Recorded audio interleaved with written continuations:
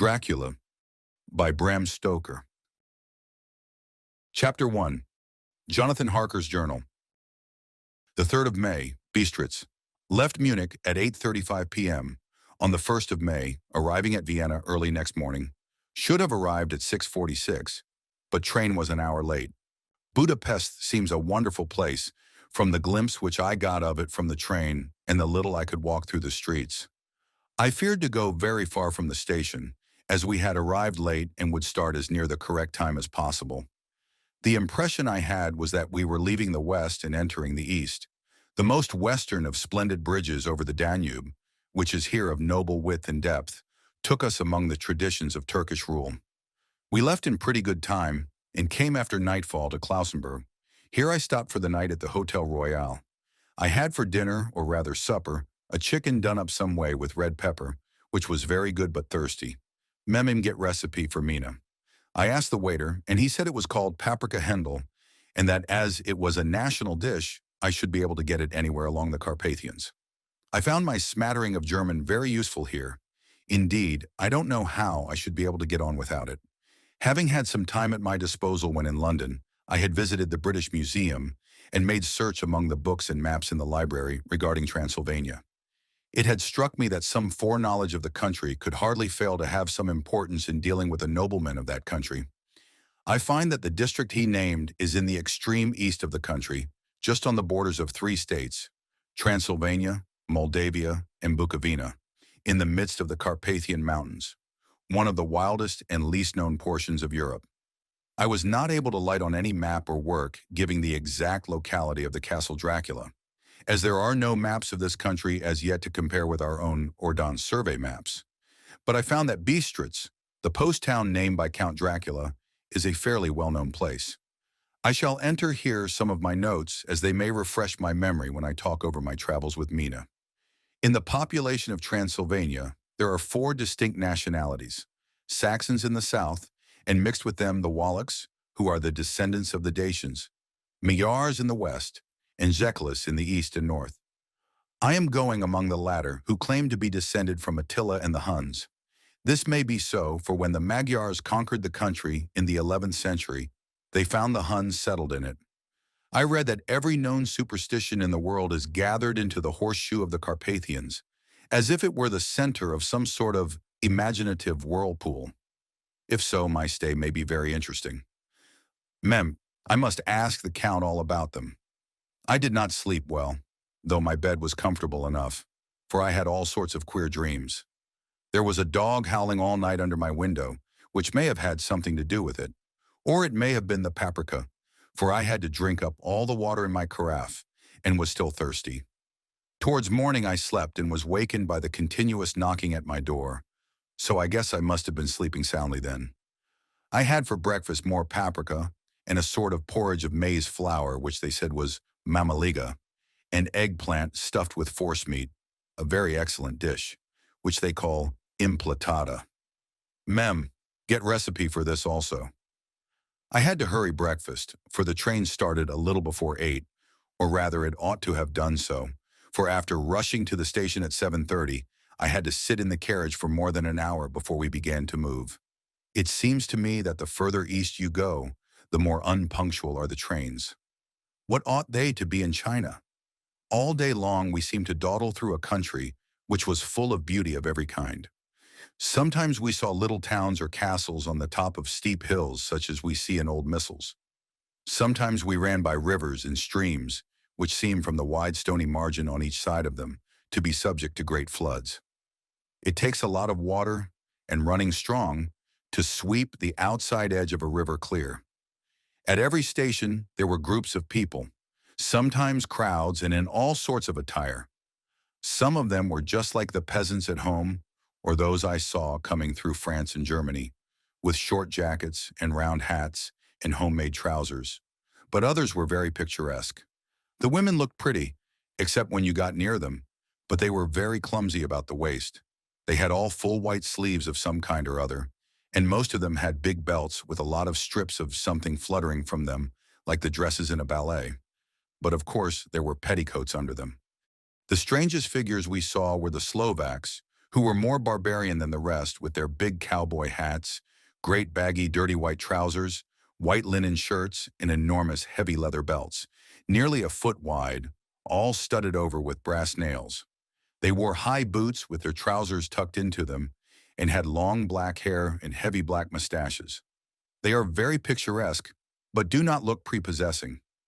On the stage, they would be set down at once as some old Oriental band of brigands. They are, however, I am told, very harmless and rather wanting in natural self-assertion. It was on the dark side of twilight when we got to Bistritz, which is a very interesting old place. Being practically on the frontier, for the Borgo Pass leads from it into Bukovina, it has had a very stormy existence, and it certainly shows marks of it. 50 years ago, a series of great fires took place, which made terrible havoc on 5 separate occasions.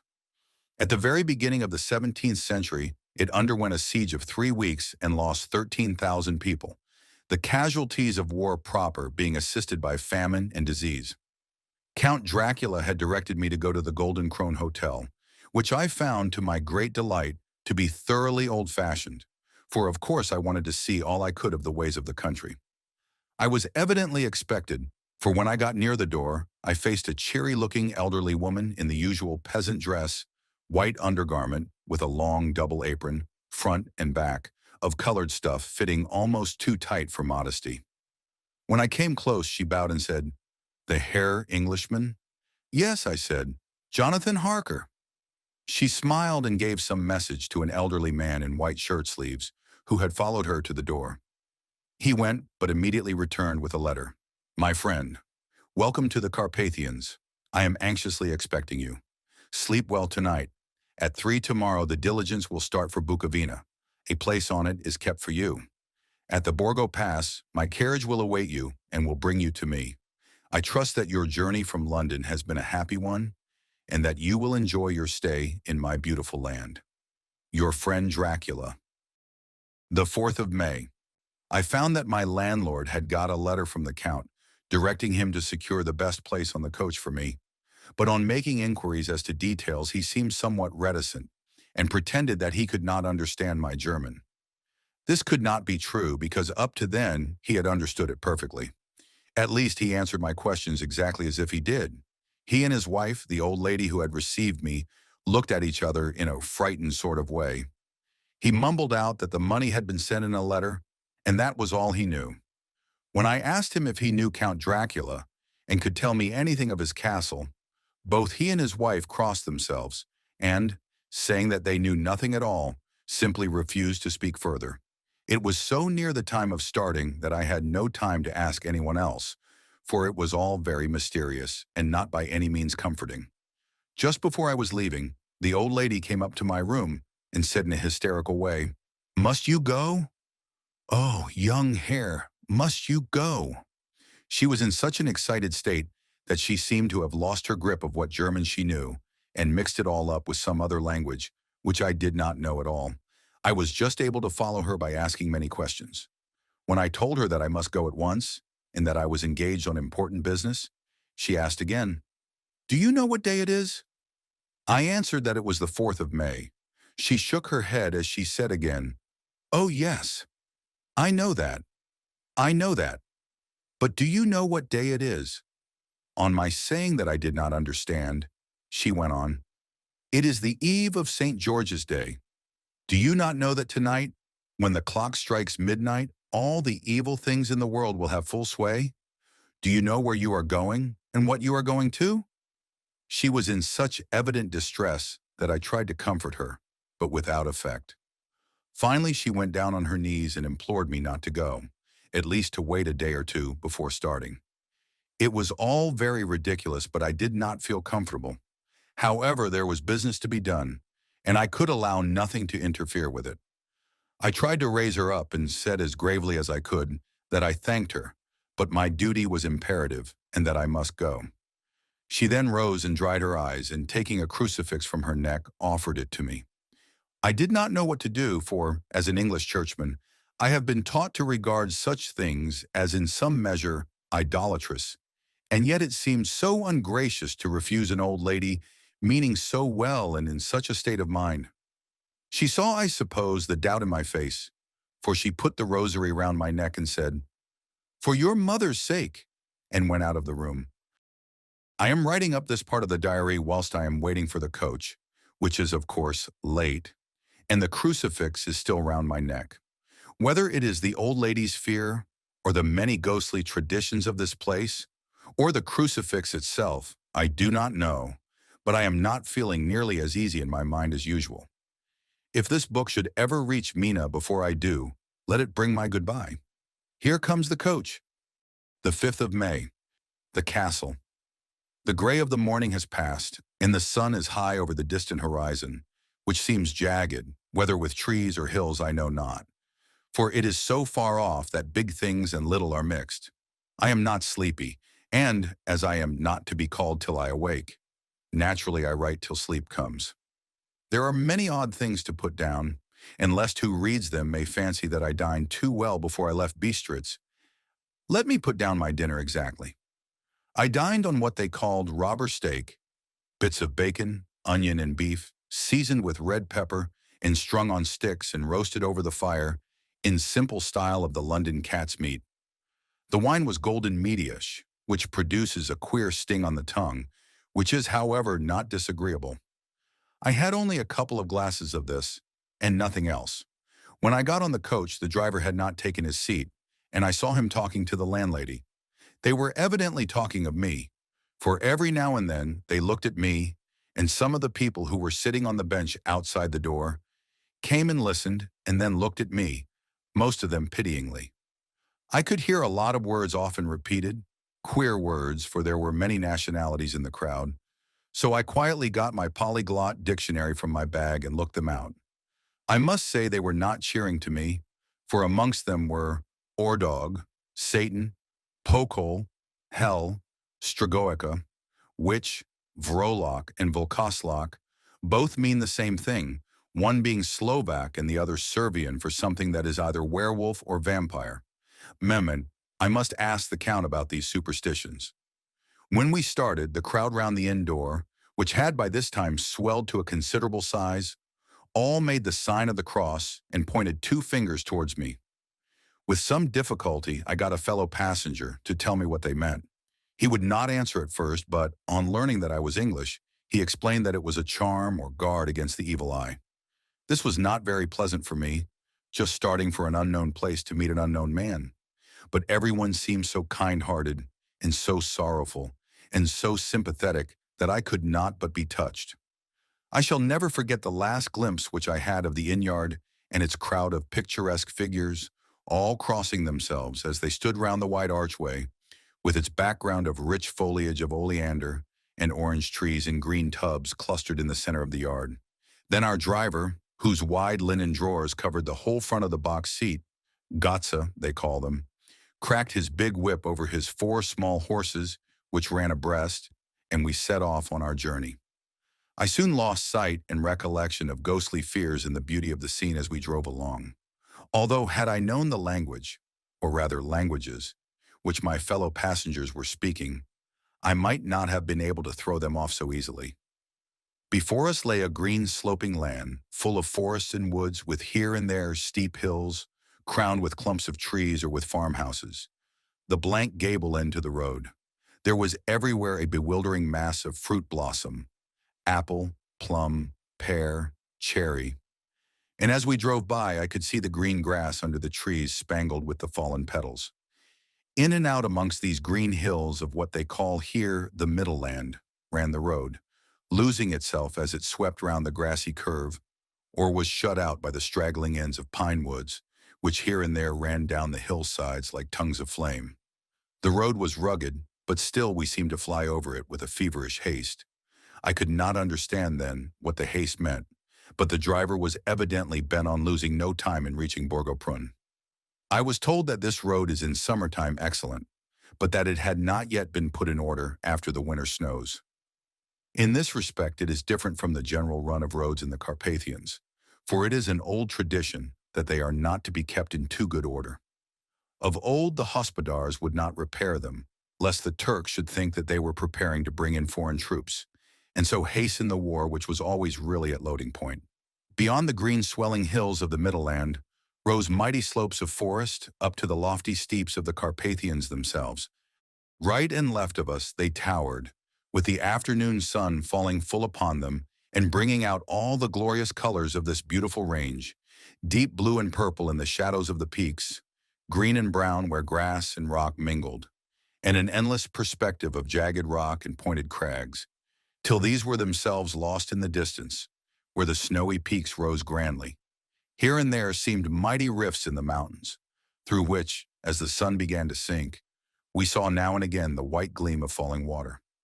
One of my companions touched my arm as we swept round the base of a hill and opened up the lofty snow-covered peak of a mountain, which seemed, as we wound on our serpentine way, to be right before us. "Look, eccentric, God's seat!" And he crossed himself reverently. As we wound on our endless way, and the sun sank lower and lower behind us, the shadows of the evening began to creep round us.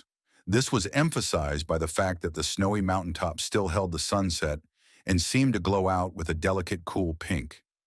Here and there we passed Czechs and Slovaks, all in picturesque attire, but I noticed that Goitra was painfully prevalent. By the roadside were many crosses, and as we swept by, my companions all crossed themselves. Here and there was a peasant man or woman kneeling before a shrine who did not even turn round as we approached, but seemed in the self-surrender of devotion to have neither eyes nor ears for the outer world. There were many things new to me. For instance, hayricks in the trees, and here and there very beautiful masses of weeping birch, their white stems shining like silver through the delicate green of the leaves. Now and again we passed a leader wagon, the ordinary peasant's cart, with its long, snake-like vertebra, calculated to suit the inequalities of the road. On this were sure to be seated quite a group of homecoming peasants, the Czechs with their white, and the Slovaks with their colored sheepskins, the latter carrying lance-fashion their long staves with axed end. As the evening fell, it began to get very cold, and the growing twilight seemed to merge into one dark mistiness, the gloom of the trees, oak, beech, and pine. Though in the valleys which ran deep between the spurs of the hills, as we ascended through the pass, the dark firs stood out here and there against the background of late-lying snow. Sometimes as the road was cut through the pine woods that seemed in the darkness to be closing down upon us, great masses of grayness, which here and there bestrewed the trees, produced a peculiarly weird and solemn effect, which carried on the thoughts and grim fancies engendered earlier in the evening, when the falling sunset threw into strange relief the ghost-like clouds which amongst the Carpathians seemed to wind ceaselessly through the valleys. Sometimes the hills were so steep that, despite our driver's haste, the horses could only go slowly. I wished to get down and walk up them, as we do at home, but the driver would not hear of it. "No, no," he said, "you must not walk here. The dogs are too fierce." And then he added, with what he evidently meant for grim pleasantry, for he looked round to catch the approving smile of the rest, "And you may have enough of such matters before you go to sleep." The only stop he would make was a moment's pause to light his lamps. When it grew dark, there seemed to be some excitement amongst the passengers, and they kept speaking to him, one after the other, as though urging him to further speed. He lashed the horses unmercifully with his long whip, and with wild cries of encouragement urged them on to further exertions. Then through the darkness, I could see a sort of patch of gray light ahead of us, as though there were a cleft in the hills. The excitement of the passengers grew greater. The crazy coach rocked on its great leather springs and swayed like a boat tossed on a stormy sea. I had to hold on. The road grew more level, and we appeared to fly along. Then the mountains seemed to come nearer to us on each side and to frown down upon us. We were entering on the Borgo Pass. One by one, several of the passengers offered me gifts, which they pressed upon me with an earnestness which would take no denial. These were certainly of an odd and varied kind, but each was given in simple good faith, with a kindly word and a blessing, and that same strange mixture of fear-meaning movements which I had seen outside the hotel at Bistritz, the sign of the cross and the guard against the evil eye. Then as we flew along, the driver leaned forward, and on each side the passengers, craning over the edge of the coach, peered eagerly into the darkness. It was evident that something very exciting was either happening or expected, but though I asked each passenger, no one would give me the slightest explanation. This state of excitement kept on for some little time. And at last we saw before us the pass opening out on the eastern side. There were dark, rolling clouds overhead, and in the air the heavy, oppressive sense of thunder. It seemed as though the mountain range had separated two atmospheres, and that now we had got into the thunderous one.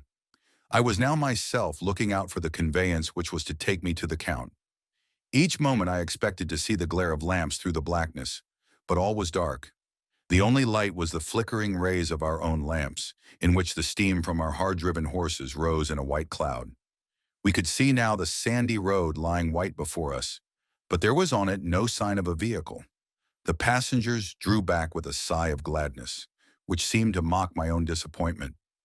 I was already thinking what I had best do, when the driver, looking at his watch, said to the others something which I could hardly hear. It was spoken so quietly and in so low a tone, I thought it was an hour less than the time. Then turning to me, he spoke in German worse than my own. "There is no carriage here. The Herr is not expected after all. He will now come on to Bukovina and return tomorrow or the next day. Better the next day."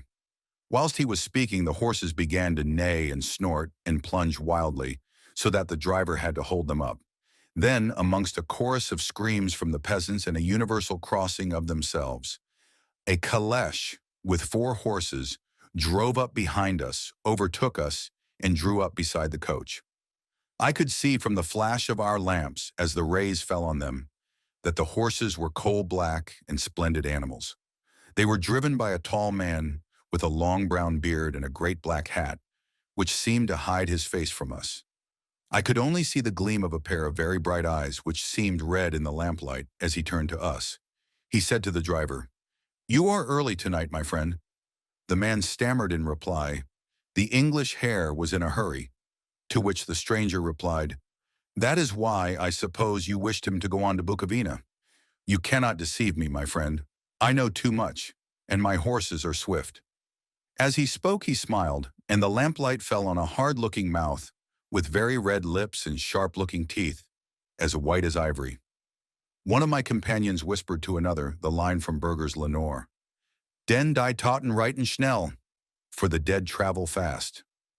The strange driver evidently heard the words, for he looked up with a gleaming smile. The passenger turned his face away, at the same time putting out his 2 fingers and crossing himself. "Give me the Herr's luggage," said the driver, and with exceeding alacrity my bags were handed out and put in the caleche. Then I descended from the side of the coach, as the caleche was close alongside, the driver helping me with a hand which caught my arm in a grip of steel. His strength must have been prodigious. Without a word he shook his reins. The horses turned, and we swept into the darkness of the pass. As I looked back I saw the steam from the horses of the coach by the light of the lamps, and projected against it the figures of my late companions crossing themselves. Then the driver cracked his whip and called to his horses, and off they swept on their way to Bukovina. As they sank into the darkness, I felt a strange chill and a lonely feeling come over me. But a cloak was thrown over my shoulders and a rug across my knees, and the driver said in excellent German, "The night is chill, mein Herr, and my master the Count bade me take all care of you. There is a flask of Slivovitz, the plum brandy of the country, underneath the seat, if you should require it." I did not take any, but it was a comfort to know it was there all the same. I felt a little strangely, and not a little frightened. I think had there been any alternative, I should have taken it, instead of prosecuting that unknown night journey. The carriage went at a hard pace straight along, then we made a complete turn and went along another straight road. It seemed to me that we were simply going over and over the same ground again, and so I took note of some salient point and found that this was so. I would have liked to have asked the driver what this all meant, but I really feared to do so, for I thought that, placed as I was, any protest would have had no effect in case there had been an intention to delay. By and by, however, as I was curious to know how time was passing, I struck a match, and by its flame looked at my watch. It was within a few minutes of midnight. This gave me a sort of shock, for I suppose the general superstition about midnight was increased by my recent experiences. I waited with a sick feeling of suspense. Then a dog began to howl somewhere in a farmhouse far down the road, a long, agonized wailing, as if from fear. The sound was taken up by another dog, and then another and another, till, borne on the wind which now sighed softly through the pass, a wild howling began, which seemed to come from all over the country, as far as the imagination could grasp it through the gloom of the night. At the first howl the horses began to strain and rear, but the driver spoke to them soothingly, and they quieted down, but shivered and sweated as though after a runaway from sudden fright. Then, far off in the distance, from the mountains on each side of us began a louder and a sharper howling, that of wolves, which affected both the horses and myself in the same way. For I was minded to jump from the colleck and run, whilst they reared again and plunged madly, so that the driver had to use all his great strength to keep them from bolting. In a few minutes, however, my own ears got accustomed to the sound, and the horses so far became quiet that the driver was able to descend and to stand before them. He petted and soothed them, and whispered something in their ears, as I have heard of horse tamers doing, and with extraordinary effect, for under his caresses they became quite manageable again, though they still trembled. The driver again took his seat, and shaking his reins, started off at a great pace. This time, after going to the far side of the pass, he suddenly turned down a narrow roadway, which ran sharply to the right. Soon we were hemmed in with trees, which in places arched right over the roadway till we passed as through a tunnel. And again great frowning rocks guarded us boldly on either side. Though we were in shelter, we could hear the rising wind, for it moaned and whistled through the rocks, and the branches of the trees crashed together as we swept along. It grew colder and colder still, and fine, powdery snow began to fall, so that soon we and all around us were covered with a white blanket. The keen wind still carried the howling of the dogs, though this grew fainter as we went on our way. The baying of the wolves sounded nearer and nearer, as though they were closing round on us from every side. I grew dreadfully afraid, and the horses shared my fear. The driver, however, was not in the least disturbed. He kept turning his head to left and right, but I could not see anything through the darkness. Suddenly, away on our left, I saw a faint flickering blue flame. The driver saw it at the same moment. He at once checked the horses and, jumping to the ground, disappeared into the darkness. I did not know what to do, the less as the howling of the wolves grew closer. But while I wondered, the driver suddenly appeared again, and without a word took his seat, and we resumed our journey. I think I must have fallen asleep and kept dreaming of the incident, for it seemed to be repeated endlessly, and now looking back, it is like a sort of awful nightmare. Once the flame appeared so near the road that even in the darkness around us I could watch the driver's motions. He went rapidly to where the blue flame arose. It must have been very faint, for it did not seem to illumine the place around it at all, and gathering a few stones, formed them into some device. Once there appeared a strange optical effect. When he stood between me and the flame, he did not obstruct it, for I could see its ghostly flicker all the same. This startled me, but as the effect was only momentary, I took it that my eyes deceived me straining through the darkness. Then for a time there were no blue flames, and we sped onwards through the gloom, with the howling of the wolves around us, as though they were following in a moving circle. At last there came a time when the driver went further afield than he had yet gone, and during his absence the horses began to tremble worse than ever, and to snort and scream with fright. I could not see any cause for it, for the howling of the wolves had ceased altogether. But just then the moon, sailing through the black clouds, appeared behind the jagged crest of a beetling, pine-clad rock, and by its light I saw around us a ring of wolves, with white teeth and lolling red tongues, with long, sinewy limbs and shaggy hair. They were 100 times more terrible in the grim silence which held them than even when they howled. For myself, I felt a sort of paralysis of fear. It is only when a man feels himself face to face with such horrors that he can understand their true import. All at once the wolves began to howl as though the moonlight had had some peculiar effect on them. The horses jumped about and reared and looked helplessly round with eyes that rolled in a way painful to see. But the living ring of terror encompassed them on every side, and they had perforce to remain within it. I called to the coachman to come, for it seemed to me that our only chance was to try to break out through the ring and to aid his approach. I shouted and beat the side of the caleche, hoping by the noise to scare the wolves from the side, so as to give him a chance of reaching the trap. How he came there I know not, but I heard his voice raised in a tone of imperious command, and looking towards the sound, saw him stand in the roadway. As he swept his long arms, as though brushing aside some impalpable obstacle, the wolves fell back and back further still. Just then a heavy cloud passed across the face of the moon, so that we were again in darkness. When I could see again, the driver was climbing into the caleche, and the wolves disappeared. This was all so strange and uncanny that a dreadful fear came upon me, and I was afraid to speak or move. The time seemed interminable as we swept on our way, now in almost complete darkness, for the rolling clouds obscured the moon. We kept on ascending, with occasional periods of quick descent, but in the main always ascending.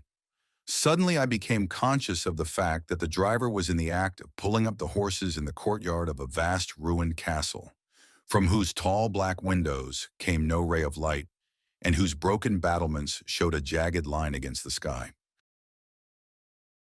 Chapter 2. Jonathan Harker's Journal continued. 5th of May. I must have been asleep, for certainly if I had been fully awake, I must have noticed the approach of such a remarkable place. In the gloom the courtyard looked of considerable size, and as several dark ways led from it under great round arches, it perhaps seemed bigger than it really is. I have not yet been able to see it by daylight. When the caleche stopped, the driver jumped down and held out his hand to assist me to alight. Again I could not but notice his prodigious strength. His hand actually seemed like a steel vise that could have crushed mine if he had chosen. Then he took my traps and placed them on the ground beside me as I stood close to a great door, old and studded with large iron nails, and set in a projecting doorway of massive stone.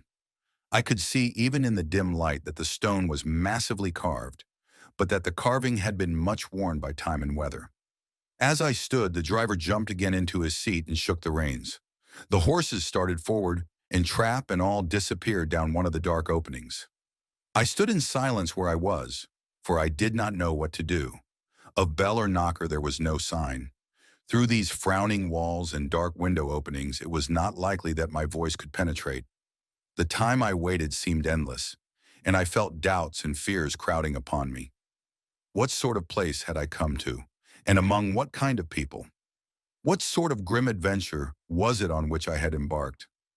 Was this a customary incident in the life of a solicitor's clerk, sent out to explain the purchase of a London estate to a foreigner? Solicitor's clerk. Mina would not like that.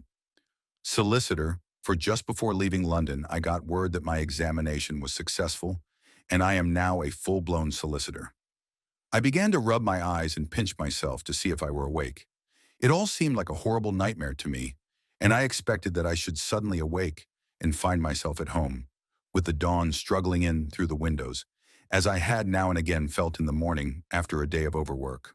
But my flesh answered the pinching test, and my eyes were not to be deceived. I was indeed awake and among the Carpathians. All I could do now was to be patient and to wait the coming of morning. Just as I had come to this conclusion, I heard a heavy step approaching behind the great door, and saw through the chinks the gleam of a coming light. Then there was the sound of rattling chains and the clanking of massive bolts drawn back. A key was turned with the loud grating noise of long disuse, and the great door swung back. Within stood a tall old man, clean-shaven save for a long white mustache, and clad in black from head to foot, without a single speck of color about him anywhere. He held in his hand an antique silver lamp, in which the flame burned without a chimney or globe of any kind, throwing long quivering shadows as it flickered in the draught of the open door.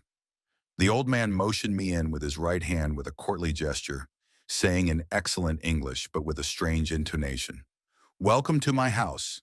Enter freely and of your own free will."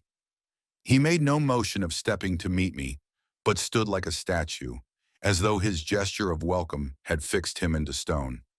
The instant, however, that I had stepped over the threshold, he moved impulsively forward and holding out his hand grasped mine with a strength which made me wince, an effect which was not lessened by the fact that it seemed cold as ice, more like the hand of a dead than a living man.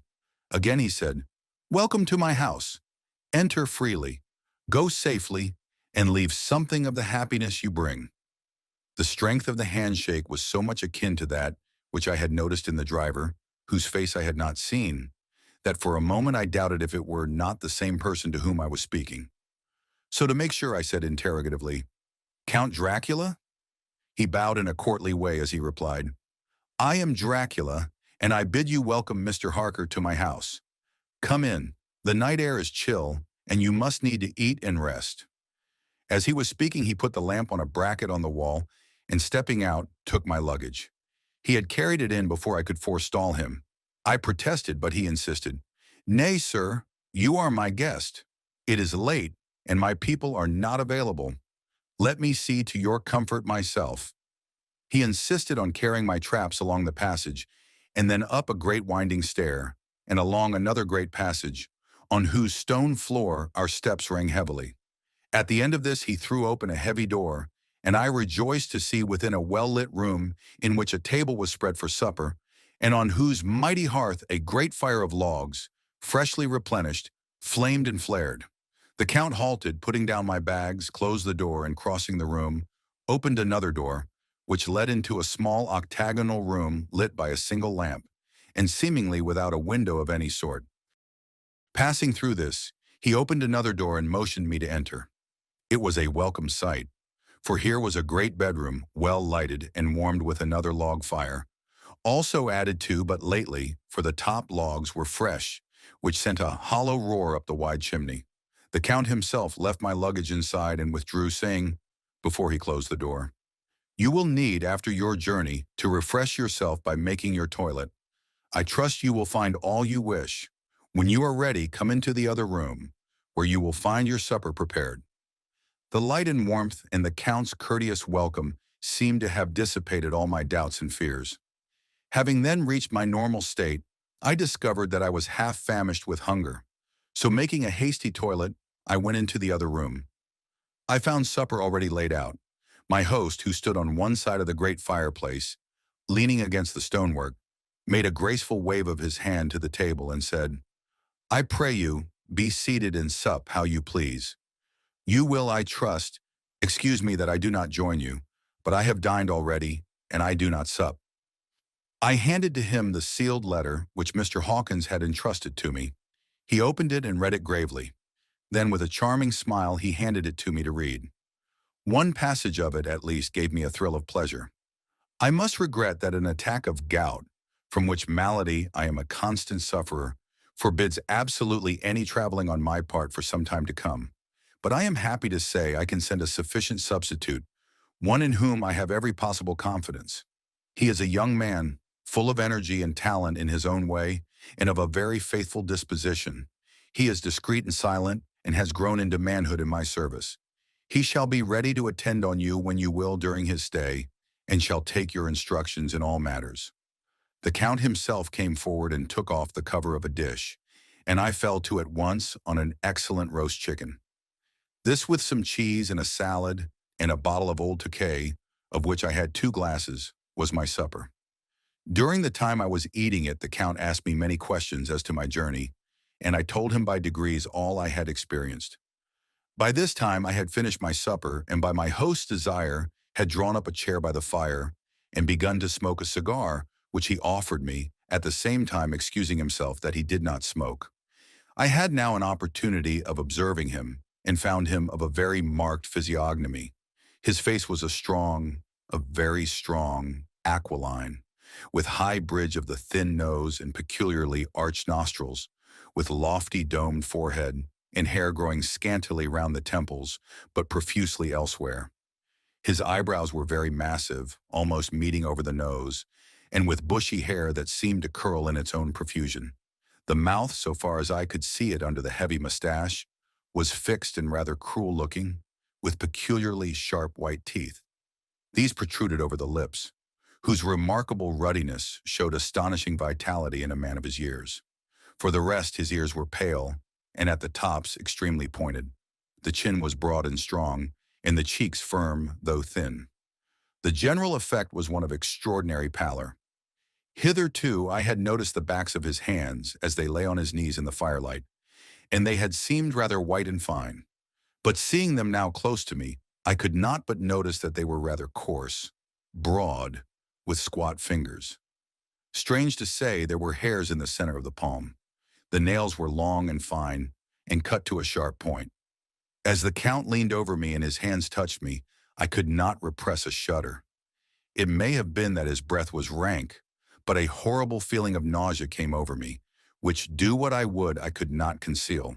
The Count, evidently noticing it, drew back, and with a grim sort of smile, which showed more than he had yet done his protuberant teeth, sat himself down again on his own side of the fireplace. We were both silent for a while, and as I looked towards the window, I saw the first dim streak of the coming dawn. There seemed a strange stillness over everything, but as I listened, I heard as if from down below in the valley the howling of many wolves. The Count's eyes gleamed, and he said, "Listen to them, the children of the night. What music they make!" Seeing, I suppose, some expression in my face strange to him, he added, "Ah, sir, you dwellers in the city cannot enter into the feelings of the hunter." Then he rose and said, "But you must be tired. Your bedroom is all ready, and tomorrow you shall sleep as late as you will. I have to be away till the afternoon, so sleep well and dream well." With a courteous bow, he opened for me himself the door to the octagonal room, and I entered my bedroom. I am all in a sea of wonders. I doubt, I fear, I think strange things, which I dare not confess to my own soul. God keep me, if only for the sake of those dear to me. The 7th of May. It is again early morning, but I have rested and enjoyed the last 24 hours. I slept till late in the day and awoke of my own accord. When I had dressed myself, I went into the room where we had supped and found a cold breakfast laid out, with coffee kept hot by the pot being placed on the hearth. There was a card on the table on which was written, "I have to be absent for a while. Do not wait for me." D double quote. I set to and enjoyed a hearty meal. When I had done, I looked for a bell so that I might let the servants know I had finished, but I could not find one. There are certainly odd deficiencies in the house, considering the extraordinary evidences of wealth which are round me. The table service is of gold and so beautifully wrought that it must be of immense value. The curtains and upholstery of the chairs and sofas and the hangings of my bed are of the costliest and most beautiful fabrics, and must have been of fabulous value when they were made, for they are centuries old, though in excellent order. I saw something like them in Hampton Court, but they were worn and frayed and moth-eaten.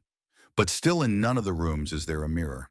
There is not even a toilet glass on my table, and I had to get the little shaving glass from my bag before I could either shave or brush my hair. I have not yet seen a servant anywhere, or heard a sound near the castle except the howling of wolves. Sometime after I had finished my meal, I do not know whether to call it breakfast or dinner, for it was between 5 and 6 o'clock when I had it. I looked about for something to read, for I did not like to go about the castle until I had asked the Count's permission. There was absolutely nothing in the room, book, newspaper, or even writing materials, so I opened another door in the room and found a sort of library. The door opposite mine I tried but found locked. In the library I found, to my great delight, a vast number of English books, whole shelves full of them, and bound volumes of magazines and newspapers. A table in the center was littered with English magazines and newspapers, though none of them were of very recent date. The books were of the most varied kind: history, geography, politics, political economy, botany, geology, law, all relating to England and English life and customs and manners. There were even such books of reference as the London Directory, the Red and Blue books, Whitaker's Almanac, the Army and Navy lists, and it somehow gladdened my heart to see it, the Law List. Whilst I was looking at the books, the door opened and the Count entered. He saluted me in a hearty way and hoped that I had had a good night's rest.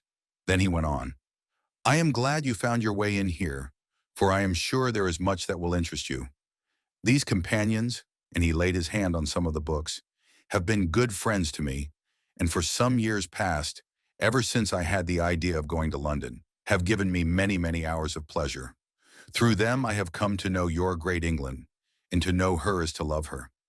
I long to go through the crowded streets of your mighty London, to be in the midst of the whirl and rush of humanity, to share its life, its change, its death, and all that makes it what it is. But alas, as yet I only know your tongue through books.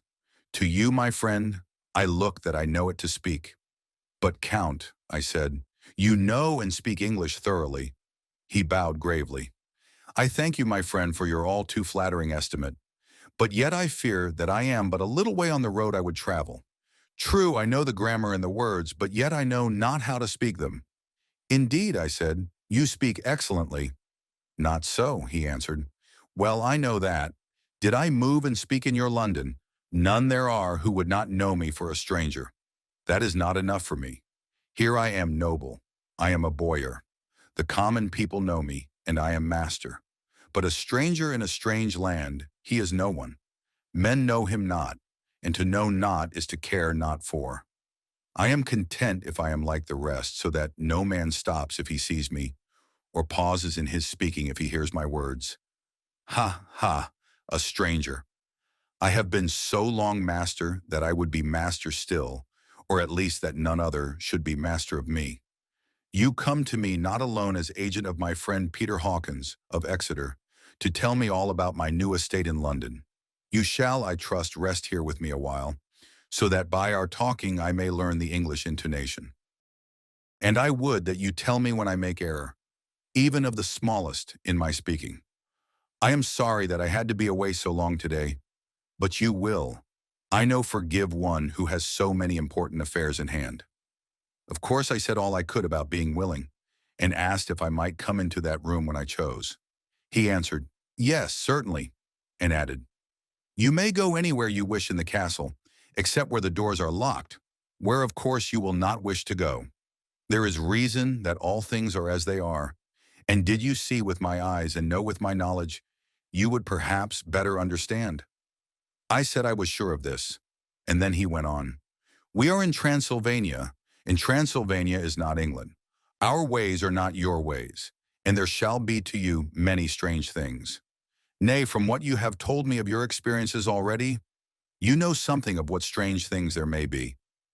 This led to much conversation, and as it was evident that he wanted to talk, if only for talking's sake, I asked him many questions regarding things that had already happened to me or come within my notice. Sometimes he sheered off the subject or turned the conversation by pretending not to understand, but generally he answered all I asked most frankly. Then as time went on, and I had got somewhat bolder, I asked him of some of the strange things of the preceding night, as for instance, why the coachman went to the places where he had seen the blue flames. He then explained to me that it was commonly believed that on a certain night of the year, last night in fact, when all evil spirits are supposed to have unchecked sway, a blue flame is seen over any place where treasure has been concealed. That treasure has been hidden, he went on, in the region through which you came last night. There can be but little doubt, for it was the ground fought over for centuries by the Wallachian, the Saxon, and the Turk. Why, there is hardly a foot of soil in all this region that has not been enriched by the blood of men, patriots, or invaders. In the old days there were stirring times when the Austrian and the Hungarian came up in hordes, and the patriots went out to meet them, men and women, the aged and the children too, and waited their coming on the rocks above the passes, that they might sweep destruction on them with their artificial avalanches. When the invader was triumphant, he found but little, for whatever there was had been sheltered in the friendly soil. But how, said I, can it have remained so long undiscovered when there is a sure index to it if men will but take the trouble to look? The Count smiled, and as his lips ran back over his gums, the long, sharp canine teeth showed out strangely. He answered, because your peasant is at heart a coward and a fool. Those flames only appear on one night, and on that night no man of this land will, if he can help it, stir without his doors. And dear sir, even if he did, he would not know what to do. Why, even the peasant that you tell me of who marked the place of the flame would not know where to look in daylight even for his own work. Even you would not, I dare be sworn, Be able to find these places again? There you are right, I said. I know no more than the dead where even to look for them. Then we drifted into other matters. Come, he said at last, tell me of London and of the house which you have procured for me. With an apology for my remissness, I went into my own room to get the papers from my bag. Whilst I was placing them in order, I heard a rattling of china and silver in the next room, and as I passed through, noticed that the table had been cleared and the lamp lit, for it was by this time deep into the dark. The lamps were also lit in the study or library, and I found the Count lying on the sofa, reading, of all things in the world, an English Bradshaw's Guide. When I came in, he cleared the books and papers from the table, and with him I went into plans and deeds and figures of all sorts. He was interested in everything, and asked me a myriad questions about the place and its surroundings. He clearly had studied beforehand all he could get on the subject of the neighborhood, for he evidently at the end knew very much more than I did. When I remarked this, he answered, "Well, but my friend, is it not needful that I should? When I go there, I shall be all alone, and my friend Harker pardon me. I fall into my country's habit of putting your patronymic first. My friend Jonathan Harker will not be by my side to correct and aid me. He will be in Exeter, miles away, probably working at papers of the law with my other friend, Peter Hawkins. So, we went thoroughly into the business of the purchase of the estate at Purfleet. When I had told him the facts and got his signature to the necessary papers, and had written a letter with them ready to post to Mr. Hawkins, he began to ask me how I had come across so suitable a place. I read to him the notes which I had made at the time, and which I inscribe here. At Purfleet, on a by-road, I came across just such a place as seemed to be required, and where was displayed a dilapidated notice that the place was for sale. It was surrounded by a high wall of ancient structure, built of heavy stones, and has not been repaired for a large number of years. The closed gates are of heavy old oak and iron, all eaten with rust. The estate is called Carfax, no doubt a corruption of the old Quatreface, as the house is four-sided, agreeing with the cardinal points of the compass. It contains in all some 20 acres, quite surrounded by the solid stone wall above mentioned. There are many trees on it, which make it in places gloomy, and there is a deep, dark-looking pond or small lake, evidently fed by some springs, as the water is clear and flows away in a fair-sized stream. The house is very large and of all periods back, I should say, to medieval times, for one part is of stone immensely thick, with only a few windows high up and heavily barred with iron. It looks like part of a keep and is close to an old chapel or church. I could not enter it, as I had not the key of the door leading to it from the house, but I have taken with my Kodak views of it from various points. The house had been added to, but in a very straggling way, and I can only guess at the amount of ground it covers, which must be very great. There are but few houses close at hand, one being a very large house only recently added to and formed into a private lunatic asylum. It is not, however, visible from the grounds. When I had finished, he said, "I am glad that it is old and big. I myself am of an old family, and to live in a new house would kill me. A house cannot be made habitable in a day, and after all, how few days go to make up a century. I rejoice also that there is a chapel of old times. We Transylvanian nobles love not to think that our bones may lie amongst the common dead. I seek not gaiety nor mirth, not the bright voluptuousness of much sunshine and sparkling waters, which please the young and gay.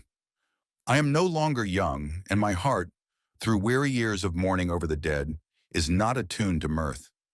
Moreover, the walls of my castle are broken. The shadows are many, and the wind breathes cold through the broken battlements and casements. I love the shade and the shadow and would be alone with my thoughts when I may."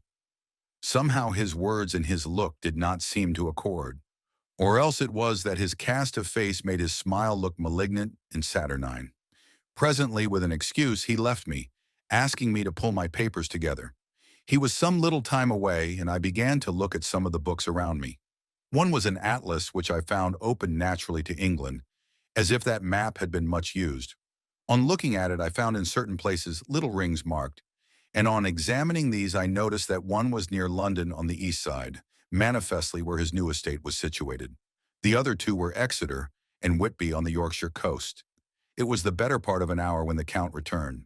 "Aha," he said. "Still at your books? Good. But you must not work always. Come, I am informed that your supper is ready." He took my arm, and we went into the next room, where I found an excellent supper ready on the table. The Count again excused himself, as he had dined out on his being away from home. But he sat as on the previous night and chatted whilst I ate. After supper I smoked, as on the last evening, and the Count stayed with me, chatting and asking questions on every conceivable subject, hour after hour. I felt that it was getting very late indeed, but I did not say anything, for I felt under obligation to meet my host's wishes in every way. I was not sleepy, as the long sleep yesterday had fortified me, but I could not help experiencing that chill which comes over one at the coming of the dawn, which is like, in its way, the turn of the tide. They say that people who are near death die generally at the change to dawn or at the turn of the tide. Anyone who has, when tired, and tied as it were to his post, experienced this change in the atmosphere can well believe it. All at once we heard the crow of the cock coming up with preternatural shrillness through the clear morning air. Count Dracula, jumping to his feet, said, "Why, there is the morning again. How remiss I am to let you stay up so long. You must make your conversation regarding my dear new country of England less interesting, so that I may not forget how time flies by us." And with a courtly bow, he quickly left me. I went into my room and drew the curtains, but there was little to notice. My window opened into the courtyard. All I could see was the warm gray of quickening sky. So I pulled the curtains again and have written of this day, the 8th of May. I began to fear as I wrote in this book that I was getting too diffuse. But now I am glad that I went into detail from the first, for there is something so strange about this place and all in it that I cannot but feel uneasy. I wish I were safe out of it, or that I had never come. It may be that this strange night existence is telling on me, but would that were all. If there were anyone to talk to, I could bear it, but there is no one. I have only the Count to speak with, and I fear I am myself the only living soul within the place. Let me be prosaic so far as facts can be. It will help me to bear up, and imagination must not run riot with me. If it does, I am lost. Let me say at once how I stand or seem to. I only slept a few hours when I went to bed, and feeling that I could not sleep any more, got up. I had hung my shaving glass by the window and was just beginning to shave. Suddenly I felt a hand on my shoulder and heard the Count's voice saying to me, "Good morning." I started, for it amazed me that I had not seen him, since the reflection of the glass covered the whole room behind me. In starting I had cut myself slightly, but did not notice it at the moment. Having answered the Count's salutation, I turned to the glass again to see how I had been mistaken. This time there could be no error, for the man was close to me, and I could see him over my shoulder. But there was no reflection of him in the mirror. The whole room behind me was displayed, but there was no sign of a man in it, except myself. This was startling, and coming on the top of so many strange things, was beginning to increase that vague feeling of uneasiness, which I always have when the Count is near. But at the instant I saw that the cut had bled a little, and the blood was trickling over my chin. I laid down the razor, turning as I did so half round to look for some sticking plaster. When the Count saw my face, his eyes blazed with a sort of demoniac fury, and he suddenly made a grab at my throat. I drew away, and his hand touched the string of beads which held the crucifix. It made an instant change in him, for the fury passed so quickly that I could hardly believe that it was ever there. "Take care," he said. "Take care how you cut yourself. It is more dangerous than you think in this country." Then seizing the shaving glass, he went on, "And this is the wretched thing that has done the mischief. It is a foul bauble of man's vanity. Away with it."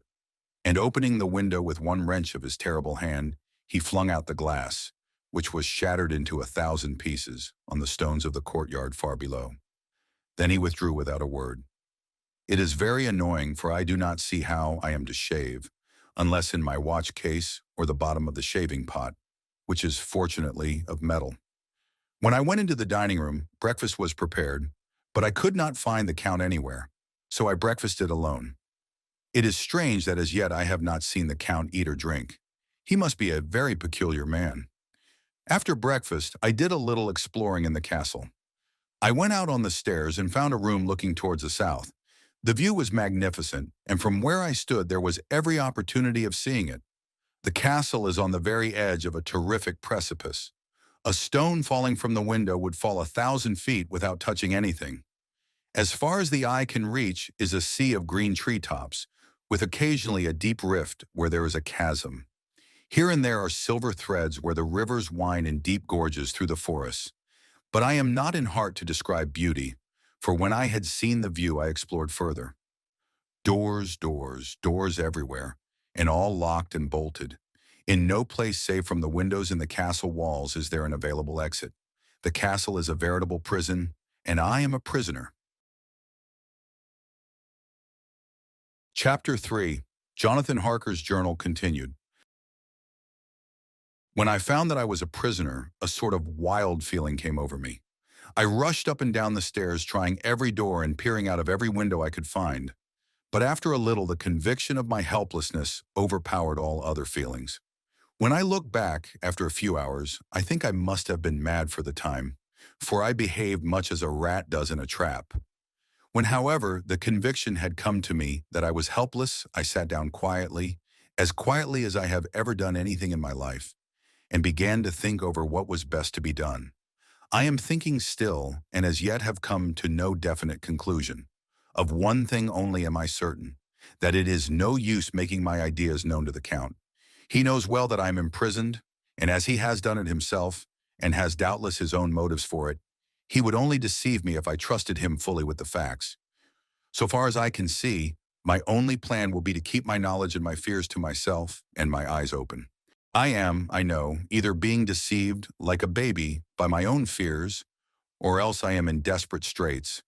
And if the latter be so, I need and shall need all my brains to get through. I had hardly come to this conclusion when I heard the great door below shut and knew that the Count had returned. He did not come at once into the library, so I went cautiously to my own room and found him making the bed. This was odd, but only confirmed what I had all along thought, that there are no servants in the house. When later I saw him through the chink of the hinges of the door, laying the table in the dining room, I was assured of it. For if he does himself all these menial offices, surely it is proof that there is no one else in the castle. It must have been the Count himself who was the driver of the coach that brought me here. This is a terrible thought, for if so, what does it mean that he could control the wolves, as he did, by only holding up his hand for silence? How was it that all the people at Bistritz and on the coach had some terrible fear for me? What meant the giving of the crucifix, of the garlic, of the wild rose, of the mountain ash? Bless that good, good woman who hung the crucifix round my neck. For it is a comfort and a strength to me whenever I touch it. It is odd that a thing which I have been taught to regard with disfavor and as idolatrous should in a time of loneliness and trouble be of help. Is it that there is something in the essence of the thing itself, or that it is a medium, a tangible help, in conveying memories of sympathy and comfort? Sometime, if it may be, I must examine this matter and try to make up my mind about it. In the meantime, I must find out all I can about Count Dracula, as it may help me to understand. Tonight he may talk of himself, if I turn the conversation that way. I must be very careful, however, not to awake his suspicion. Midnight. I have had a long talk with the Count. I asked him a few questions on Transylvania history, and he warmed up to the subject wonderfully. In his speaking of things and people, and especially of battles, he spoke as if he had been present at them all. This he afterwards explained by saying that to a boyar, the pride of his house and name is his own pride, that their glory is his glory, that their fate is his fate. Whenever he spoke of his house, he always said we, and spoke almost in the plural, like a king speaking. I wish I could put down all he said exactly as he said it, for to me it was most fascinating. It seemed to have in it a whole history of the country. He grew excited as he spoke and walked about the room pulling his great white mustache and grasping anything on which he laid his hands as though he would crush it by main strength. One thing he said, which I shall put down as nearly as I can, for it tells in its way the story of his race. We Seculists have a right to be proud, For in our veins flows the blood of many brave races who fought as the lion fights for lordship. Here, in the whirlpool of European races, the Ugric tribe bore down from Iceland the fighting spirit which Thor and Woden gave them, which their berserkers displayed to such fell intent on the seaboards of Europe, aye, and of Asia and Africa too, till the peoples thought that the werewolves themselves had come. Here too, when they came, they found the Huns, whose warlike fury had swept the earth like a living flame, till the dying peoples held that in their veins ran the blood of those old witches, who expelled from Scythia had mated with the devils in the desert. Fools, fools, what devil or what witch was ever so great as Attila, whose blood is in these veins? He held up his arms. Is it a wonder that we were a conquering race, that we were proud, that when the Magyar, the Lombard, the Avar, the Bulgar, or the Turk poured his thousands on our frontiers, we drove them back? Is it strange that when Arpad and his legions swept through the Hungarian fatherland, he found us here when he reached the frontier, that the Hanfaglalas was completed there? And when the Hungarian flood swept eastward, the Szeklis were claimed as kindred by the victorious Magyars, and to us for centuries was trusted the guarding of the frontier of Turkeyland. Aye, and more than that, endless duty of the frontier guard, for as the Turks say, water sleeps and the enemy is sleepless. Who more gladly than we throughout the four nations received the bloody sword, or at its warlike call flocked quicker to the standard of the king? When was redeemed that great shame of my nation, the shame of Kosovo, when the flags of the Wallach and the Magyar went down beneath the crescent? Who was it but one of my own race who as voivode crossed the Danube and beat the Turk on his own ground? This was a Dracula indeed. Woe was it that his own unworthy brother, when he had fallen, sold his people to the Turk and brought the shame of slavery on them.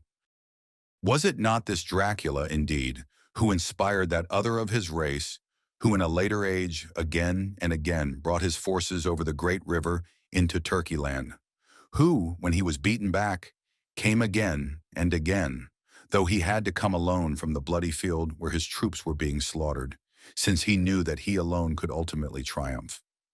They said that he thought only of himself. Bah! What good are peasants without a leader? Where ends the war without a brain and heart to conduct it? Again, when after the Battle of Mohacs we threw off the Hungarian yoke, we of the Dracula blood were amongst their leaders, for our spirit would not brook that we were not free. Ah, young sir, the Szeklis, and the Dracula as their heart's blood, their brains and their swords, can boast a record that mushroom growths like the Habsburgs and the Romanovs can never reach. The warlike days are over. Blood is too precious a thing in these days of dishonorable peace, and the glories of the great races are as a tale that is told. It was by this time close on morning, and we went to bed. Mehmed, this diary seems horribly like the beginning of the Arabian Nights, and for everything has to break off at cockcrow, or like the ghost of Hamlet's father. The 12th of May. Let me begin with facts, bare, meager facts, verified by books and figures, and of which there can be no doubt. I must not confuse them with experiences which will have to rest on my own observation or my memory of them. Last evening when the Count came from his room, he began by asking me questions on legal matters and on the doing of certain kinds of business. I had spent the day wearily over books and, simply to keep my mind occupied, went over some of the matters I had been examined in at Lincoln's Inn. There was a certain method in the Count's inquiries, so I shall try to put them down in sequence. The knowledge may somehow or sometime be useful to me. First, he asked if a man in England might have 2 solicitors or more. I told him he might have a dozen if he wished, but that it would not be wise to have more than 1 solicitor engaged in one transaction, as only one could act at a time, and that to change would be certain to militate against his interest. He seemed thoroughly to understand, and went on to ask if there would be any practical difficulty in having one man to attend, say, to banking, and another to look after shipping, in case local help were needed in a place far from the home of the banking solicitor. I asked to explain more fully, so that I might not by any chance mislead him, so he said, I shall illustrate. Your friend and mine, Mr. Peter Hawkins, from under the shadow of your beautiful cathedral at Exeter, which is far from London, buys for me through your good self my place at London.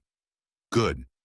Now here let me say frankly, lest you should think it strange that I have sought the services of one so far off from London instead of someone resident there, that my motive was that no local interest might be served save my wish only, and as one of London residents might, perhaps, have some purpose of himself or friend to serve, I went thus afield to seek my agent, whose labors should be only to my interest. Now suppose I, who have much of affairs, wish to ship goods, say, to Newcastle, or Durham, or Harwich, or Dover, might it not be that it could with more ease be done by consigning to one in these ports? I answered that certainly it would be most easy, but that we solicitors had a system of agency one for the other, so that local work could be done locally on instruction from any solicitor, so that the client, simply placing himself in the hands of one man, could have his wishes carried out by him without further trouble. But, said he, I could be at liberty to direct myself. Is it not so? Of course, I replied, and such is often done by men of business, who do not like the whole of their affairs to be known by any one person. Good, he said, and then went on to ask about the means of making consignments and the forms to be gone through, and of all sorts of difficulties which might arise but by forethought could be guarded against. I explained all these things to him to the best of my ability, and he certainly left me under the impression that he would have made a wonderful solicitor, for there was nothing that he did not think of or foresee. For a man who was never in the country and who did not evidently do much in the way of business, his knowledge and acumen were wonderful. When he had satisfied himself on these points of which he had spoken, and I had verified all as well as I could by the books available, he suddenly stood up and said, Have you written since your first letter to our friend, Mr. Peter Hawkins, or to any other? It was with some bitterness in my heart that I answered that I had not, that as yet I had not seen any opportunity of sending letters to anybody. Then write now, my young friend, he said, laying a heavy hand on my shoulder. Write to our friend and to any other, and say, if it will please you, that you shall stay with me until a month from now. Do you wish me to stay so long? I asked, for my heart grew cold at the thought. I desire it much. Nay, I will take no refusal. When your master-employer, what you will, engaged that someone should come on his behalf, it was understood that my needs only were to be consulted. I have not stinted. Is it not so? What could I do but bow acceptance? It was Mr. Hawkins' interest, not mine, and I had to think of him, not myself, and besides, while Count Dracula was speaking, there was that in his eyes and in his bearing which made me remember that I was a prisoner, and that if I wished it, I could have no choice. The Count saw his victory in my bow, and his mastery in the trouble of my face, for he began at once to use them, but in his own smooth, resistless way. I pray you, my good young friend, that you will not discourse of things other than business in your letters. It will doubtless please your friends to know that you are well, and that you look forward to getting home to them. Is it not so? As he spoke, he handed me 3 sheets of notepaper in 3 envelopes. They were all of the thinnest foreign post, and looking at them, then at him, and noticing his quiet smile, with the sharp, canine teeth lying over the red underlip, I understood as well as if he had spoken that I should be more careful what I wrote, for he would be able to read it. So I determined to write only formal notes now, but to write fully to Mr. Hawkins in secret, and also to Mina, for to her I could write shorthand, which would puzzle the Count if he did see it. When I had written my 2 letters, I sat quiet, reading a book whilst the Count wrote several notes, referring as he wrote them to some books on his table. Then he took up my 2 and placed them with his own, and put by his writing materials, after which, the instant the door had closed behind him, I leaned over and looked at the letters which were face down on the table. I felt no compunction in doing so, for under the circumstances, I felt that I should protect myself in every way I could. One of the letters was directed to Samuel F. Billington, number 7, The Crescent, Whitby, another to Herr Leutner, Varna. The third was to Coutts and Company, London, and the fourth to Herren Klopstock and Bilroyth, bankers, Budapest. The second and fourth were unsealed. I was just about to look at them when I saw the door handle move. I sank back in my seat, having just had time to resume my book before the Count, holding still another letter in his hand, entered the room.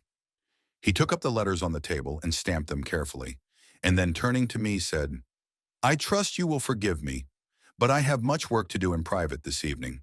You will, I hope, find all things as you wish."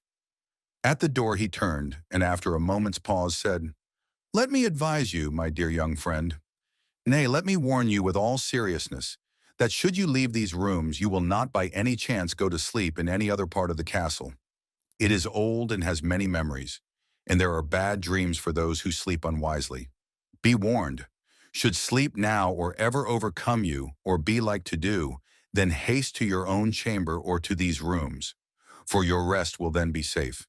But if you be not careful in this respect, then—" He finished his speech in a gruesome way, for he motioned with his hands as if he were washing them. I quite understood. My only doubt was as to whether any dream could be more terrible than the unnatural, horrible net of gloom and mystery which seemed closing around me. Later. I endorsed the last words written, but this time there is no doubt in question. I shall not fear to sleep in any place where he is not. I have placed the crucifix over the head of my bed. I imagine that my rest is thus freer from dreams, and there it shall remain. When he left me, I went to my room. After a little while, not hearing any sound, I came out and went up the stone stair to where I could look out towards the south. There was some sense of freedom in the vast expanse, inaccessible though it was to me, as compared with the narrow darkness of the courtyard. Looking out on this, I felt that I was indeed in prison, and I seemed to want a breath of fresh air, though it were of the night. I am beginning to feel this nocturnal existence tell on me. It is destroying my nerve. I start at my own shadow and am full of all sorts of horrible imaginings. God knows that there is ground for my terrible fear in this accursed place. I looked out over the beautiful expanse, bathed in soft yellow moonlight, till it was almost as light as day. In the soft light, the distant hills became melted, and the shadows in the valleys and gorges of velvety blackness. The mere beauty seemed to cheer me. There was peace and comfort in every breath I drew. As I leaned from the window, my eye was caught by something moving a story below me, and somewhat to my left, where I imagined, from the order of the rooms, that the windows of the Count's own room would look out. The window at which I stood was tall and deep, stone-mullioned, and though weather-worn, was still complete. But it was evidently many a day since the case had been there. I drew back behind the stonework and looked carefully out. What I saw was the Count's head coming out from the window. I did not see the face, but I knew the man by the neck and the movement of his back and arms. In any case, I could not mistake the hands which I had had so many opportunities of studying. I was at first interested and somewhat amused, for it is wonderful how small a matter will interest and amuse a man when he is a prisoner. But my very feelings changed to repulsion and terror when I saw the whole man slowly emerge from the window and begin to crawl down the castle wall over the dreadful abyss, face down with his cloak spreading out around him like great wings. At first I could not believe my eyes. I thought it was some trick of the moonlight, some weird effect of shadow, but I kept looking, and it could be no delusion. I saw the fingers and toes grasp the corners of the stones, worn clear of the mortar by the stress of years, and by thus using every projection and inequality move downwards with considerable speed, just as a lizard moves along a wall. What manner of man is this, or what manner of creature is it in the semblance of man? I feel the dread of this horrible place overpowering me. I am in fear, in awful fear, and there is no escape for me. I am encompassed about with terrors that I dare not think of. The 15th of May. Once more I have seen the Count go out in his lizard fashion. He moved downwards in a sidelong way, some 100 feet down, and a good deal to the left. He vanished into some hole or window. When his head had disappeared, I leaned out to try and see more, but without avail. The distance was too great to allow a proper angle of sight. I knew he had left the castle now, and thought to use the opportunity to explore more than I had dared to do as yet. I went back to the room, and taking a lamp, tried all the doors. They were all locked as I had expected, and the locks were comparatively new. But I went down the stone stairs to the hall where I had entered originally. I found I could pull back the bolts easily enough and unhook the great chains, But the door was locked and the key was gone. That key must be in the Count's room. I must watch should his door be unlocked, so that I may get it and escape. I went on to make a thorough examination of the various stairs and passages, and to try the doors that opened from them. One or two small rooms near the hall were open, but there was nothing to see in them except old furniture, dusty with age and moth-eaten. At last, however, I found one door at the top of the stairway, which, though it seemed locked, gave a little under pressure. I tried it harder and found that it was not really locked, but that the resistance came from the fact that the hinges had fallen somewhat and the heavy door rested on the floor. Here was an opportunity which I might not have again, so I exerted myself, and with many efforts forced it back so that I could enter. I was now in a wing of the castle, further to the right than the rooms I knew, and a story lower down. From the windows I could see that the suite of rooms lay along to the south of the castle, the windows of the end room looking out both west and south. On the latter side, as well as to the former, there was a great precipice. The castle was built on the corner of a great rock, so that on three sides it was quite impregnable, and great windows were placed here where sling or bow or culverin could not reach, and consequently light and comfort, impossible to a position which had to be guarded, were secured. To the west was a great valley, and then, rising far away, great jagged mountain fastnesses, rising peak on peak, the sheer rock studded with mountain ash and thorn, whose roots clung in cracks and crevices and crannies of the stone. This was evidently the portion of the castle occupied by the ladies in bygone days, for the furniture had more an air of comfort than any I had seen. The windows were curtainless, and the yellow moonlight, flooding in through the diamond panes, enabled one to see even colors, whilst it softened the wealth of dust which lay over all and disguised in some measure the ravages of time and moth. My lamp seemed to be of little effect in the brilliant moonlight, but I was glad to have it with me, for there was a dread loneliness in the place which chilled my heart and made my nerves tremble. Still, it was better than living alone in the rooms which I had come to hate from the presence of the Count, and after trying a little to school my nerves, I found a soft quietude come over me. Here I am, sitting at a little oak table where in old times possibly some fair lady sat to pen, with much thought and many blushes, her ill-spelt love letter, and writing in my diary in shorthand all that has happened since I closed it last.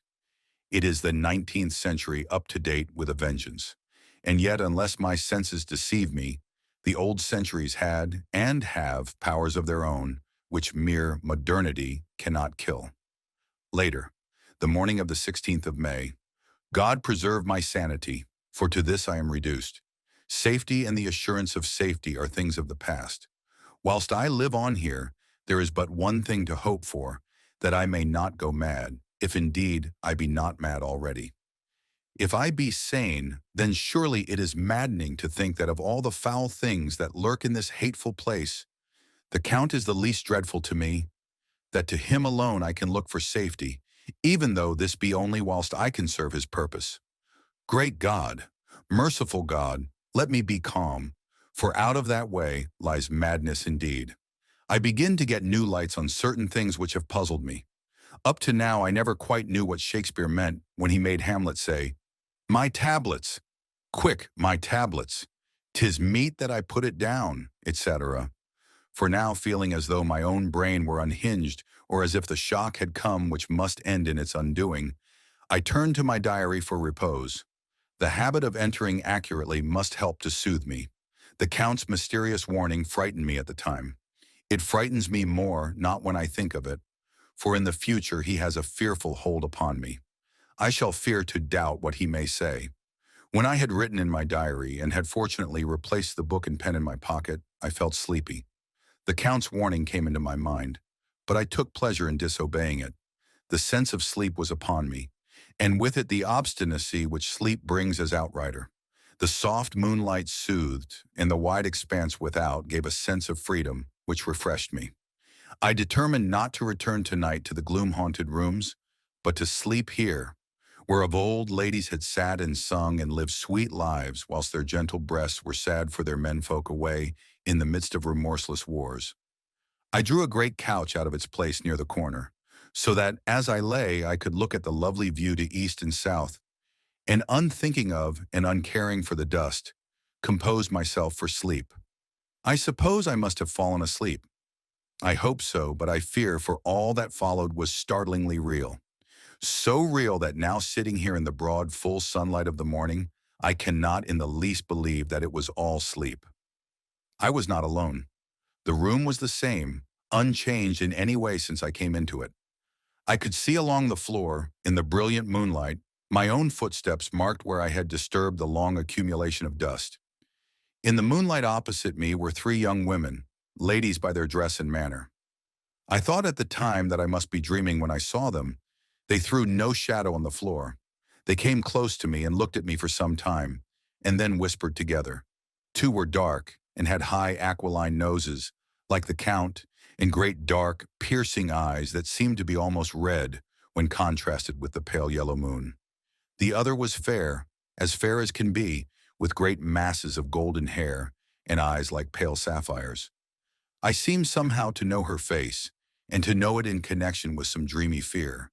But I could not recollect at the moment how or where. All three had brilliant white teeth that shone like pearls against the ruby of their voluptuous lips. There was something about them that made me uneasy, some longing, and at the same time some deadly fear. I felt in my heart a wicked, burning desire that they would kiss me with those red lips. It is not good to note this down, lest someday it should meet Mina's eyes and cause her pain, but it is the truth. They whispered together, and then they all three laughed, such a silvery, musical laugh, but as hard as though the sound never could have come through the softness of human lips. It was like the intolerable, tingling sweetness of water glasses when played on by a cunning hand. The fair girl shook her head coquettishly, and the other two urged her on. One said, "Go on. You are first and we shall follow. Yours is the right to begin." The other added, "He is young and strong. There are kisses for us all." I lay quiet, looking out from under my eyelashes, in an agony of delightful anticipation. The fair girl advanced and bent over me till I could feel the movement of her breath upon me. Sweet it was in one sense, honey sweet, and sent the same tingling through the nerves as her voice, but with a bitter underlying the sweet, a bitter offensiveness, as one smells in blood. I was afraid to raise my eyelids, but looked out and saw perfectly under the lashes. The girl went on her knees and bent over me, simply gloating.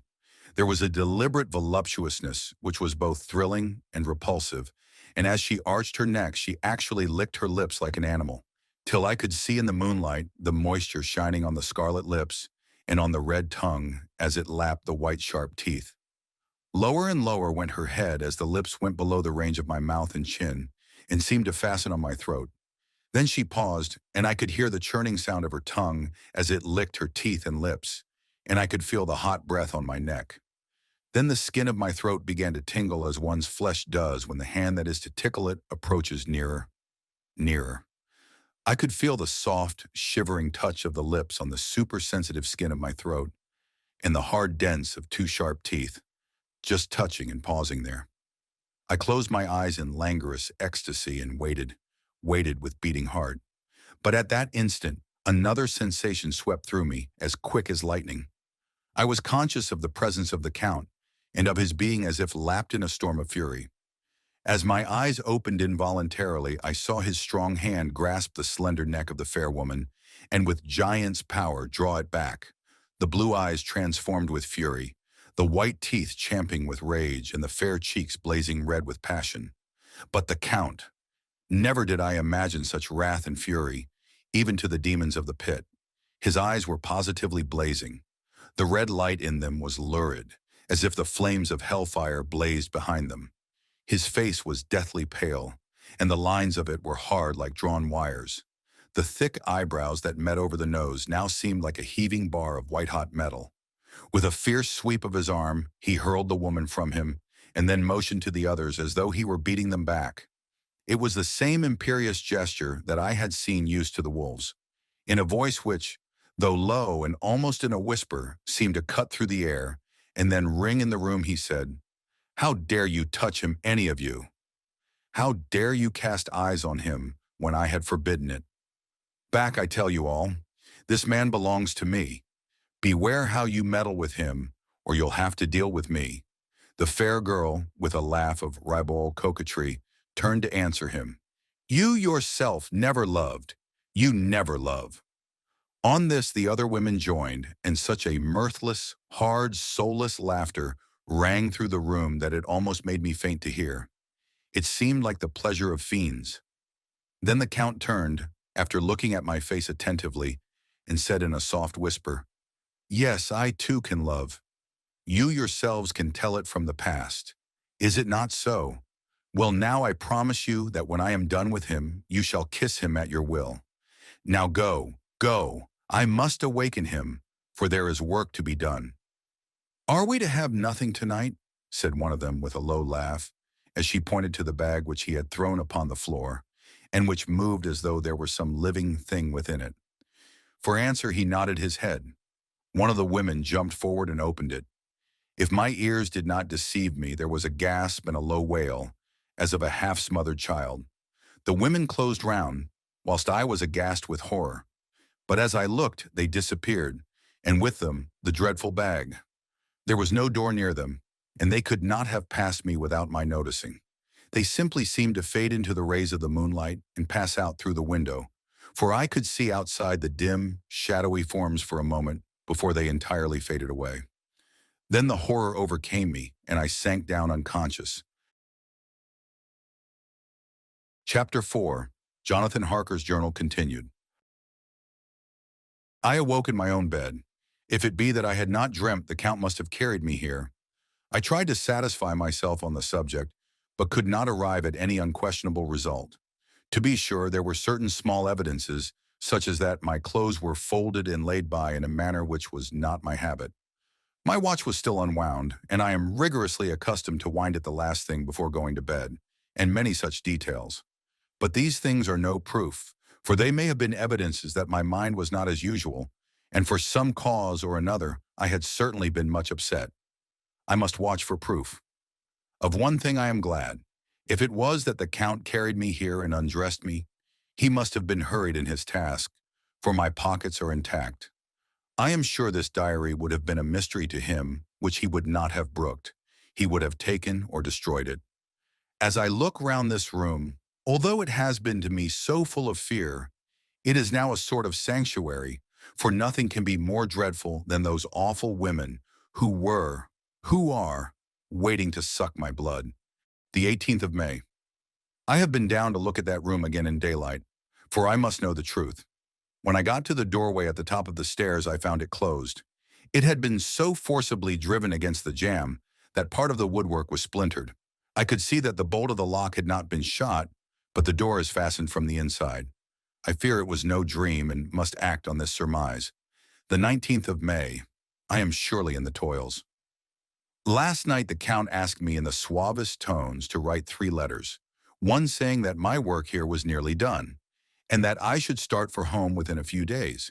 Another that I was starting on the next morning from the time of the letter, and the third that I had left the castle and arrived at Bistritz. I would fain have rebelled, but felt that in the present state of things it would be madness to quarrel openly with the Count, whilst I am so absolutely in his power. And to refuse would be to excite his suspicion and to arouse his anger. He knows that I know too much, and that I must not live, lest I be dangerous to him. My only chance is to prolong my opportunities. Something may occur which will give me a chance to escape. I saw in his eyes something of that gathering wrath which was manifest when he hurled that fair woman from him. He explained to me that posts were few and uncertain, and that my writing now would ensure ease of mind to my friends. And he assured me with so much impressiveness that he would countermand the later letters, which would be held over at Bistritz until due time in case chance would admit of my prolonging my stay, that to oppose him would have been to create new suspicion. I therefore pretended to fall in with his views and asked him what dates I should put on the letters. He calculated a minute and then said, "The first should be June the 12th, the second June the 19th, and the third June the 29th. I know now the span of my life. God help me, the 28th of May. There is a chance of escape, or at any rate of being able to send word home. A band of Scani have come to the castle and are encamped in the courtyard. These are gypsies. I have notes of them in my book. They are peculiar to this part of the world. though allied to the ordinary gypsies all the world over. There are thousands of them in Hungary and Transylvania who are almost outside all law. They attach themselves as a rule to some great noble or boyar and call themselves by his name. They are fearless and without religion, save superstition, and they talk only their own varieties of the Romany tongue. I shall write some letters home, and shall try to get them to have them posted. I have already spoken to them through my window to begin acquaintanceship. They took their hats off and made obeisance and many signs, which, however, I could not understand any more than I could their spoken language. I have written the letters. Mina's is in shorthand, and I simply ask Mr. Hawkins to communicate with her. To her I have explained my situation, but without the horrors which I may only surmise. It would shock and frighten her to death were I to expose my heart to her. Should the letters not carry, then the Count shall not yet know my secret or the extent of my knowledge. I have given the letters. I threw them through the bars of my window with a gold piece and made what signs I could to have them posted. The man who took them pressed them to his heart and bowed, and then put them in his cap. I could do no more. I stole back to the study and began to read. As the Count did not come in, I have written here, "The Count has come." He sat down beside me and said in his smoothest voice as he opened two letters, "The Sgani has given me these, of which, though I know not whence they come, I shall, of course, take care. See," he must have looked at it, "one is from you, and to my friend Peter Hawkins. The other," here he caught sight of the strange symbols as he opened the envelope, and the dark look came into his face, and his eyes blazed wickedly. "The other is a vile thing, an outrage upon friendship and hospitality. It is not signed, well, so it cannot matter to us." And he calmly held letter and envelope in the flame of the lamp till they were consumed.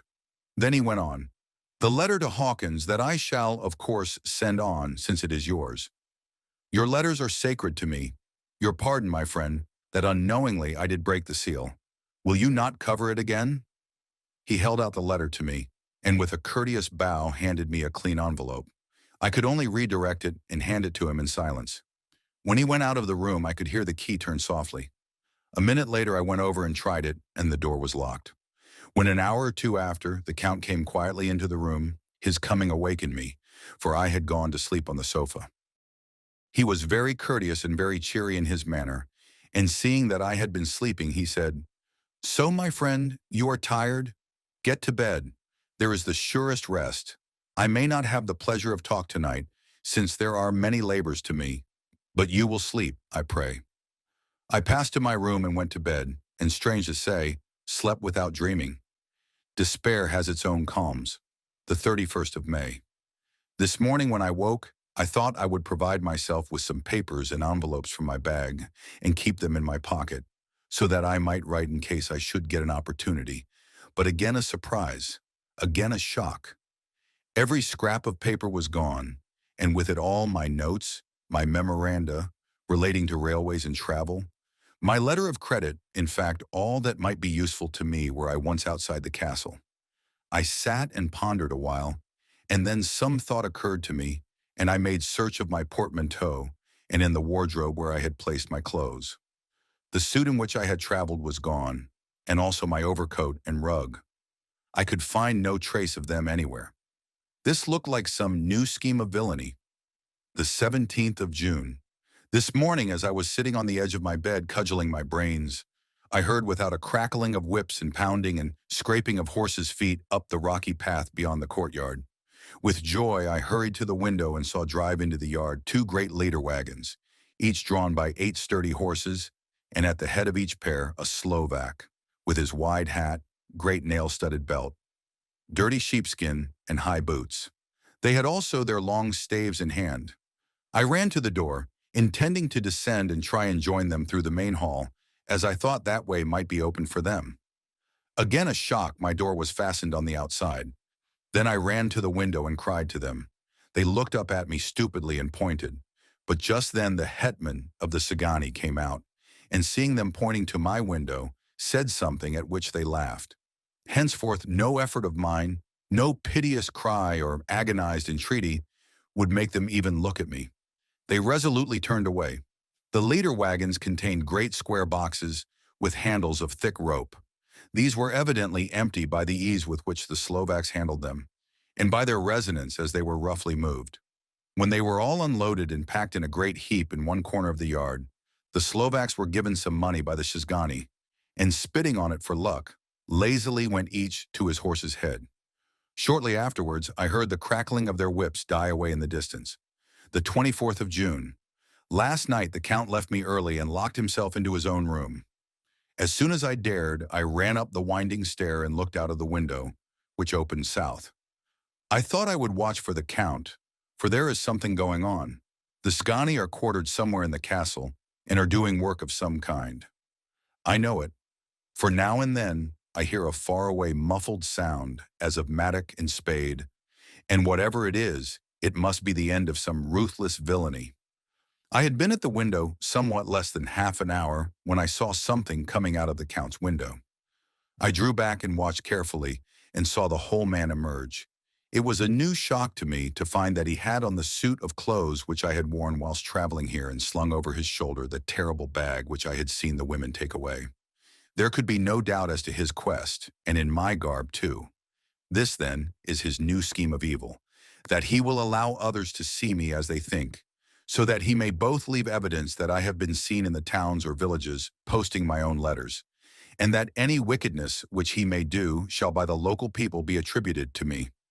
It makes me rage to think that this can go on, and whilst I am shut up here, a veritable prisoner, but without that protection of the law, which is even a criminal's right and consolation. I thought I would watch for the Count's return, and for a long time sat doggedly at the window. Then I began to notice that there were some quaint little specks floating in the rays of the moonlight. They were like the tiniest grains of dust, and they whirled round and gathered in clusters in a nebulous sort of way. I watched them with a sense of soothing, and a sort of calm stole over me. I leaned back in the embrasure in a more comfortable position, so that I could enjoy more fully the aerial gambolling. Something made me start up, a low, piteous howling of dogs somewhere far below in the valley, which was hidden from my sight. Louder it seemed to ring in my ears, and the floating motes of dust to take new shapes to the sound as they danced in the moonlight. I felt myself struggling to awake to some call of my instincts. Nay, my very soul was struggling, and my half-remembered sensibilities were striving to answer the call. I was becoming hypnotized. Quicker and quicker danced the dust. The moonbeams seemed to quiver as they went by me into the massive gloom beyond. More and more they gathered till they seemed to take dim phantom shapes. And then I started, broad awake and in full possession of my senses, and ran screaming from the place. The phantom shapes, which were becoming gradually materialized from the moonbeams, were those three ghostly women to whom I was doomed. I fled and felt somewhat safer in my own room, where there was no moonlight and where the lamp was burning brightly. When a couple of hours had passed, I heard something stirring in the Count's room, something like a sharp wail quickly suppressed. And then there was silence, deep, awful silence, which chilled me. With a beating heart, I tried the door, but I was locked in my prison and could do nothing. I sat down and simply cried. As I sat, I heard a sound in the courtyard without, the agonized cry of a woman. I rushed to the window and, throwing it up, peered between the bars. There indeed was a woman with disheveled hair, holding her hands over her heart as one distressed with running. She was leaning against the corner of the gateway. When she saw my face at the window, she threw herself forward and shouted in a voice laden with menace, "Monster, give me my child!" She threw herself on her knees and, raising up her hands, cried the same words in tones which wrung my heart. Then she tore her hair and beat her breast and abandoned herself to all the violences of extravagant emotion. Finally, she threw herself forward, and though I could not see her, I could hear the beating of her naked hands against the door. Somewhere high overhead, probably on the tower, I heard the voice of the Count calling in his harsh, metallic whisper. His call seemed to be answered from far and wide by the howling of wolves. Before many minutes had passed, a pack of them poured, like a pent-up dam when liberated, through the wide entrance into the courtyard. There was no cry from the woman, and the howling of the wolves was but short. Before long they streamed away singly, licking their lips. I could not pity her, for I knew now what had become of her child, and she was better dead. What shall I do? What can I do? How can I escape from this dreadful thing of night, gloom, and fear? The 25th of June. No man knows till he has suffered from the night how sweet and dear to his heart and eye the morning can be. When the sun grew so high this morning that it struck the top of the great gateway opposite my window, the high spot which it touched seemed to me as if the dove from the ark had lighted there. My fear fell from me as if it had been a vaporous garment which dissolved in the warmth.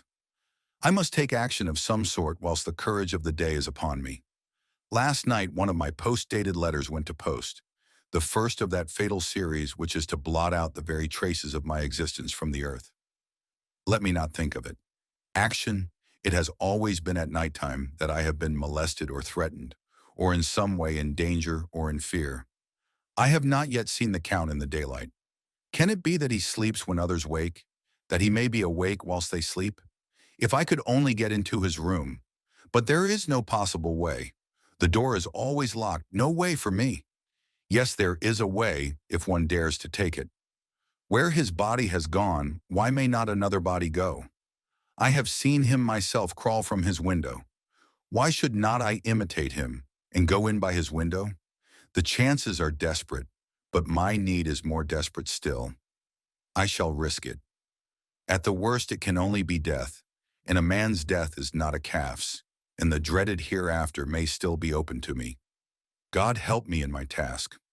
Goodbye, Mina, if I fail. Goodbye, my faithful friend and second father. Goodbye, all and last of all, Mina. Same day later. I have made the effort, and God helping me, have come safely back to this room. I must put down every detail in order. I went whilst my courage was fresh straight to the window on the south side, and at once got outside on this side. The stones are big and roughly cut, and the mortar has by process of time been washed away between them. I took off my boots and ventured out on the desperate way. I looked down once, so as to make sure that a sudden glimpse of the awful depth would not overcome me, but after that kept my eyes away from it. I know pretty well the direction and distance of the Count's window, and made for it as well as I could, having regard to the opportunities available. I did not feel dizzy. I suppose I was too excited, and the time seemed ridiculously short till I found myself standing on the windowsill and trying to raise up the sash. I was filled with agitation, however, when I bent down and slid feet foremost in through the window. Then I looked around for the Count, but with surprise and gladness, made a discovery. The room was empty. It was barely furnished with odd things, which seemed to have never been used. The furniture was something the same style as that in the south rooms, and was covered with dust. I looked for the key, but it was not in the lock, and I could not find it anywhere. The only thing I found was a great heap of gold in one corner, gold of all kinds, Roman and British and Austrian and Hungarian and Greek and Turkish money, covered with a film of dust, as though it had lain long in the ground. None of it that I noticed was less than 300 years old. There were also chains and ornaments, some jeweled, but all of them old and stained. At one corner of the room was a heavy door. I tried it, for since I could not find the key of the room or the key of the outer door, which was the main object of my search, I must make further examination, or all my efforts would be in vain. It was open and led through a stone passage to a circular stairway, which went steeply down. I descended, minding carefully where I went, for the stairs were dark, being only lit by loopholes in the heavy masonry. At the bottom there was a dark, tunnel-like passage, through which came a deathly, sickly odor, the odor of old earth newly turned. As I went through the passage, the smell grew closer and heavier. At last I pulled open a heavy door which stood ajar, and found myself in an old ruined chapel, which had evidently been used as a graveyard. The roof was broken, and in two places were steps leading to vaults, but the ground had recently been dug over, and the earth placed in great wooden boxes, manifestly those which had been brought by the Slovaks. There was nobody about, and I made a search over every inch of the ground, so as not to lose a chance. I went down even into the vaults where the dim light struggled, although to do so was a dread to my very soul. Into two of these I went, but saw nothing except fragments of old coffins and piles of dust. In the third, however, I made a discovery. There, in one of the great boxes, of which there were 50 in all, on a pile of newly dug earth, lay the Count. He was either dead or asleep. I could not say which, for eyes were open and stony, but without the glassiness of death, and the cheeks had the warmth of life through all their pallor. The lips were as red as ever, but there was no sign of movement, no pulse, no breath, no beating of the heart. I bent over him and tried to find any sign of life, but in vain. He could not have lain there long, for the earthy smell would have passed away in a few hours. By the side of the box was its cover, pierced with holes here and there. I thought he might have the keys on him, but when I went to search I saw the dead eyes, and in them, dead though they were, such a look of hate, though unconscious of me or my presence, that I fled from the place, and leaving the Count's room by the window, crawled again up the castle wall. Regaining my room, I threw myself panting upon the bed and tried to think. The 29th of June. Today is the date of my last letter, and the Count has taken steps to prove that it was genuine.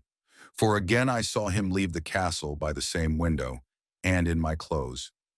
As he went down the wall, lizard fashion, I wished I had a gun or some lethal weapon, that I might destroy him.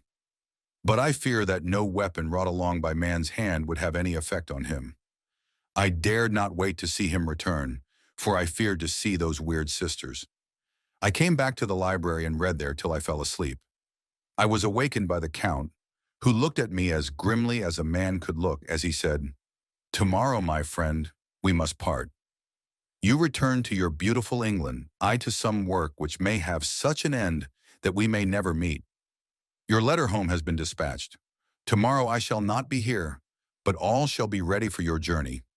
In the morning come the Sgani, who have some labors of their own here, and also come some Slovaks. When they have gone, my carriage shall come for you, and shall bear you to the Borgo Pass to meet the diligence from Bukovina to Bistritz. But I am in hopes that I shall see more of you at Castle Dracula."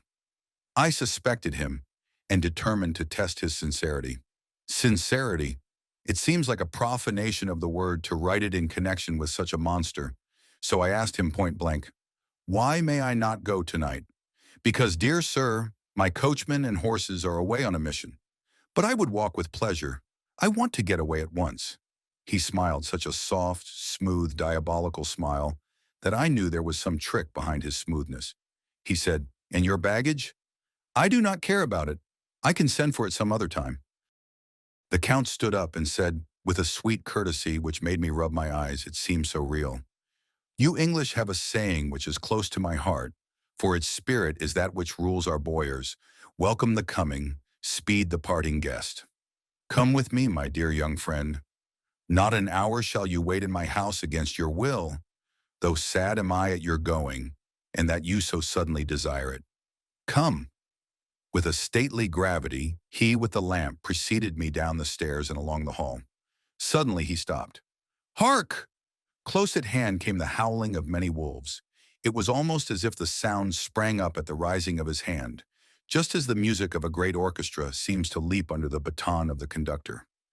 After a pause of a moment, he proceeded, in his stately way, to the door, drew back the ponderous bolts, unhooked the heavy chains, and began to draw it open. To my intense astonishment, I saw that it was unlocked. Suspiciously, I looked all round but could see no key of any kind. As the door began to open, the howling of the wolves without grew louder and angrier. Their red jaws, with champing teeth, and their blunt clawed feet as they leaped, came in through the opening door. I knew then that to struggle at the moment against the Count was useless. With such allies as these at his command, I could do nothing. But still the door continued slowly to open, and only the Count's body stood in the gap.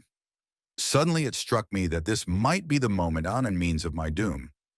I was to be given to the wolves, and at my own instigation. There was a diabolical wickedness in the idea great enough for the Count, and as the last chance I cried out, "Shut the door! I shall wait till morning!" And I covered my face with my hands to hide my tears of bitter disappointment. With one sweep of his powerful arm, the Count threw the door shut, and the great bolts clanged and echoed through the hall as they shot back into their places. In silence, we returned to the library, and after a minute or two, I went to my own room. The last I saw of Count Dracula was his kissing his hand to me, with a red light of triumph in his eyes, and with a smile that Judas in hell might be proud of. When I was in my room and about to lie down, I thought I heard a whispering at my door. I went to it softly and listened. Unless my ears deceived me, I heard the voice of the Count. Back, back to your own place. Your time is not yet come. Wait, have patience. Tonight is mine. Tomorrow night is yours. There was a low, sweet ripple of laughter, and in a rage I threw open the door and saw without the three terrible women licking their lips. As I appeared, they all joined in a horrible laugh and ran away. I came back to my room and threw myself on my knees. It is then so near the end? Tomorrow. Tomorrow. Lord, help me, and those to whom I am dear. The 30th of June. These may be the last words I ever write in this diary. I slept till just before the dawn, and when I woke, threw myself on my knees, for I determined that if death came, he should find me ready. At last I felt that subtle change in the air, and knew that the morning had come. Then came the welcome cock crow, and I felt that I was safe. With a glad heart I opened the door and ran down the hall. I had seen that the door was unlocked, and now escape was before me. With hands that trembled with eagerness, I unhooked the chains and threw back the massive bolts. But the door would not move. Despair seized me. I pulled and pulled at the door, and shook it till, massive as it was, it rattled in its casement. I could see the bolt shot. It had been locked after I left the Count. Then a wild desire took me to obtain the key at any risk, and I determined then and there to scale the wall again and gain the Count's room. He might kill me, but death now seemed the happier choice of evils. Without a pause, I rushed up to the east window and scrambled down the wall, as before, into the Count's room. It was empty, but that was as I expected. I could not see a key anywhere, but the heap of gold remained. I went through the door in the corner and down the winding stair and along the dark passage to the old chapel. I knew now well enough where to find the monster I sought. The great box was in the same place, close against the wall, but the lid was laid on it, not fastened down, but with the nails ready in their places to be hammered home. I knew I must reach the body for the key, so I raised the lid and laid it back against the wall. And then I saw something which filled my very soul with horror. There lay the Count, but looking as if his youth had been half restored. For the white hair and mustache were changed to dark iron gray. The cheeks were fuller, and the white skin seemed ruby red underneath. The mouth was redder than ever, for on the lips were gouts of fresh blood, which trickled from the corners of the mouth and ran down over the chin and neck. Even the deep burning eyes seemed set among swollen flesh, for the lids and pouches underneath were bloated. It seemed as if the whole awful creature were simply gorged with blood. He lay like a filthy leech, exhausted with his repletion. I shuddered as I bent over to touch him, and every sense in me revolted at the contact. But I had to search, or I was lost. The coming night might see my own body a banquet in a similar war to those horrid three. I felt all over the body, but no sign could I find of the key. Then I stopped and looked at the Count. There was a mocking smile on the bloated face which seemed to drive me mad. This was the being I was helping to transfer to London, where perhaps for centuries to come he might, amongst its teeming millions, satiate his lust for blood and create a new and ever-widening circle of semi-demons to batten on the helpless. The very thought drove me mad. A terrible desire came upon me to rid the world of such a monster. There was no lethal weapon at hand, but I seized a shovel which the workmen had been using to fill the cases, and lifting it high, struck, with the edge downward, at the hateful face. But as I did so, the head turned, and the eyes fell upon me, with all their blaze of basilisk horror. The sight seemed to paralyze me, and the shovel turned in my hand and glanced from the face, merely making a deep gash above the forehead. The shovel fell from my hand across the box, and as I pulled it away, the flange of the blade caught the edge of the lid, which fell over again, and hid the horrid thing from my sight. The last glimpse I had was of the bloated face, blood-stained and fixed with a grin of malice which would have held its own in the nethermost hell. I thought and thought what should be my next move, but my brain seemed on fire, and I waited with a despairing feeling growing over me. As I waited, I heard in the distance a gypsy song sung by merry voices coming closer, and through their song the rolling of heavy wheels and the cracking of whips. The Cigani and the Slovaks of whom the Count had spoken were coming.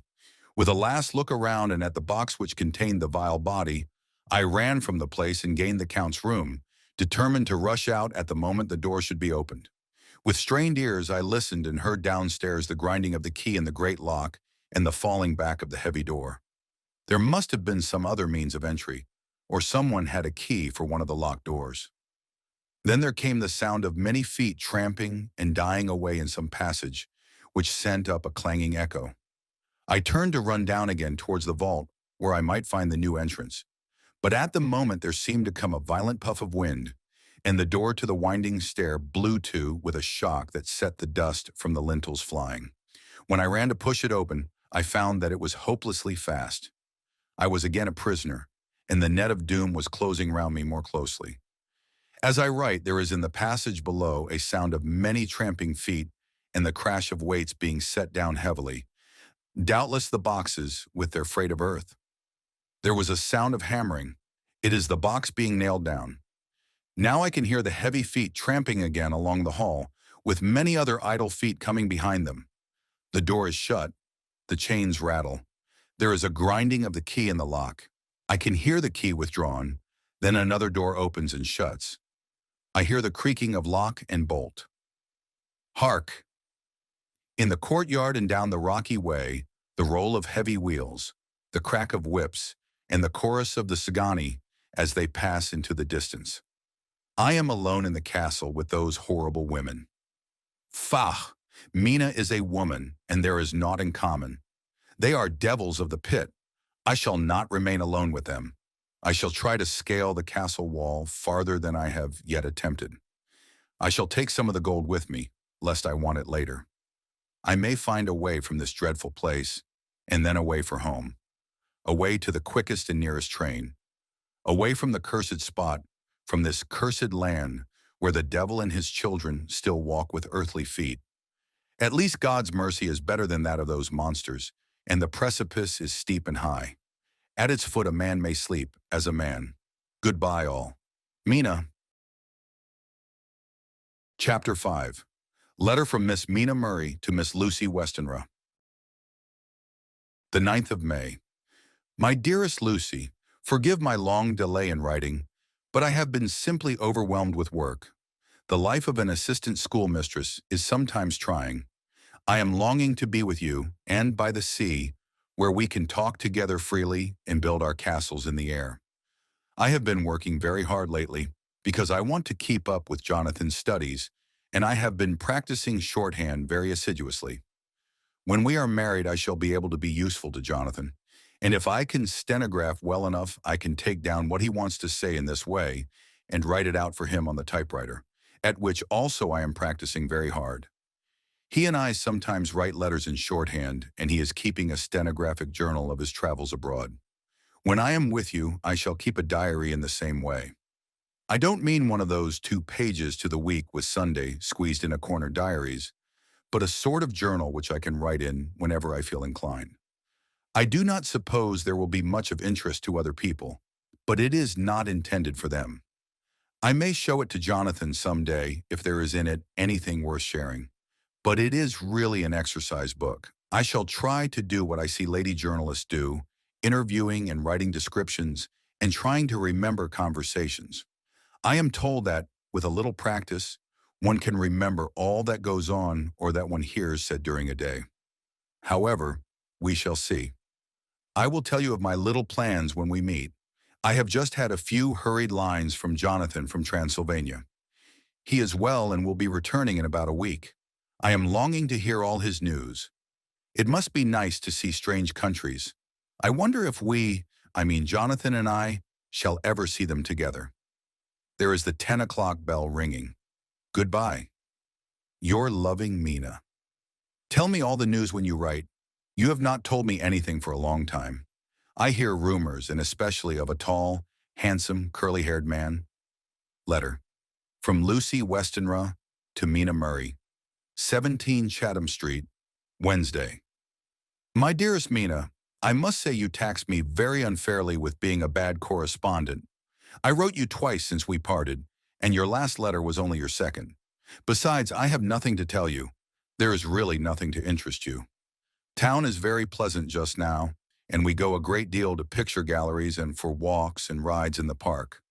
As to the tall, curly-haired man, I suppose it was the one who was with me at the last pop. Someone has evidently been telling tales. That was Mr. Homewood. He often comes to see us, and he and Mama get on very well together. They have so many things to talk about in common. We met some time ago a man that would just do for you if you were not already engaged to Jonathan. He is an excellent parti, being handsome, well off, and of good birth. He is a doctor and really clever. Just fancy. He is only 9 and 20, and he has an immense lunatic asylum all under his own care. Mr. Homewood introduced him to me, and he called here to see us, and often comes now. I think he is one of the most resolute men I ever saw, and yet the most calm. He seems absolutely imperturbable. I can fancy what a wonderful power he must have over his patients. He has a curious habit of looking one straight in the face, as if trying to read one's thoughts. He tries this on very much with me, but I flatter myself he has got a tough nut to crack. I know that from my glass. Do you ever try to read your own face? I do, and I can tell you it is not a bad study and gives you more trouble than you can well fancy if you have never tried it. He says that I afford him a curious psychological study, and I humbly think I do. I do not, as you know, take sufficient interest in dress to be able to describe the new fashions. Dress is a bore. That is slang again. But never mind. Arthur says that every day. There it is all out, Mina. We have told all our secrets to each other since we were children. We have slept together and eaten together and laughed and cried together. And now, though I have spoken, I would like to speak more. Oh, Mina, couldn't you guess? I love him. I am blushing as I write, for although I think he loves me, he has not told me so in words. But oh, Mina, I love him. I love him. There, that does me good. I wish I were with you, dear, sitting by the fire undressing, as we used to sit, and I would try to tell you what I feel. I do not know how I am writing this even to you. I am afraid to stop, or I should tear up the letter, and I don't want to stop, for I do so want to tell you all. Let me hear from you at once and tell me all that you think about it. Mina, pray for my happiness. Lucy. Postscriptum. I need not tell you this is a secret. Good night again. Ellie. Letter from Lucy Westenra to Mina Murray, the 24th of May. My dearest Mina, thanks and thanks and thanks again for your sweet letter. It was so nice to be able to tell you and to have your sympathy. My dear, it never rains but it pours. How true the old proverbs are. Here am I, who shall be 20 in September, and yet I never had a proposal till today. Not a real proposal, and today I had 3. Just fancy, 3 proposals in one day. Isn't it awful? I feel sorry, really and truly sorry, for 2 of the poor fellows. Oh, Mina, I am so happy that I don't know what to do with myself. And 3 proposals. But for goodness sake, don't tell any of the girls, or they would be getting all sorts of extravagant ideas and imagining themselves injured and slighted if in their very first day at home they did not get 6 at least.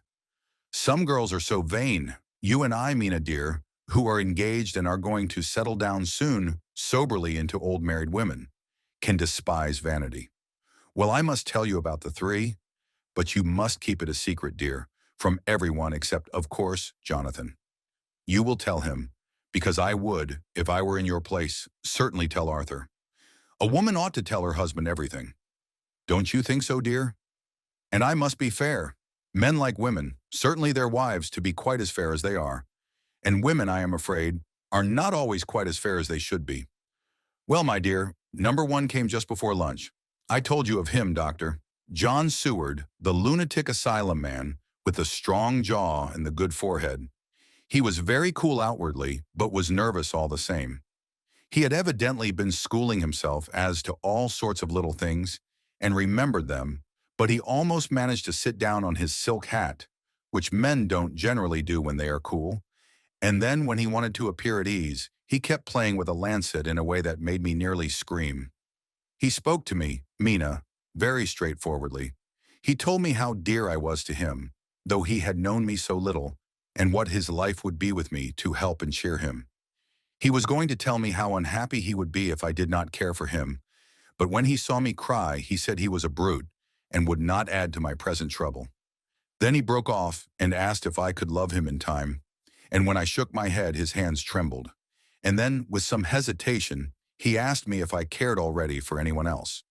He put it very nicely, saying that he did not want to wring my confidence from me, but only to know, because if a woman's heart was free, a man might have hope.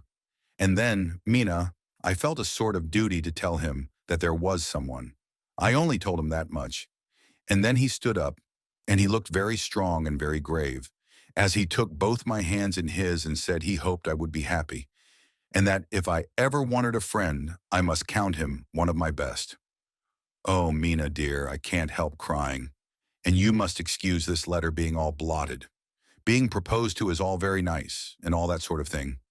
But it isn't at all a happy thing when you have to see a poor fellow, whom you know loves you honestly, going away and looking all broken-hearted, and to know that, no matter what he may say at the moment, you are passing out of his life. My dear, I must stop here at present. I feel so miserable, though I am so happy. Evening, Arthur has just gone, and I feel in better spirits than when I left off, so I can go on telling you about the day. Well, my dear, number 2 came after lunch. He is such a nice fellow, an American from Texas, and he looks so young and so fresh that it seems almost impossible that he has been to so many places and has such adventures. I sympathize with poor Desdemona when she had such a stream poured in her ear, even by a black man. I suppose that we women are such cowards that we think a man will save us from fears, and we marry him. I know now what I would do if I were a man and wanted to make a girl love me. No, I don't, for there was Mr. Morris telling us his stories, and Arthur never told any, and yet, my dear, I am somewhat previous. Mr. Quincy P. Morris found me alone. It seems that a man always does find a girl alone. No, he doesn't, for Arthur tried twice to make a chance, and I helping him all I could, I am not ashamed to say it now. I must tell you beforehand that Mr. Morris doesn't always speak slang. That is to say, he never does so to strangers or before them, for he is really well educated and has exquisite manners. But he found out that it amused me to hear him talk American slang, and whenever I was present, and there was no one to be shocked, he said such funny things. I am afraid, my dear, he has to invent it all, for it fits exactly into whatever else he has to say. But this is a way slang has. I do not know myself if I shall ever speak slang. I do not know if Arthur likes it, as I have never heard him use any as yet. Well, Mr. Morris sat down beside me and looked as happy and jolly as he could, but I could see all the same that he was very nervous. He took my hand in his and said ever so sweetly, "Miss Lucy, I know I ain't good enough to regulate the fixins of your little shoes, but I guess if you wait till you find a man that is, you will go join them 7 young women with the lamps when you quit. Won't you just hitch up alongside of me and let us go down the long road together, driving in double harness?" Well, he did look so good-humored and so jolly that it didn't seem half so hard to refuse him as it did poor Dr. Seward. So I said, as lightly as I could, that I did not know anything of hitching and that I wasn't broken to harness at all yet. Then he said that he had spoken in a light manner, and he hoped that if he had made a mistake in doing so on so grave, so momentous an occasion for him, I would forgive him. He really did look serious when he was saying it, and I couldn't help feeling a sort of exultation that he was number 2 in one day. And then, my dear, before I could say a word, he began pouring out a perfect torrent of lovemaking, laying his very heart and soul at my feet. He looked so earnest over it that I shall never again think that a man must be playful always and never earnest, because he is merry at times. I suppose he saw something in my face which checked him, for he suddenly stopped and said with a sort of manly fervor that I could have loved him for if I had been free, "Lucy, you are an honest-hearted girl, I know. I should not be here speaking to you as I am now if I did not believe you clean grit. right through to the very depths of your soul. Tell me, like one good fellow to another, is there anyone else that you care for? And if there is, I'll never trouble you a hair's breadth again, but will be, if you will let me, a very faithful friend. My dear Mina, why are men so noble when we women are so little worthy of them? Here was I almost making fun of this great-hearted true gentleman. I burst into tears, I am afraid, my dear. You will think this a very sloppy letter in more ways than one, and I really felt very badly. Why can't they let a girl marry 3 men, or as many as want her, and save all this trouble? But this is heresy, and I must not say it. I am glad to say that, though I was crying, I was able to look into Mr. Morris's brave eyes, and I told him out straight. Yes, there is someone I love, though he has not told me yet that he even loves me. I was right to speak to him so frankly, for quite a light came into his face, and he put out both his hands and took mine. I think I put them into his, and said in a hearty way, "That's my brave girl. It's better worth being late for a chance of winning you than being in time for any other girl in the world. Don't cry, my dear. If it's for me, I'm a hard nut to crack, and I take it standing up. If that other fellow doesn't know his happiness, well, he'd better look for it soon, or he'll have to deal with me. Little girl, your honesty and pluck have made me a friend, and that's rarer than a lover. It's more selfish anyhow. My dear, I'm going to have a pretty lonely walk between this and Kingdom Come. Won't you give me one kiss? It'll be something to keep off the darkness now and then. You can, if you like, for that other good fellow, or you could not love him, hasn't spoken yet. That quite won me, Mina, for it was brave and sweet of him, and noble too to a rival, wasn't it? And he's so sad, so I leant over and kissed him. He stood up with my 2 hands in his, and as he looked down into my face, I am afraid I was blushing very much, he said, "Little girl, I hold your hand, and you've kissed me, and if these things don't make us friends, nothing ever will. Thank you for your sweet honesty to me, and goodbye." He wrung my hand, and taking up his hat, went straight out of the room without looking back, without a tear or a quiver or a pause, and I am crying like a baby. Oh, why must a man like that be made unhappy when there are lots of girls about who would worship the very ground he trod on? I know I would if I were free, only I don't want to be free. My dear, this quite upset me, and I feel I cannot write of happiness just at once, after telling you of it, and I don't wish to tell of the number 3 until it can be all happy. Ever your loving, Lucy. Postscriptum. Oh, about number 3, I needn't tell you of number 3, need I? Besides, it was all so confused. It seemed only a moment from his coming into the room till both his arms were round me, and he was kissing me. I am very, very happy, and I don't know what I have done to deserve it. I must only try in the future to show that I am not ungrateful to God for all his goodness to me, in sending to me such a lover, such a husband, and such a friend. Goodbye. Dr. Seward's diary, kept in phonograph. The 25th of May. Ebb tide and appetite today. Cannot eat, cannot rest, so diary instead. Since my rebuff of yesterday, I have a sort of empty feeling. Nothing in the world seems of sufficient importance to be worth the doing. As I knew that the only cure for this sort of thing was work, I went amongst the patients. I picked out one who has afforded me a study of much interest. He is so quaint that I am determined to understand him as well as I can. Today I seem to get nearer than ever before to the heart of his mystery. I questioned him more fully than I had ever done, with a view to making myself master of the facts of his hallucination. In my manner of doing it, there was, I now see, something of cruelty. I seemed to wish to keep him to the point of his madness, a thing which I avoid with the patience as I would the mouth of hell. Mem. Under what circumstances would I not avoid the pit of hell? Omnia Romae Venalia sunt. Hell has its price. If there be anything behind this instinct, it will be valuable to trace it afterwards accurately, so I had better commence to do so, therefore. R.M. Renfield, age 59. Sanguine temperament, great physical strength, morbidly excitable, periods of gloom, ending in some fixed idea which I cannot make out. I presume that the sanguine temperament itself and the disturbing influence end in a mentally accomplished finish. A possibly dangerous man, Probably dangerous if unselfish. In selfish men, caution is as secure an armor for their foes as for themselves. What I think of on this point is, when self is the fixed point, the centripetal force is balanced with the centrifugal. When duty, a cause, etc. is the fixed point, the latter force is paramount, and only accident or a series of accidents can balance it. Letter from Quincy P. Morris to Honorable Arthur Holmwood, the 25th of May.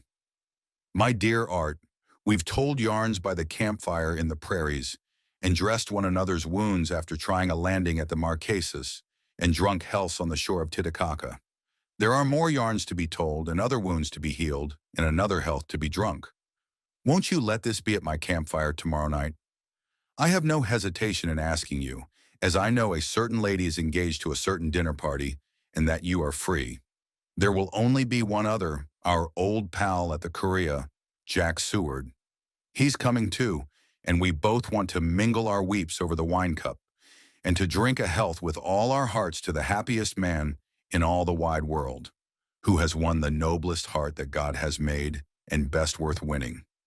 We promise you a hearty welcome and a loving greeting, and a health as true as your own right hand. We shall both swear to leave you at home if you drink too deep to a certain pair of eyes. Come.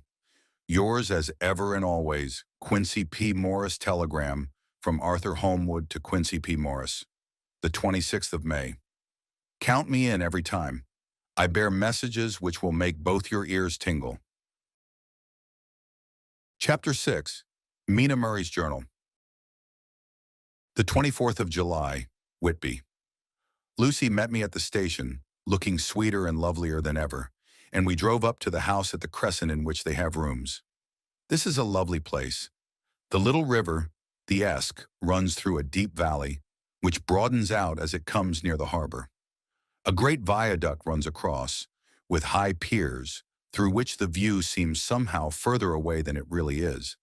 The valley is beautifully green, and it is so steep that when you are on the high land on either side, you look right across it, unless you are near enough to see down. The houses of the old town, the side away from us, are all red-roofed and seem piled up one over the other anyhow, like the pictures we see of Nuremberg. Right over the town is the ruin of Whitby Abbey, which was sacked by the Danes, and which is the scene of part of Marmion, where the girl was built up in the wall. It is a most noble ruin, of immense size and full of beautiful and romantic bits. There is a legend that a white lady is seen in one of the windows. Between it and the town, there is another church, the parish one, round which is a big graveyard, all full of tombstones. This is to my mind the nicest spot in Whitby, for it lies right over the town, and has a full view of the harbor and all up the bay to where the headland called Kettleness stretches out into the sea. It descends so steeply over the harbor that part of the bank has fallen away, and some of the graves have been destroyed.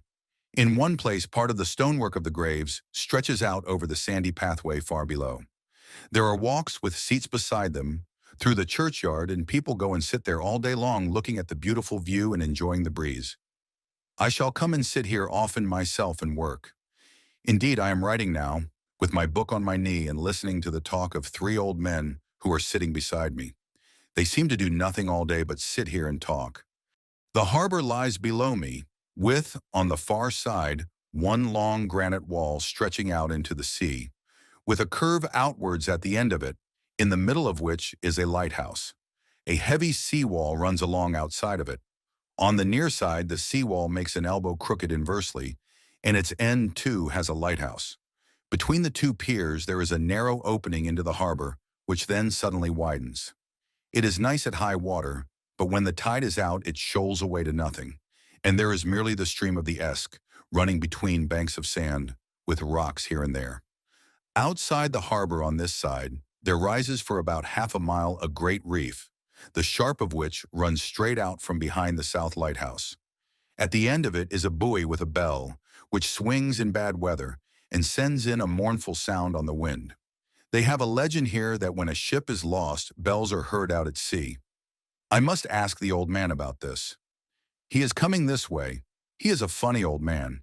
He must be awfully old, for his face is gnarled and twisted like the bark of a tree. He tells me that he is nearly 100, and that he was a sailor in the Greenland fishing fleet when Waterloo was fought. He is, I am afraid, a very skeptical person, for when I asked him about the bells at sea and the White Lady at the Abbey, he said very brusquely, "I wouldn't fash maisel about them, miss. Them things be all wore out. Mind, I don't say that they never was, but I do say that they wasn't in my time. They be all very well for comers and trippers and the like, but not for a nice young lady like you. Them feet folks from York and Leeds that be always eatin' cured herrins and drinking tea and looking out to buy cheap jet would creed aught. I wonder, Maisel, who'd be bothered telling lies to them, even the newspapers, which is full of fool talk." I thought he would be a good person to learn interesting things from, so I asked him if he would mind telling me something about the whale fishing in the old days. He was just settling himself to begin when the clock struck 6, whereupon he labored to get up and said, "I must gang a decent words home now, miss. My granddaughter doesn't like to be kept waitin' when the tea is ready, for it takes me time to kremel aboon the grease, for there be a many of 'em, and miss, I lack belly timber sarely by the clock." He hobbled away, and I could see him hurrying, as well as he could, down the steps. The steps are a great feature on the place. They lead from the town to the church. There are hundreds of them, I do not know how many, and they wind up in a delicate curve. The slope is so gentle that a horse could easily walk up and down them. I think they must originally have had something to do with the Abbey. I shall go home too. Lucy went out, visiting with her mother, and as they were only duty calls, I did not go. The 1st of August. I came up here an hour ago with Lucy, and we had a most interesting talk with my old friend and the 2 others who always come and join him. He is evidently the Sir Oracle of them, and I should think must have been in his time a most dictatorial person. He will not admit anything and downfaces everybody. If he can't out-argue them, he bullies them, and then takes their silence for agreement with his views. Lucy was looking sweetly pretty in her white lawn frock. She has got a beautiful color since she has been here. I noticed that the old man did not lose any time in coming and sitting near her when we sat down. She is so sweet with old people, I think they all fell in love with her on the spot. Even my old man succumbed and did not contradict her, but gave me double share instead. I got him on the subject of the legends, and he went off at once into a sort of sermon. I must try to remember it and put it down. It be all fool talk, lock, stock, and barrel. That's what it be and nowt else. These bands and wafts and bogos and barguests and bogles and all anent them is only fit to set bairns and dizzy women a beldrin. They be nowt but air blebs. They and all grims and signs and warnin's be all invented by parsons and ilsome burk bodies and railway touters to skeer and scunner halflins, and to get folks to do something that they don't other incline to. It makes me ireful to think of them. Why, it's them that, not content with printing lies on paper and preaching them out of pulpits, does want to be cutting them on the tombstones. Look here all around you and whate'er ye will. All them steens, holding up their heads as well as they can out of their pride, is a cant, simply tumbling down with the weight of the lies wrote on them.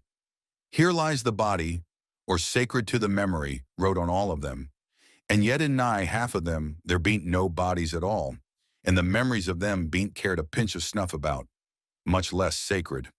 Lies all of them, nothing but lies of one kind or another. My Gog, but it'll be a quare scouterment at the day of judgment when they come tumbling up in their death sarks, all juped together and trying to drag their tombsteins with them to prove how good they was, some of them trimlin' and dithering, with their hands that dozened and slippery from lying in the sea, that they can't even keep their gerp of them. I could see from the old fellow's self-satisfied air and the way in which he looked round for the approval of his cronies that he was showing off, so I put in a word to keep him going. "Oh, Mr. Swales, you can't be serious. Surely these tombstones are not all wrong." "Yablins, there may be a poorish few not wrong, savin' where they make out the people too good. For there be folk that do think a bomb bowl be like the sea, if only it be their own. The whole thing be only lies. Now look you here. You come here a stranger, and you see this Kirkgarth." I nodded, for I thought it better to assent, though I did not quite understand his dialect. "I knew it had something to do with the church," he went on, And you consait that all these steens be a boon folk that behaped here, snod and snog? I assented again. Then that be just where the lie comes in. Why, there be scores of these laybeds that be tomb as old Dunn's back-a-box on Friday night. He nudged one of his companions, and they all laughed. And my gog, how could they be otherwise? Look at that one, the aftest abaft the beer bank. Read it. I went over and read, Edward Spensla, Master Mariner, murdered by pirates off the coast of Andres, April, 1854, age 30. When I came back, Mr. Swales went on, who brought him home, I wonder, to hap him here? Murdered off the coast of Andres, and you consated his body lay under. Why, I could name ye a dozen whose bones lie in the Greenland seas above, he pointed northwards, or where the currents may have drifted them. There be the steens around ye. Ye can, with your young eyes, read the small print of the lies from here.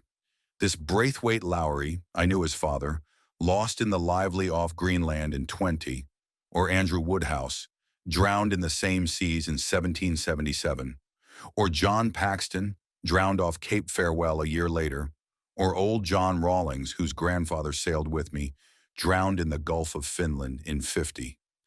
Do ye think that all these men will have to make a rush to Whitby when the trumpet sounds? I have me antherums aboot it.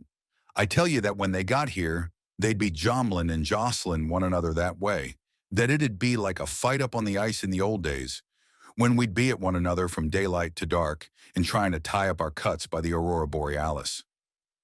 This was evidently local pleasantry, for the old man cackled over it, and his cronies joined in with gusto. But, I said, surely you are not quite correct, for you start on the assumption that all the poor people, or their spirits, will have to take their tombstones with them on the day of judgment.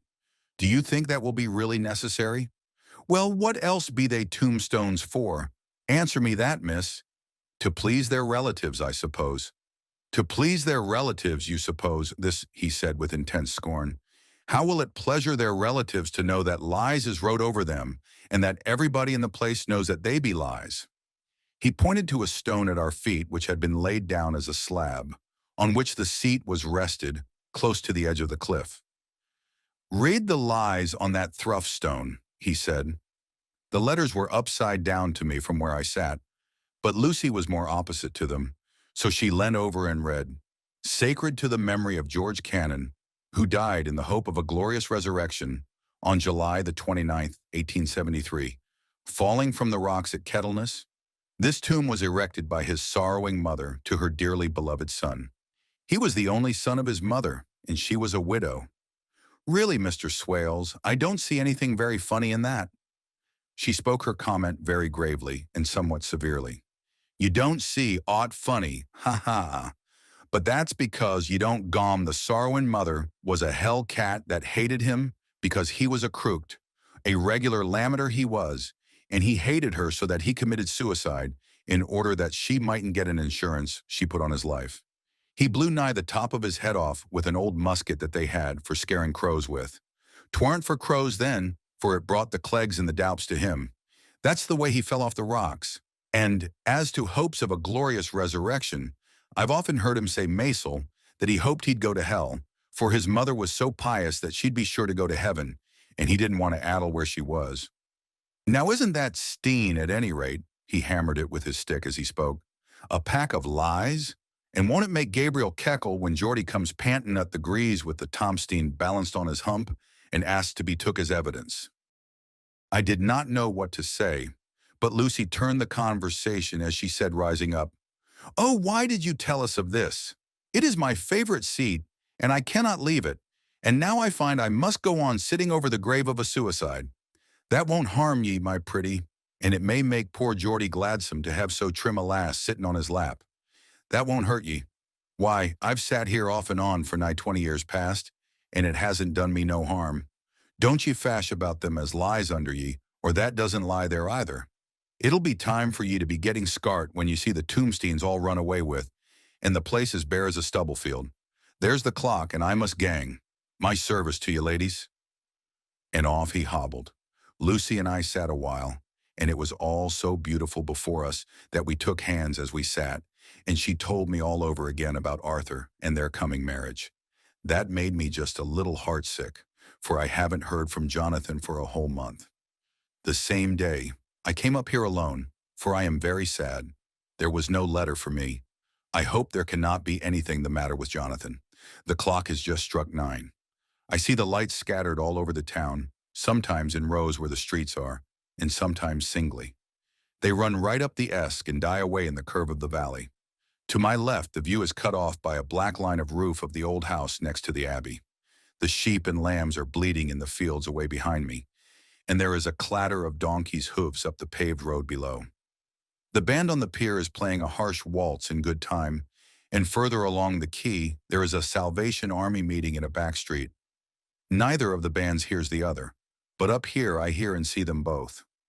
I wonder where Jonathan is, and if he is thinking of me. I wish he were here. Dr. Seward's diary, the 5th of June. The case of Renfield grows more interesting the more I get to understand the man. He has certain qualities very largely developed: selfishness, secrecy, and purpose. I wish I could get at what is the object of the latter. He seems to have some settled scheme of his own, but what it is I do not know. His redeeming quality is a love of animals, though indeed he has such curious turns in it that I sometimes imagine he is only abnormally cruel. His pets are of odd sorts. Just now his hobby is catching flies. He has at present such a quantity that I have had myself to expostulate. To my astonishment, he did not break out into a fury, as I expected, but took the matter in simple seriousness. He thought for a moment and then said, "May I have 3 days? I shall clear them away." Of course, I said that would do. I must watch him. The 18th of June. He has turned his mind now to spiders and has got several very big fellows in a box. He keeps feeding them his flies, and the number of the latter is becoming sensibly diminished, although he has used half his food in attracting more flies from outside to his room. The 1st of July. His spiders are now becoming as great a nuisance as his flies, and today I told him that he must get rid of them. He looked very sad at this, so I said that he must some of them, at all events. He cheerfully acquiesced in this, and I gave him the same time as before for reduction. He disgusted me much while with him, for when a horrid blowfly, bloated with some carrion food, buzzed into the room, he caught it, held it exultantly for a few moments between his finger and thumb, and before I knew what he was going to do, put it in his mouth and ate it. I scolded him for it, but he argued quietly that it was very good and very wholesome, that it was life, strong life, and gave life to him. This gave me an idea, or the rudiment of one. I must watch how he gets rid of his spiders. He has evidently some deep problem in his mind, for he keeps a little notebook in which he is always jotting down something.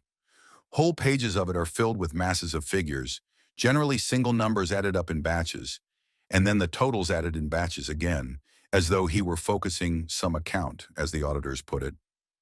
The 8th of July. There is a method in his madness, and the rudimentary idea in my mind is growing. It will be a whole idea soon, and then, oh, unconscious cerebration. You will have to give the wall to your conscious brother. I kept away from my friend for a few days, so that I might notice if there were any change. Things remain as they were, except that he has parted with some of his pets and got a new one. He has managed to get a sparrow and has already partially tamed it. His means of taming is simple, for already the spiders have diminished. Those that do remain, however, are well fed, for he still brings in the flies by tempting them with his food. The 19th of July. We are progressing. My friend has now a whole colony of sparrows, and his flies and spiders are almost obliterated. When I came in, he ran to me and said he wanted to ask me a great favor, a very, very great favor. And as he spoke, he fawned on me like a dog. I asked him what it was, and he said, with a sort of rapture in his voice and bearing, "A kitten, a nice little, sleek, playful kitten that I can play with and teach and feed and feed and feed." I was not unprepared for this request, for I had noticed how his pets went on increasing in size and vivacity, but I did not care that his pretty family of tame sparrows should be wiped out in the same manner as the flies and spiders. So I said I would see about it and asked him if he would not rather have a cat than a kitten. His eagerness betrayed him as he answered, "Oh yes, I would like a cat. I only asked for a kitten, lest you should refuse me a cat." "No one would refuse me a kitten, would they?" I shook my head and said that at present I feared it would not be possible, but that I would see about it. His face fell, and I could see a warning of danger in it, for there was a sudden fierce, sidelong look which meant killing. The man is an undeveloped homicidal maniac. I shall test him with his present craving and see how it will work out. Then I shall know more. 10 p.m. I have visited him again and found him sitting in a corner brooding. When I came in, he threw himself on his knees before me and implored me to let him have a cat, that his salvation depended upon it. I was firm, however, and told him that he could not have it, whereupon he went without a word and sat down, gnawing his fingers in the corner where I had found him. I shall see him in the morning early. The 20th of July. Visited Renfield very early, before attendant went his rounds. Found him up and humming a tune. He was spreading out his sugar, which he had saved in the window, and was manifestly beginning his fly-catching again, and beginning it cheerfully and with a good grace. I looked around for his birds, and not seeing them, asked him where they were. He replied, without turning round, that they had all flown away. There were a few feathers about the room, and on his pillow a drop of blood. I said nothing, but went and told the keeper to report to me if there were anything odd about him during the day. 11 a.m. The attendant has just been to see me to say that Renfield has been very sick and has disgorged a whole lot of feathers. "My belief is, doctor," he said, "that he has eaten his birds and that he just took and ate them raw." 11 p.m. I gave Renfield a strong opiate tonight, enough to make even him sleep, and took away his pocketbook to look at it. The thought that has been buzzing about my brain lately is complete, and the theory proved. My homicidal maniac is of a peculiar kind. I shall have to invent a new classification for him and call him esophagus life-eating maniac. What he desires is to absorb as many lives as he can, and he has laid himself out to achieve it in a cumulative way. He gave many flies to one spider and many spiders to one bird, and then wanted a cat to eat the many birds. What would have been his later steps? It would almost be worthwhile to complete the experiment. It might be done if there were only a sufficient cause. Men sneered at vivisection, and yet look at its results today. Why not advance science in its most difficult and vital aspect, the knowledge of the brain? Had I even the secret of one such mind, did I hold the key to the fancy of even one lunatic, I might advance my own branch of science to a pitch compared with which Burden Sanderson's physiology or Ferrier's brain knowledge would be as nothing. If only there were a sufficient cause. I must not think too much of this, or I may be tempted. A good cause might turn the scale with me, for may not I too be of an exceptional brain, congenitally? How well the man reasoned. Lunatics always do within their own scope. I wonder at how many lives he values a man, or if at only one. He has closed the account most accurately and today begun a new record. How many of us begin a new record with each day of our lives?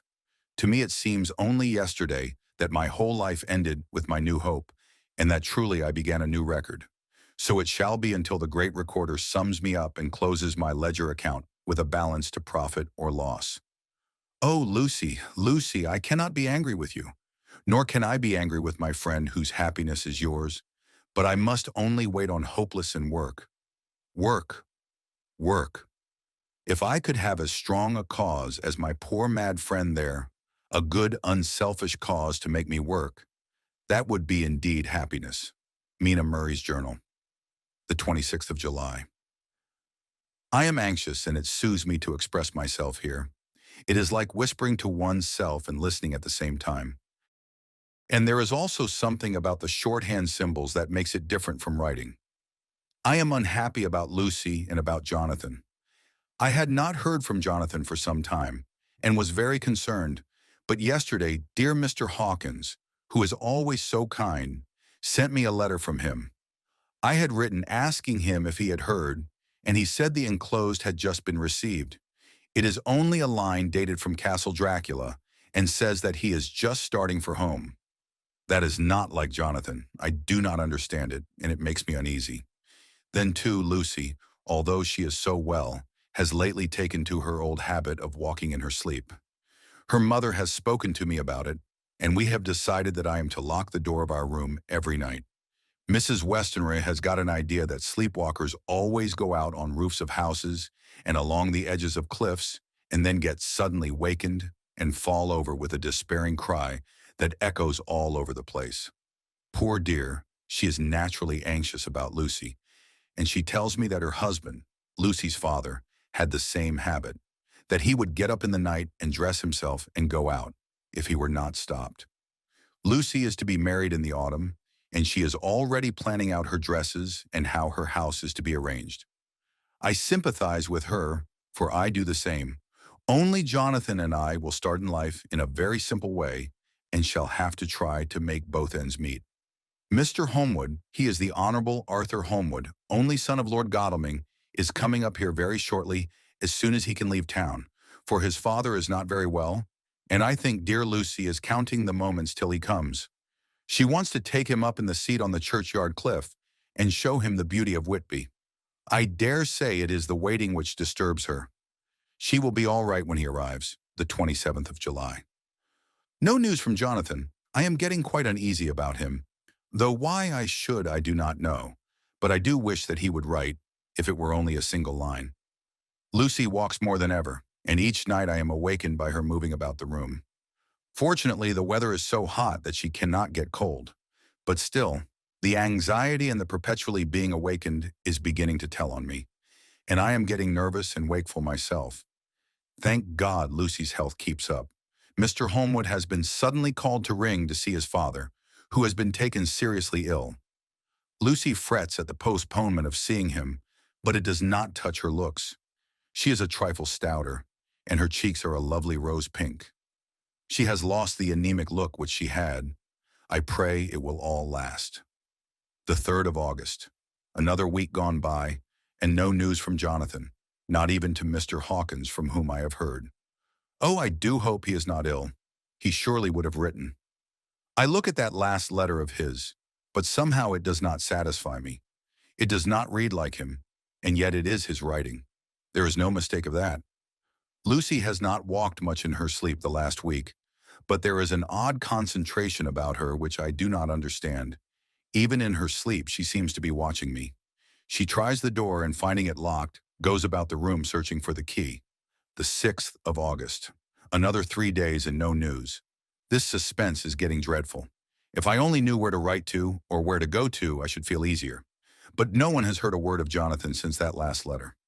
I must only pray to God for patience. Lucy is more excitable than ever, but is otherwise well.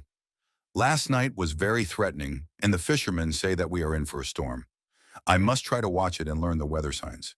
Today is a gray day, and the sun, as I write, is hidden in thick clouds, high over Kettleness. Everything is gray except the green grass, which seems like emerald amongst it. Gray earthy rock, gray clouds, tinged with the sunburst at the far edge, hang over the gray sea, into which the sand points stretch like gray figures. The sea is tumbling in over the shallows and the sandy flats with a roar, muffled in the sea mist drifting inland. The horizon is lost in a gray mist. All vastness, the clouds are piled up like giant rocks, and there is a brool over the sea that sounds like some passage of doom. Dark figures are on the beach here and there, sometimes half shrouded in the mist, and seamen like trees walking. The fishing boats are racing for home and rise and dip in the ground swell as they sweep into the harbor, bending to the scuppers. Here comes old Mr. Swales. He is making straight for me, and I can see by the way he lifts his hat that he wants to talk. I have been quite touched by the change in the poor old man. When he sat down beside me, he said in a very gentle way, "I want to say something to you, miss." I could see he was not at ease, so I took his poor old wrinkled hand in mine and asked him to speak fully. So he said, leaving his hand in mine, "I'm afraid, my dearie, that I must have shocked you by all the wicked things I've been saying about the dead, and such like, for weeks past. But I didn't mean them, and I want ye to remember that when I'm gone, we had folks that be daffled, and with one foot abaft the crock hool, don't altogether like to think of it. and we don't want to feel scarred of it, and that's why I've took to making light of it, so that I'd cheer up my own heart a bit. But Lord love you, miss, I ain't afraid of dying, not a bit, only I don't want to die if I can help it. My time must be nigh at hand now, for I be odd, and 100 years is too much for any man to expect. And I'm so nigh it that the odd man is already whetting his scythe. You see, I can't get out of the habit of caffing about it all at once. The chaffs will wag as they be used to. Some day soon the angel of death will sound his trumpet for me. But don't ye duel and greet, my dearie, for he saw that I was crying. If he should come this very night, I'd not refuse to answer his call. For life be, after all, only a-waitin' for something else than what we're doing, and death be all that we can rightly depend on. But I'm content, for it's comin' to me, my dearie, and comin' quick. It may be comin' while we be lookin' and wonderin'. Maybe it's in that wind out over the sea that's bringin' with it loss and wreck and sore distress and sad hearts. Look, look, he cried suddenly. There's something in that wind and in the host beyond that sounds and looks and tastes and smells like death. It's in the air. I feel it comin'. Lord, make me answer cheerful when my call comes. He held up his arms devoutly and raised his hat. His mouth moved as though he were praying. After a few minutes of silence, he got up, shook hands with me, and blessed me and said goodbye and hobbled off. It all touched me and upset me very much. I was glad when the Coast Guard came along, with his spyglass under his arm. He stopped to talk with me, as he always does, but all the time kept looking at a strange ship. I can't make her out, he said. She's a Russian by the look of her. But she's knocking about in the queerest way. She doesn't know her mind a bit. She seems to see the storm coming, but can't decide whether to run up north in the open or to put in here. Look there again. She is steered mighty strangely, for she doesn't mind the hand on the wheel, changes about with every puff of wind. We'll hear more of her before this time tomorrow. Chapter 7. Cutting from the Daily Graph, the 8th of August. Pasted in Mina Murray's journal, from a correspondent, Whitby. One of the greatest and suddenest storms on record has just been experienced here, with results both strange and unique. The weather had been somewhat sultry, but not to any degree uncommon in the month of August. Saturday evening was as fine as was ever known, and the great body of holiday makers laid out yesterday for visits to Mulgrave Woods, Robin Hood's Bay, Rig Mill, Runswick, Staithes, and the various trips in the neighborhood of Whitby. The steamers Emma and Scarborough made trips up and down the coast, and there was an unusual amount of tripping, both to and from Whitby. The day was unusually fine till the afternoon, when some of the gossips who frequent the East Cliff churchyard and from the commanding eminence watch the wide sweep of sea visible to the north and east, called attention to a sudden show of Mary's tails high in the sky to the northwest. The wind was then blowing from the southwest in the mild degree which in barometrical language is ranked number 2 light breeze. The Coast Guard on duty at once made report, and one old fisherman, who for more than half a century has kept watch on weather signs from the East Cliff, foretold in an emphatic manner the coming of a sudden storm. The approach of sunset was so very beautiful, so grand in its masses of splendidly colored clouds, that there was quite an assemblage on the walk along the cliff in the old churchyard to enjoy the beauty. Before the sun dipped below the black mass of Kettleness, standing boldly athwart the western sky, its downward way was marked by myriad clouds of every sunset color, flame, purple, pink, green, violet, and all the tints of gold, with here and there masses not large, but of seemingly absolute blackness in all sorts of shapes, as well outlined as colossal silhouettes. The experience was not lost on the painters, and doubtless some of the sketches of the prelude to the great storm will grace the RA and RI walls in May next. More than one captain made up his mind then and there that his cobble or his mule, as they termed the different classes of boats, would remain in the harbor till the storm had passed. The wind fell away entirely during the evening, and at midnight there was a dead calm, a sultry heat, and that prevailing intensity which, on the approach of thunder, affects persons of a sensitive nature. There were but few lights in sight at sea, for even the coasting steamers, which usually hug the shore so closely, kept well to seaward, and but few fishing boats were in sight. The only sail noticeable was a foreign schooner with all sails set, which was seemingly going westwards. The foolhardiness or ignorance of her officers was a prolific theme for comment while she remained in sight, and efforts were made to signal her to reduce sail in the face of her danger. Before the night shut down, she was seen with sails idly flapping as she gently rolled on the undulating swell of the sea, as idle as a painted ship upon a painted ocean. Shortly before 10 o'clock, the stillness of the air grew quite oppressive, and the silence was so marked that the bleating of a sheep inland or the barking of a dog in the town was distinctly heard, and the band on the pier, with its lively French air, was like a discord in the great harmony of nature's silence. A little after midnight came a strange sound from over the sea, and high overhead the air began to carry a strange, faint, hollow booming. Then, without warning, the tempest broke, with a rapidity which at the time seemed incredible, and even afterwards is impossible to realize. The whole aspect of nature at once became convulsed.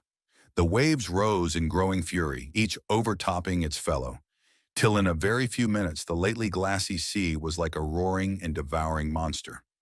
White-crested waves beat madly on the level sands and rushed up the shelving cliffs. Others broke over the piers, and with their spume swept the lanthorns of the lighthouses which rise from the end of either pier of Whitby Harbor. The wind roared like thunder, and blew with such force that it was with difficulty that even strong men kept their feet or clung with grim clasp to the iron stanchions. It was found necessary to clear the entire pier from the mass of onlookers, or else the fatalities of the night would have increased manifold. To add to the difficulties and dangers of the time, masses of sea fog came drifting inland.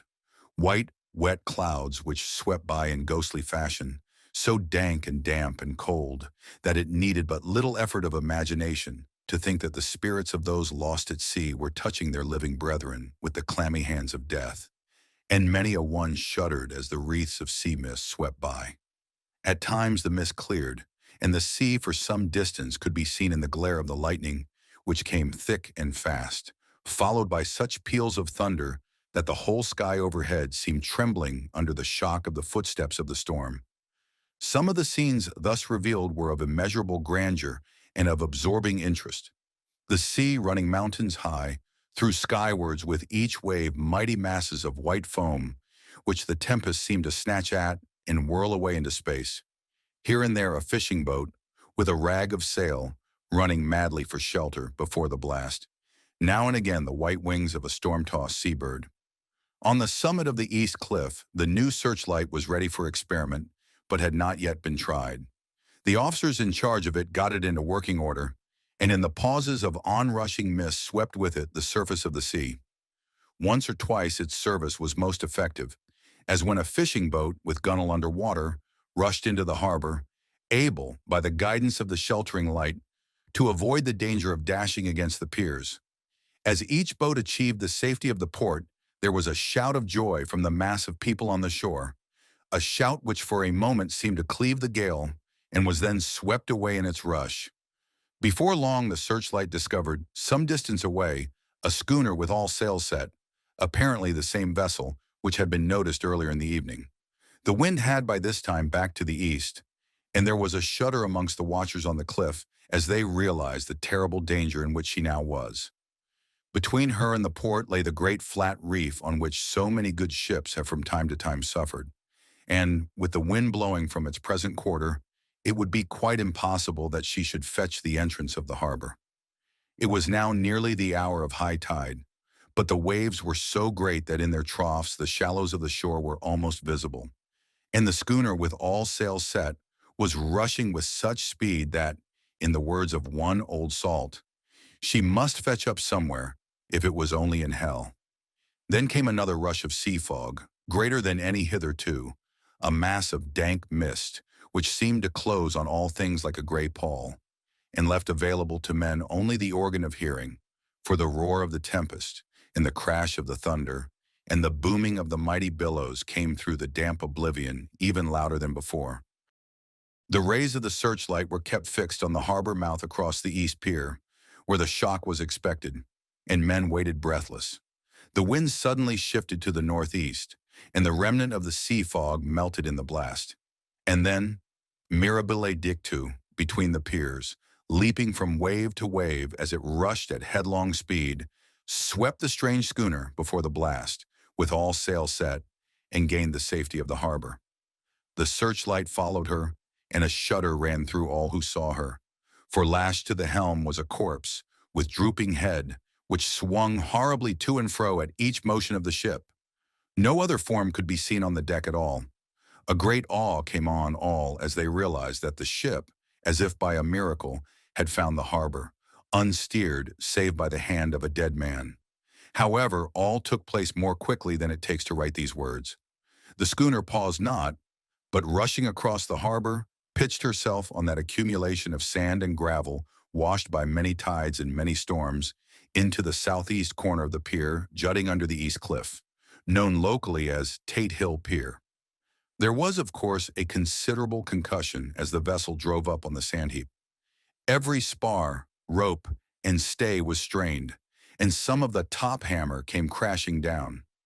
But strangest of all, the very instant the shore was touched, an immense dog sprang up on deck from below, as if shot up by the concussion, and running forward jumped from the bow on the sand.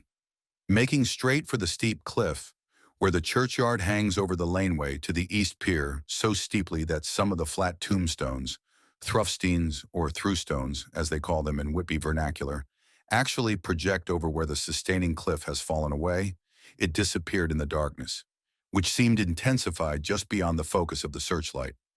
It so happened that there was no one at the moment on Tate Hill Pier, as all those whose houses are in close proximity were either in bed or were out on the heights above. Thus the Coast Guard on duty on the eastern side of the harbor, who at once ran down to the little pier, was the first to climb aboard. The men working the searchlight, after scouring the entrance of the harbor without seeing anything, then turned the light on the derelict and kept it there. The Coast Guard ran aft, and when he came beside the wheel, bent over to examine it and recoiled at once as though under some sudden emotion. This seemed to pique general curiosity, and quite a number of people began to run. It is a good way round from the west cliff by the drawbridge to Tate Hill Pier, but your correspondent is a fairly good runner and came well ahead of the crowd. When I arrived, however, I found already assembled on the pier a crowd, whom the Coast Guard and police refused to allow to come on board. By the courtesy of the chief boatman, I was, as your correspondent, permitted to climb on deck, and was one of a small group who saw the dead seaman whilst actually lashed to the wheel. It was no wonder that the Coast Guard was surprised, or even awed, for not often can such a sight have been seen. The man was simply fastened by his hands, tied one over the other, to a spoke of the wheel. Between the inner hand and the wood was a crucifix, the set of beads on which it was fastened being around both wrists and wheel, and all kept fast by the binding cords. The poor fellow may have been seated at one time, but the flapping and buffeting of the sails had worked through the rudder of the wheel and had dragged him to and fro, so that the cords with which he was tied had cut the flesh to the bone. Accurate note was made of the state of things, and a doctor, Surgeon J.M. Caffin of 33 East Elliott Place, who came immediately after me, declared, after making examination, that the man must have been dead for quite 2 days. In his pocket was a bottle, carefully corked, empty save for a little roll of paper, which proved to be the addendum to the log. The Coast Guard said the man must have tied up his own hands, fastening the knots with his teeth. The fact that a Coast Guard was the first on board may save some complications later on in the Admiralty Court, for Coast Guards cannot claim the salvage, which is the right of the first civilian entering on a derelict. Already, however, the legal tongues are wagging, and one young law student is loudly asserting that the rights of the owner are already completely sacrificed, his property being held in contravention of the statutes of mortmain, since the tiller, as emblem ship, if not proof, of delegated possession, is held in a dead hand. It is needless to say that the dead steersman has been reverently removed from the place where he held his honorable watch and ward till death, a steadfastness as noble as that of the young Casabianca, and placed in the mortuary to await inquest. Already the sudden storm is passing, and its fierceness is abating. Crowds are scattering backward, and the sky is beginning to redden over the Yorkshire wolds. I shall send in time for your next issue further details of the derelict ship which found her way so miraculously into harbor in the storm. The 9th of August. The sequel to the strange arrival of the derelict in the storm last night is almost more startling than the thing itself. It turns out that the schooner is Russian from Varna and is called the Demeter. She is almost entirely in ballast of silver sand, with only a small amount of cargo, a number of great wooden boxes filled with mold. This cargo was consigned to a Whitby solicitor, Mr. S.F. Billington, of 7 the Crescent, who this morning went aboard and took formal possession of the goods consigned to him. The Russian consul, too, acting for the charter party, took formal possession of the ship and paid all harbor dues, etc. Nothing is talked about here today except the strange coincidence. The officials of the Board of Trade have been most exacting in seeing that every compliance has been made with existing regulations. As the matter is to be a 9 days' wonder, they are evidently determined that there shall be no cause of other complaint. A good deal of interest was abroad concerning the dog which landed when the ship struck, and more than a few of the members of the SPCA, which is very strong in Whitby, have tried to befriend the animal. To the general disappointment, however, it was not to be found. It seems to have disappeared entirely from the town. It may be that it was frightened and made its way onto the moors, where it is still hiding in terror. There are some who look with dread on such a possibility, lest later on it should in itself become a danger, for it is evidently a fierce brute. Early this morning, a large dog, a half-bred mastiff belonging to a coal merchant close to Tate Hill Pier, was found dead in the roadway opposite its master's yard. It had been fighting and manifestly had had a savage opponent, for its throat was torn away and its belly was slit open as if with a savage claw. Later, by the kindness of the Board of Trade Inspector, I have been permitted to look over the logbook of the Demeter, which was in order up to within 3 days, but contained nothing of special interest except as to facts of missing men. The greatest interest, however, is with regard to the paper found in the bottle, which was today produced at the inquest. And a more strange narrative than the two between them unfolded has not been my lot to come across. As there is no motive for concealment, I am permitted to use them, and accordingly send you a transcript, simply omitting technical details of seamanship and supercargo. It almost seems as though the captain had been seized with some kind of mania before he had got well into blue water, and that this had developed persistently throughout the voyage.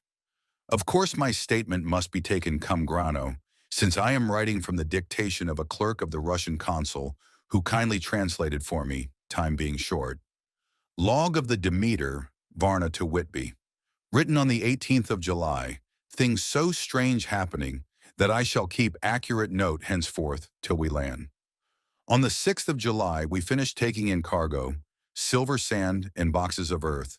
At noon set sail, east wind, fresh. Crew, 5 hands, 2 mates, cook, and myself, captain. On the 11th of July at dawn entered Bosphorus, boarded by Turkish customs officers, baksheesh, all correct. Underway at 4 p.m. on the 12th of July through Dardanelles. More customs officers and flagboat of guarding squadron. Baksheesh again. Work of officers thorough but quick. Want us off soon. At dark passed into Archipelago. On the 13th of July past Cape Matapan. Crew dissatisfied about something. Seemed scared but would not speak out. On the 14th of July was somewhat anxious about crew. Men all steady fellows who sailed with me before. Mate could not make out what was wrong. They only told him there was something and crossed themselves. Mate lost temper with one of them that day and struck him. Expected fierce quarrel, but all was quiet. On the 16th of July, mate reported in the morning that one of the crew, Petrovsky, was missing. Could not account for it.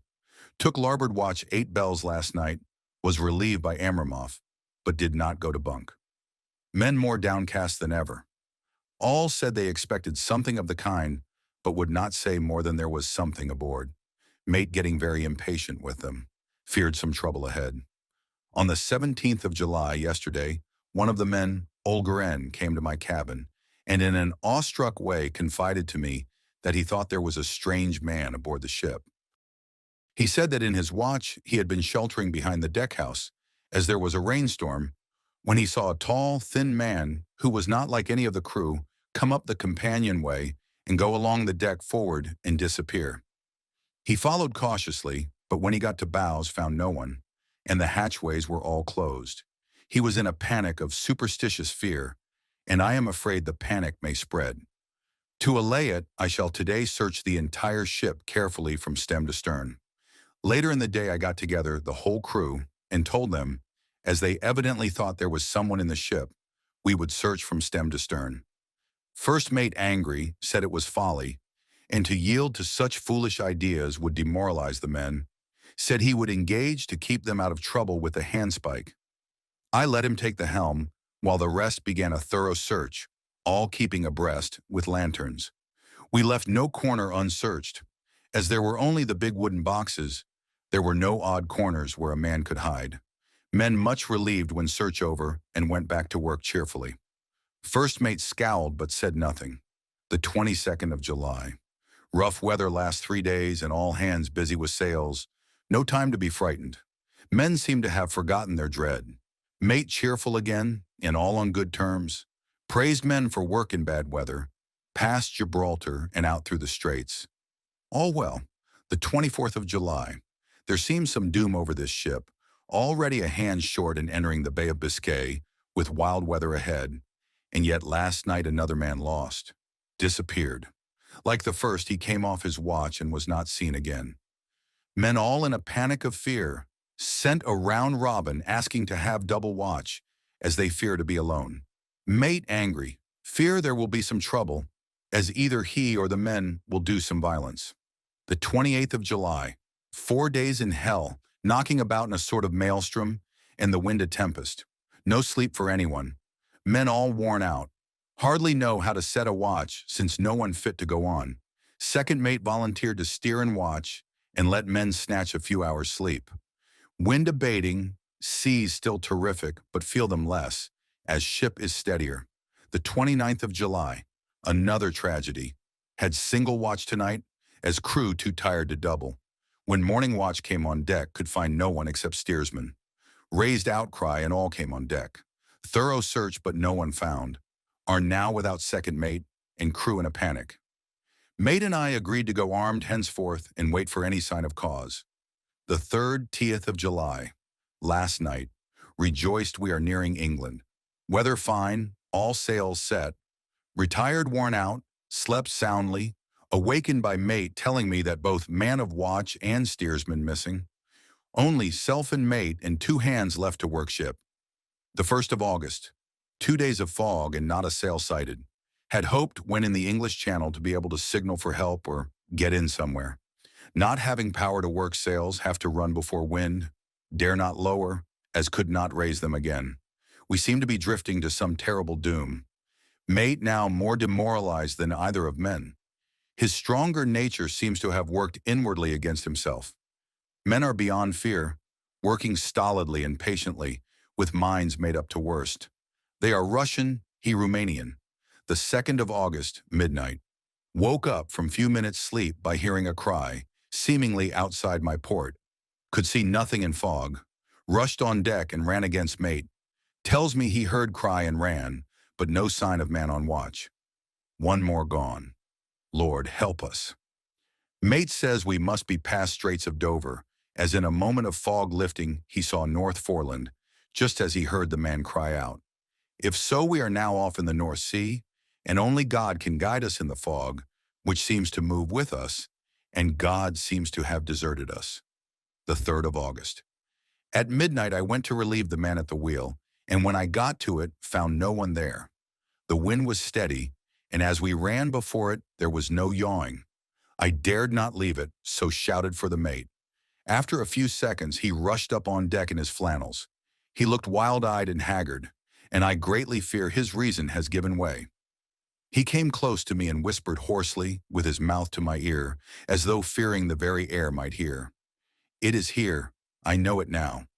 On the watch last night I saw it, like a man, tall and thin and ghastly pale. It was in the bows and looking out. I crept behind it and gave it my knife, but the knife went through it, empty as the air. And as he spoke, he took the knife and drove it savagely into space. Then he went on, "But it is here, and I'll find it. It is in the hold, perhaps in one of those boxes. I'll unscrew them one by one and see. You work the helm." And with a warning look and his finger on his lip, he went below. There was springing up a choppy wind, and I could not leave the helm. I saw him come out on deck again with a tool chest and lantern and go down the forward hatchway. He is mad, stark, raving mad, and it's no use my trying to stop him. He can't hurt those big boxes. They are invoiced as clay, and to pull them about is as harmless a thing as he can do. So here I stay and mind the helm and write these notes. I can only trust in God and wait till the fog clears. Then if I can't steer to any harbor with the wind that is, I shall cut down sails and lie by and signal for help. It is nearly all over now. Just as I was beginning to hope that the mate would come out calmer, for I heard him knocking away at something in the hold, and work is good for him, there came up the hatchway a sudden, startled scream, which made my blood run cold, and up on the deck he came as if shot from a gun, a raging madman, with his eyes rolling and his face convulsed with fear. "Save me! Save me!" he cried, and then looked round on the blanket of fog. His horror turned to despair, and in a steady voice he said, "You had better come too, Captain, before it is too late. He is there. I know the secret now. The sea will save me from him, and it is all that is left." Before I could say a word or move forward to seize him, he sprang on the bulwark and deliberately threw himself into the sea. I suppose I know the secret too now. It was this madman who had got rid of the men one by one, and now he has followed them himself. God help me. How am I to account for all these horrors when I get to port? When I get to port, will that ever be? The 4th of August, still fog, which the sunrise cannot pierce. I know there is sunrise because I am a sailor. Why else I know not. I dared not go below. I dared not leave the helm. So here all night I stayed, and in the dimness of the night I saw it.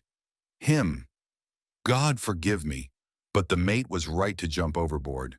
It was better to die like a man. To die like a sailor in blue water. No man can object. But I am captain, and I must not leave my ship. But I shall baffle this fiend or monster, for I shall tie my hands to the wheel when my strength begins to fail, and along with them I shall tie that which it dare not touch. And then, come good wind or foul, I shall save my soul and my honor as a captain. I am growing weaker, and the night is coming on. If he can look me in the face again, I may not have time to act. If we are wrecked, mayhap this bottle may be found, and those who find it may understand. If not, well, then all men shall know that I have been true to my trust. God and the Blessed Virgin and the saints help a poor, ignorant soul trying to do his duty. Of course, the verdict was an open one.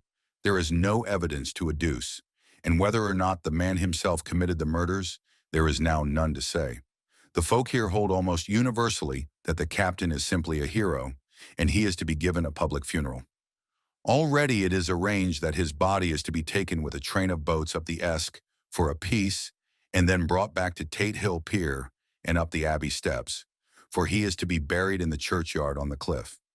The owners of more than 100 boats have already given in their names as wishing to follow him to the grave. No trace has ever been found of the great dog, at which there is much mourning, for with public opinion in its present state, he would, I believe, be adopted by the town. Tomorrow will see the funeral, and so will end this one more mystery of the sea. Mina Murray's Journal. The 8th of August. Lucy was very restless all night, and I too could not sleep. The storm was fearful, and as it boomed loudly among the chimney pots, it made me shudder.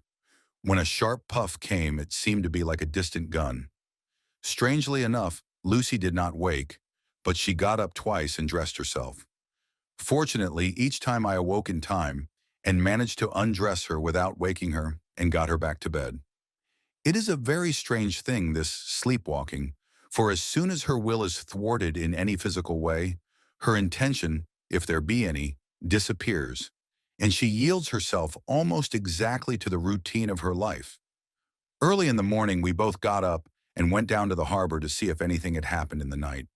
There were very few people about, and though the sun was bright and the air clear and fresh, the big, grim-looking waves that seemed dark themselves because the foam that topped them was like snow, forced themselves in through the mouth of the harbor, like a bullying man going through a crowd. Somehow I felt glad that Jonathan was not on the sea last night, but on land. But oh, is he on land or sea? Where is he and how? I am getting fearfully anxious about him. If I only knew what to do and could do anything. The 10th of August. The funeral of the poor sea captain today was most touching. Every boat in the harbor seemed to be there, and the coffin was carried by captains all the way from Tate Hill Pier up to the churchyard. Lucy came with me, and we went early to our old seat, whilst the cortege of boats went up the river to the viaduct and came down again. We had a lovely view and saw the procession nearly all the way. The poor fellow was laid to rest near our seat so that we stood on it, when the time came and saw everything. Poor Lucy seemed much upset. She was restless and uneasy all the time, and I cannot but think that her dreaming at night is telling on her. She is quite odd in one thing. She will not admit to me that there is any cause for restlessness, or if there be, she does not understand it herself. There is an additional cause in that poor Mr. Swales was found dead this morning on our seat, his neck being broken. He had evidently, as the doctor said, fallen back in the seat in some sort of fright, for there was a look of fear and horror on his face that the men said made them shudder. Poor dear old man. Lucy is so sweet and sensitive that she feels influences more acutely than other people do. Just now she was quite upset by a little thing which I did not much heed, though I am myself very fond of animals. One of the men who came up here often to look for the boats was followed by his dog. The dog is always with him. They are both quiet persons, and I never saw the man angry, nor heard the dog bark. During the service, the dog would not come to its master, who was on the seat with us, but kept a few yards off, barking and howling. Its master spoke to it gently, and then harshly, and then angrily. But it would neither come nor cease to make a noise.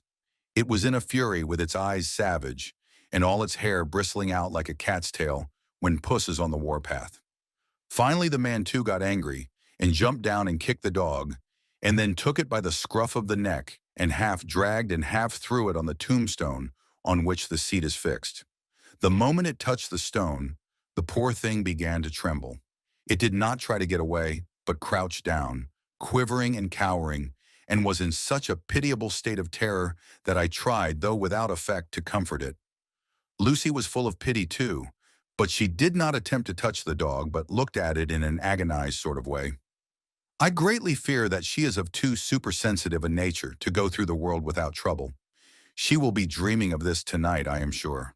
The whole agglomeration of things, the ship steered into port by a dead man, his attitude, tied to the wheel with a crucifix and beads, the touching funeral, the dog, now furious and now in terror, will all afford material for her dreams. I think it will be best for her to go to bed tired out physically, so I shall take her for a long walk by the cliffs to Robin Hood's Bay and back. She ought not to have much inclination for sleepwalking then.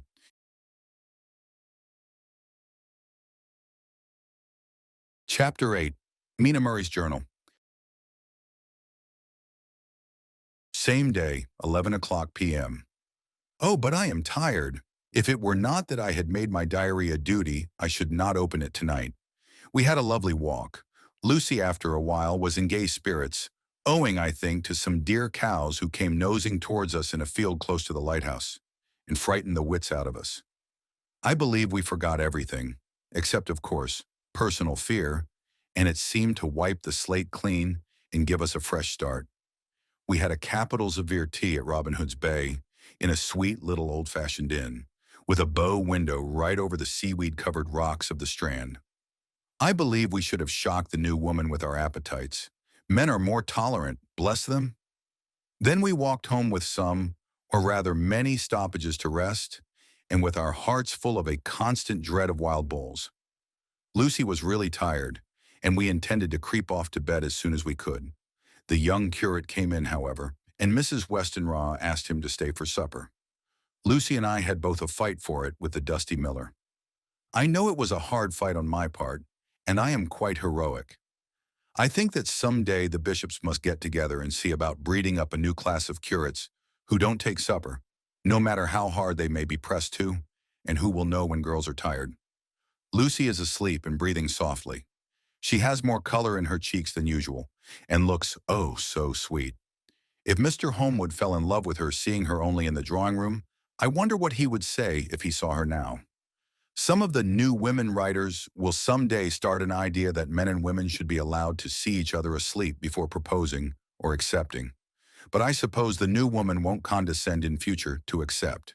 She will do the proposing herself. And a nice job she will make of it too. There's some consolation in that. I am so happy tonight, because dear Lucy seems better. I really believe she has turned the corner, and that we are over her troubles with dreaming. I should be quite happy if I only knew of Jonathan. God bless and keep him. The 11th of August. Diary again. No sleep now, so I may as well write. I am too agitated to sleep. We have had such an adventure, such an agonizing experience. I fell asleep as soon as I had closed my diary. Suddenly I became broad awake and sat up with a horrible sense of fear upon me and of some feeling of emptiness around me. The room was dark, so I could not see Lucy's bed. I stole across and felt for her. The bed was empty. I lit a match and found that she was not in the room. The door was shut but not locked, as I had left it. I feared to wake her mother, who has been more than usually ill lately, so threw on some clothes and got ready to look for her. As I was leaving the room, it struck me that the clothes she wore might give me some clue to her dreaming intention. Dressing gown would mean house, dress outside.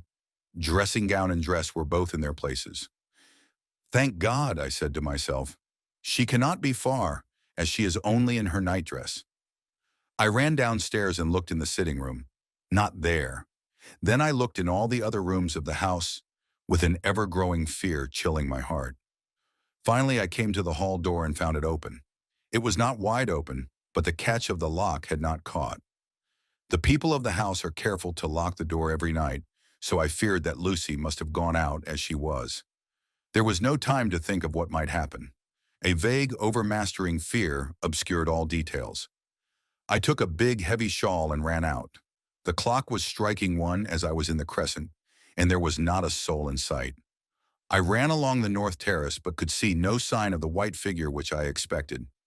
At the edge of the west cliff above the pier, I looked across the harbor to the east cliff, in the hope or fear, I don't know which, of seeing Lucy in our favorite seat. There was a bright full moon, with heavy black, driving clouds, which threw the whole scene into a fleeting diorama of light and shade as they sailed across. For a moment or two I could see nothing, as the shadow of a cloud obscured St. Mary's Church and all around it. Then as the cloud passed, I could see the ruins of the abbey coming into view. And, as the edge of a narrow band of light, as sharp as a sword cut, moved along, the church and churchyard became gradually visible. Whatever my expectation was, it was not disappointed, for there, on our favorite seat, the silver light of the moon struck a half-reclining figure, snowy white. The coming of the cloud was too quick for me to see much, for shadow shut down on light almost immediately. But it seemed to me as though something dark stood behind the seat where the white figure shone and bent over it. What it was, whether man or beast, I could not tell.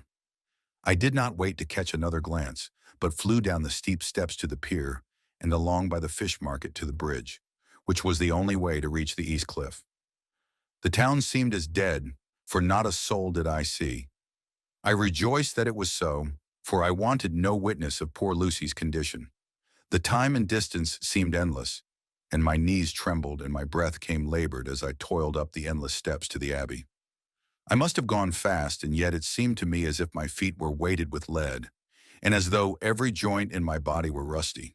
When I got almost to the top, I could see the seat and the white figure, for I was now close enough to distinguish it even through the spells of shadow. There was undoubtedly something, long and black, bending over the half-reclining white figure. I called in fright, "Lucy! Lucy!" And something raised a head, and from where I was, I could see a white face and red, gleaming eyes. Lucy did not answer, and I ran on to the entrance of the churchyard. As I entered, the church was between me and the seat, and for a minute or so I lost sight of her. When I came in view again, the cloud had passed, and the moonlight struck so brilliantly that I could see Lucy half reclining, with her head lying over the back of the seat. She was quite alone, and there was not a sign of any living thing about. When I bent over her, I could see that she was still asleep. Her lips were parted and she was breathing, not softly as usual with her, but in long, heavy gasps, as though striving to get her lungs full at every breath. As I came close, she put up her hand in her sleep and pulled the collar of her nightdress close around her, as though she felt the cold. I flung the warm shawl over her and drew the edges tight around her neck, for I dreaded lest she should get some deadly chill from the night air, unclad as she was. I feared to wake her all at once, so, in order to have my hands free to help her, I fastened the shawl at her throat with a big safety pin. But I must have been clumsy in my anxiety and pinched or pricked her with it, for by and by, when her breathing became quieter, she put her hand to her throat again and moaned. When I had her carefully wrapped up, I put my shoes on her feet and then began very gently to wake her. At first she did not respond, but gradually she became more and more uneasy in her sleep, moaning and sighing occasionally. At last, as time was passing fast and for many other reasons, I wished to get her home at once, I shook her forcibly, till finally she opened her eyes and awoke. She did not seem surprised to see me as, of course, she did not realize all at once where she was.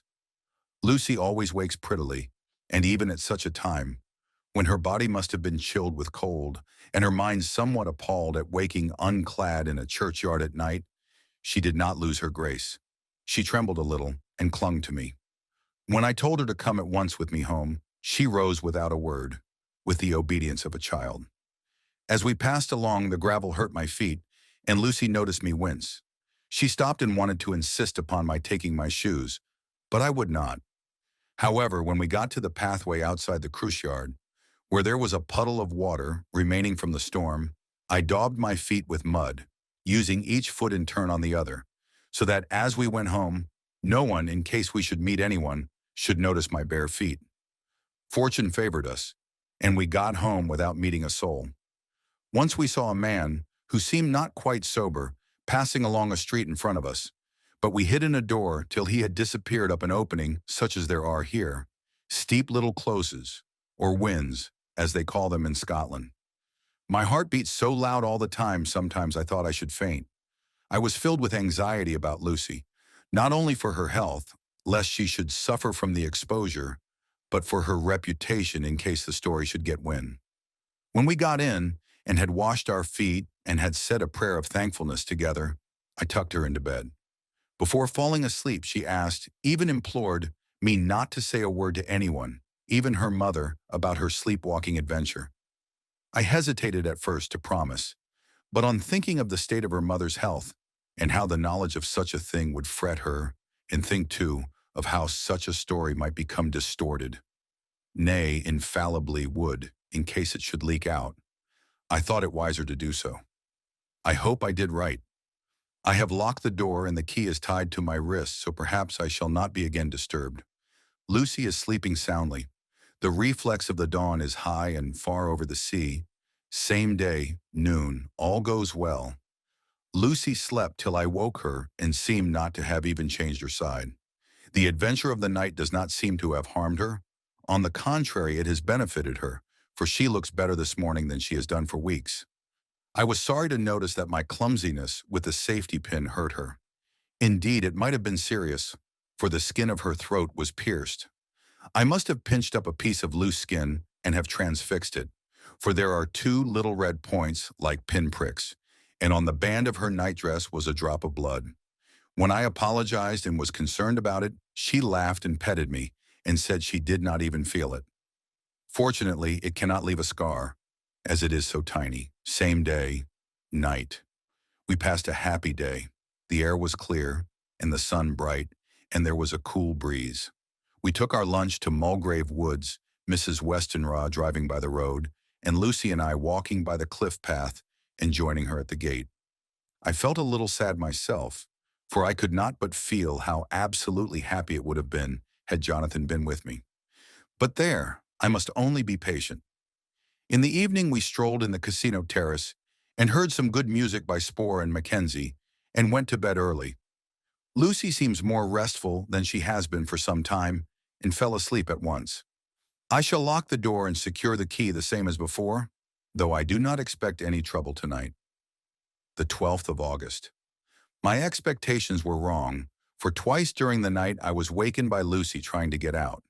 She seemed, even in her sleep, to be a little impatient at finding the door shut and went back to bed under a sort of protest. I woke with the dawn and heard the birds chirping outside of the window. Lucy woke too, and I was glad to see was even better than on the previous morning. All her old gaiety of manner seemed to have come back, and she came and snuggled in beside me and told me all about Arthur. I told her how anxious I was about Jonathan, and then she tried to comfort me. Well, she succeeded somewhat, for though sympathy can't alter facts, it can make them more bearable. The 13th of August. Another quiet day, and to bed with the key on my wrist as before. Again I awoke in the night and found Lucy sitting up in bed, still asleep, pointing to the window. I got up quietly and, pulling aside the blind, looked out.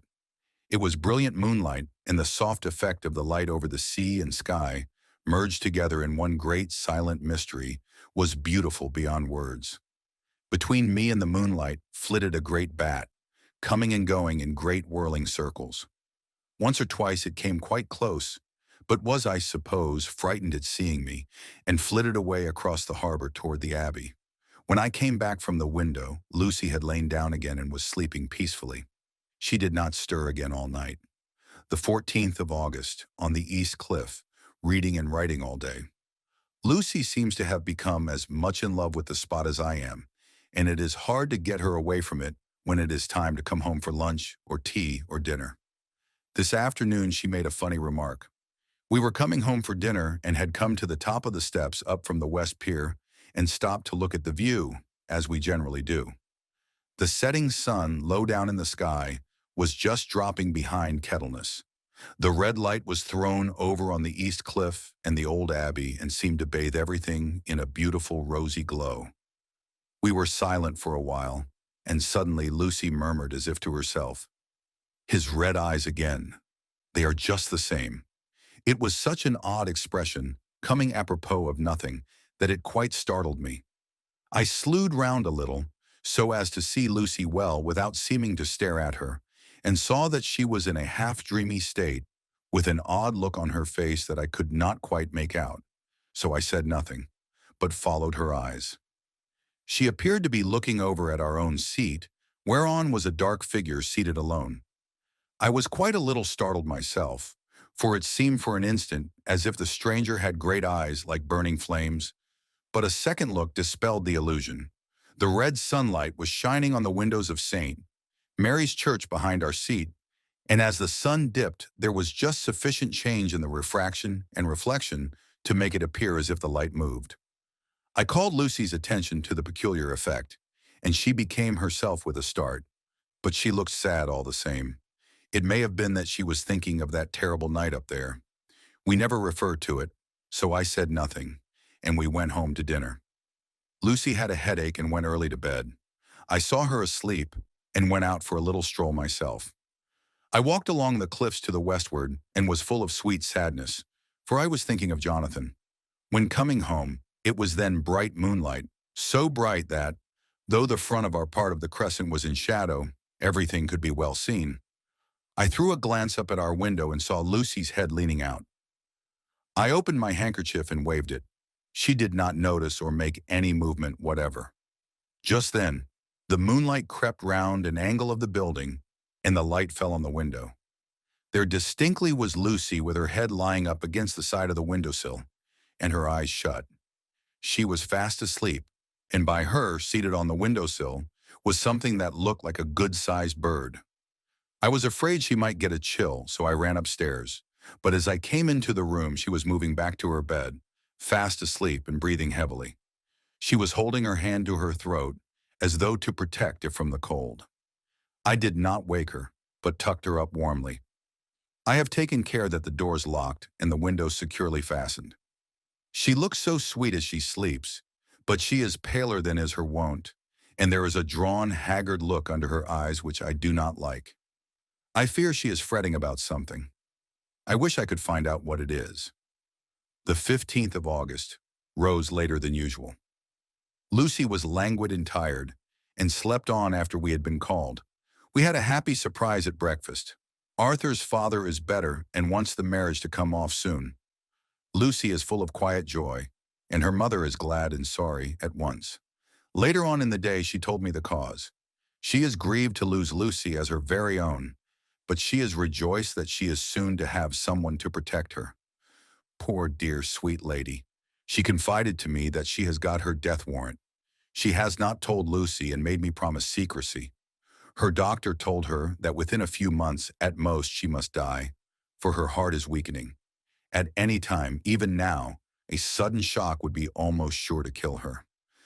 Ah, we were wise to keep from her the affair of the dreadful night of Lucy's sleepwalking.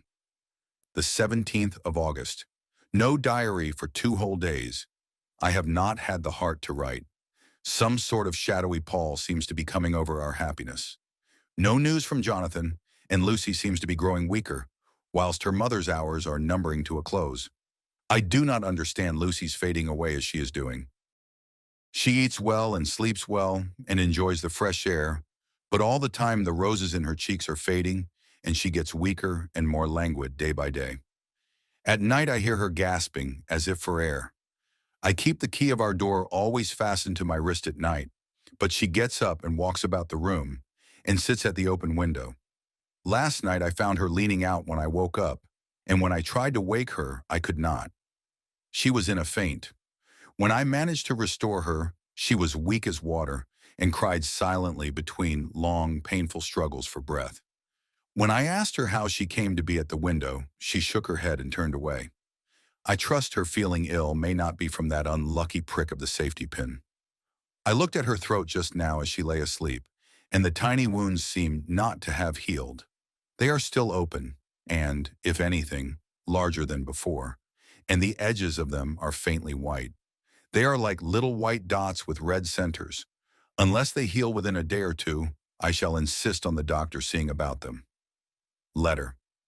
Samuel F. Billington and Son, Solicitors, Whitby, to Messrs. Carter, Patterson and Company, London, the 17th of August. Dear Sirs, herewith please receive invoice of goods sent by Great Northern Railway. Same are to be delivered at Carfax near Purfleet, immediately on receipt at Goods Station, King's Cross. The house is at present empty, but enclosed please find keys, all of which are labeled. You will please deposit the boxes, 50 in number, which form the consignment, in the partially ruined building forming part of the house, and marked A on rough diagrams enclosed. Your agent will easily recognize the locality, as it is the ancient chapel of the mansion. The goods leave by the train at 9:30 tonight, and will be due at King's Cross at 4:30 tomorrow afternoon. As our client wishes the delivery made as soon as possible, we shall be obliged by your having teams ready at King's Cross at the time named and forthwith conveying the goods to destination. In order to obviate any delays possible through any routine requirements as to payment in your departments, we enclose check herewith for £10, receipt of which please acknowledge. Should the charge be less than this amount, you can return balance. If greater, we shall at once send check for difference on hearing from you. You are to leave the keys on coming away in the main hall of the house, where the proprietor may get them on his entering the house by means of his duplicate key. Pray do not take us as exceeding the bounds of business courtesy in pressing you in all ways to use the utmost expedition. We are, dear sirs, faithfully yours, Samuel F. Billington and Son. Letter. Messrs. Carter, Patterson and Company, London, to Messrs. Billington and Son, Whitby, the 21st of August. Dear sirs, we beg to acknowledge £10 received and to return check of £1, 17 shillings, 9 pence, amount of overplus, as shown in receipted account herewith. Goods are delivered in exact accordance with instructions, and keys left in parcel in main hall, as directed. We are, dear sirs, yours respectfully, Pro Carter, Patterson and Company. Mina Murray's Journal, the 18th of August. I am happy today and right sitting on the seat in the churchyard. Lucy is ever so much better. Last night she slept well all night and did not disturb me once. The roses seem coming back already to her cheeks, though she is still sadly pale and wan-looking. If she were in any way anemic, I could understand it, but she is not. She is in gay spirits and full of life and cheerfulness. All the morbid reticence seems to have passed from her, and she has just reminded me, as if I needed any reminding, of that night, and that it was here, on this very seat, I found her asleep. As she told me, she tapped playfully with the heel of her boot on the stone slab and said, "My poor little feet didn't make much noise then. I dare say poor old Mr. Swales would have told me that it was because I didn't want to wake up Geordie." As she was in such a communicative humor, I asked her if she had dreamed at all that night. Before she answered, that sweet, puckered look came into her forehead, which Arthur, I call him Arthur from her habit, says he loves, and indeed, I don't wonder that he does. Then she went on in a half-dreaming kind of way, as if trying to recall it to herself. I didn't quite dream, but it all seemed to be real. I only wanted to be here in this spot. I don't know why, for I was afraid of something. I don't know what. I remember, though I suppose I was asleep, passing through the streets and over the bridge. A fish leaped as I went by, and I leaned over to look at it, and I heard a lot of dogs howling. The whole town seemed as if it must be full of dogs all howling at once as I went up the steps. Then I had a vague memory of something long and dark with red eyes, just as we saw in the sunset, and something very sweet and very bitter all around me at once. And then I seemed sinking into deep green water, and there was a singing in my ears, as I have heard there is to drowning men. And then everything seemed passing away from me. My soul seemed to go out from my body and float about the air. I seem to remember that once the West Lighthouse was right under me, and then there was a sort of agonizing feeling, as if I were in an earthquake, and I came back and found you shaking my body. I saw you do it before I felt you. Then she began to laugh. It seemed a little uncanny to me, and I listened to her breathlessly. I did not quite like it and thought it better not to keep her mind on the subject, so we drifted on to another subject, and Lucy was like her old self again. When we got home, the fresh breeze had braced her up, and her pale cheeks were really more rosy. Her mother rejoiced when she saw her, and we all spent a very happy evening together. The 19th of August. Joy, joy, joy! Although not all joy. At last, news of Jonathan. The dear fellow has been ill. That is why he did not write. I am not afraid to think it or to say it now that I know. Mr. Hawkins sent me on the letter and wrote himself, oh so kindly. I am to leave in the morning and go over to Jonathan, and to help to nurse him if necessary, and to bring him home. Mr. Hawkins says it would not be a bad thing if we were to be married out there. I have cried over the good sister's letter till I can feel it wet against my bosom, where it lies. It is of Jonathan, and must be near my heart, for he is in my heart. My journey is all mapped out, and my luggage ready. I am only taking one change of dress. Lucy will bring my trunk to London and keep it till I send for it may be that I must write no more. I must keep it to say to Jonathan, my husband. The letter that he has seen and touched must comfort me till we meet. Letter. Sister Agatha, Hospital of St. Joseph and St. Mary, Budapest, to Miss Wilhelmina Murray, the 12th of August. Dear Madam, I write by desire of Mr. Jonathan Harker, who is himself not strong enough to write, though progressing well, thanks to God and St. Joseph and St. Mary. He has been under our care for nearly 6 weeks, suffering from a violent brain fever. He wishes me to convey his love, and to say that by this post I write for him to Mr. Peter Hawkins, Exeter, to say with his dutiful respects that he is sorry for his delay and that all of his work is completed. He will require some few weeks' rest in our sanatorium in the hills, but will then return. He wishes me to say that he has not sufficient money with him, and that he would like to pay for his staying here, so that others who need shall not be wanting for help. Believe me yours with sympathy and all blessings. Sister Agatha. Postscriptum. My patient being asleep, I open this to let you know something more. He has told me all about you, and that you are shortly to be his wife. All blessings to you both. He has had some fearful shock, so says our doctor, and in his delirium his ravings have been dreadful. of wolves and poison and blood, of ghosts and demons, and I fear to say of what. Be careful of him always, that there may be nothing to excite him of this kind for a long time to come. The traces of such an illness as his do not lightly die away. We should have written long ago, but we knew nothing of his friends, and there was nothing on him, nothing that anyone could understand. He came in the train from Klausenburg, and the guard was told by the station master there that he rushed into the station shouting for a ticket for home. Seeing from his violent demeanor that he was English, they gave him a ticket for the furthest station on the way thither that the train reached. Be assured that he is well cared for. He has won all hearts by his sweetness and gentleness. He is truly getting on well, and I have no doubt will in a few weeks be all himself. But be careful of him for safety's sake. I pray God and St. Joseph and St. Mary, many, many happy years for you both. Dr. Seward's Diary. The 19th of August. Strange and sudden change in Renfield last night. About 8 o'clock he began to get excited and sniff about as a dog does when setting. The attendant was struck by his manner, and knowing my interest in him, encouraged him to talk.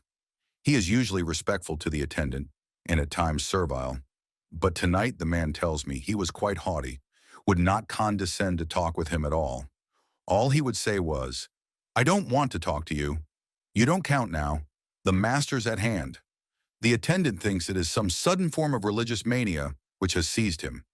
If so, we must look out for squalls, for a strong man with homicidal and religious mania at once might be dangerous. The combination is a dreadful one. At 9 o'clock I visited him myself. His attitude to me was the same as that to the attendant. In his sublime self-feeling, the difference between myself and the attendant seemed to him as nothing. It looks like religious mania, and he will soon think that he himself is God. These infinitesimal distinctions between man and man are too paltry for an omnipotent being. How these madmen give themselves away! The real God taketh heed lest a sparrow fall, but the God created from human vanity sees no difference between an eagle and a sparrow. Oh, if men only knew! For half an hour or more, Renfield kept getting excited in greater and greater degree. I did not pretend to be watching him, but I kept strict observation all the same. All at once that shifty look came into his eyes which we always see when a madman has seized an idea, and with it the shifty movement of the head and back which asylum attendants come to know so well.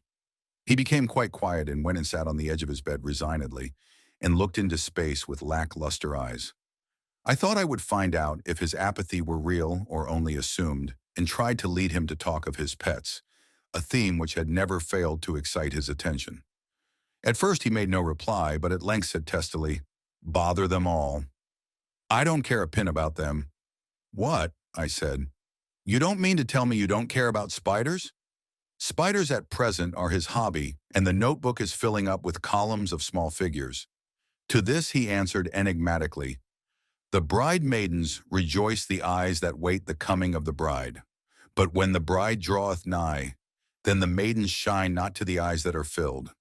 He would not explain himself, but remained obstinately seated on his bed all the time I remained with him. I am weary tonight and low in spirits. I cannot but think of Lucy and how different things might have been. If I don't sleep at once chloral, the modern Morpheus, I must be careful not to let it grow into a habit. No, I shall take none tonight. I have thought of Lucy, and I shall not dishonor her by mixing the two. If need be, tonight shall be sleepless. Later. Glad I made the resolution, gladder that I kept to it. I had lain tossing about and had heard the clock strike only twice when the night watchman came to me, sent up from the ward to say that Renfield had escaped. I threw on my clothes and ran down at once. My patient is too dangerous a person to be roaming about. Those ideas of his might work out dangerously with strangers. The attendant was waiting for me.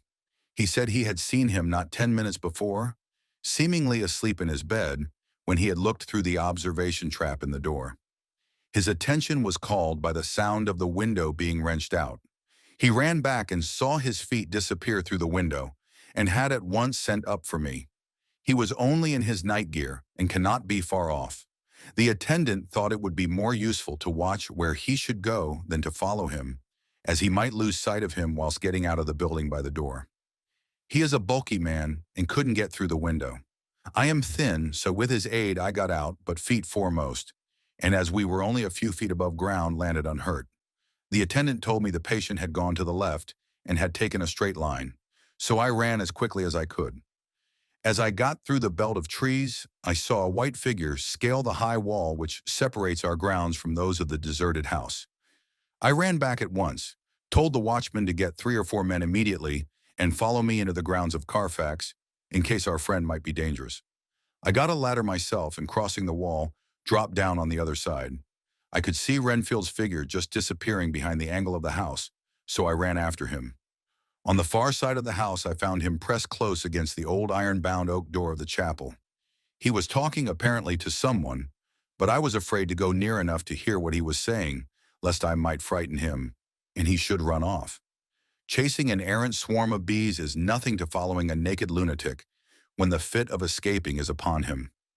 After a few minutes, however, I could see that he did not take note of anything around him, and so ventured to draw nearer to him, the more so as my men had now crossed the wall and were closing him in. I heard him say, "I am here to do your bidding, master. I am your slave, and you will reward me, for I shall be faithful. I have worshipped you long and afar off. Now that you are near, I await your commands, and you will not pass me by, will you, dear master, in your distribution of good things?" He is a selfish old beggar anyhow. He thinks of the loaves and fishes even when he believes his is in a real presence. His manias make a startling combination. When we closed in on him, he fought like a tiger. He is immensely strong, for he was more like a wild beast than a man. I never saw a lunatic in such a paroxysm of rage before, and I hope I shall not again. It is a mercy that we have found out his strength and his danger in good time. With strength and determination like his, he might have done wild work before he was caged. He is safe now at any rate. Jack Shepherd himself couldn't get free from the straight waistcoat that keeps him restrained, and he's chained to the wall in the padded room. His cries are at times awful, but the silences that follow are more deadly still, for he means murder in every turn and movement. Just now he spoke coherent words for the first time. "I shall be patient, master. It is coming, coming, coming." So I took the hint and came to. I was too excited to sleep, but this diary has quieted me, and I feel I shall get some sleep tonight. Chapter 9, Letter. Mina Harker to Lucy Westenra. Budapest, the 24th of August. My dearest Lucy, I know you will be anxious to hear all that has happened since we parted at the railway station at Whitby. Well, my dear, I got to Hull all right and caught the boat to Hamburg and then the train on here. I feel that I can hardly recall anything of the journey except that I knew I was coming to Jonathan, and that as I should have to do some nursing, I had better get all the sleep I could. I found my dear one, oh, so thin and pale and weak-looking. All the resolution has gone out of his dear eyes, and that quiet dignity which I told you was in his face has vanished. He is only a wreck of himself, and he does not remember anything that has happened to him for a long time past. At least he wants me to believe so, and I shall never ask. He has had some terrible shock, and I fear it might tax his poor brain if he were to try to recall it. Sister Agatha, who is a good creature and a born nurse, tells me that he wanted her to tell me what they were, but she would only cross herself and say she would never tell, that the ravings of the sick were the secrets of God, and that if a nurse through her vocation should hear them, she should respect her trust. She is a sweet, good soul, and the next day, when she saw I was troubled, she opened up the subject my poor dear raved about, added, "I can tell you this much, my dear, that it was not about anything which he has done wrong himself, and you, as his wife-to-be, have no cause to be concerned. He has not forgotten you or what he owes to you. His fear was of great and terrible things, which no mortal can treat of. I do believe the dear soul thought I might be jealous lest my poor dear should have fallen in love with any other girl. The idea of my being jealous about Jonathan. And yet, my dear, let me whisper, I felt a thrill of joy through me when I knew that no other woman was a cause for trouble. I am now sitting by his bedside, where I can see his face while he sleeps. He is waking.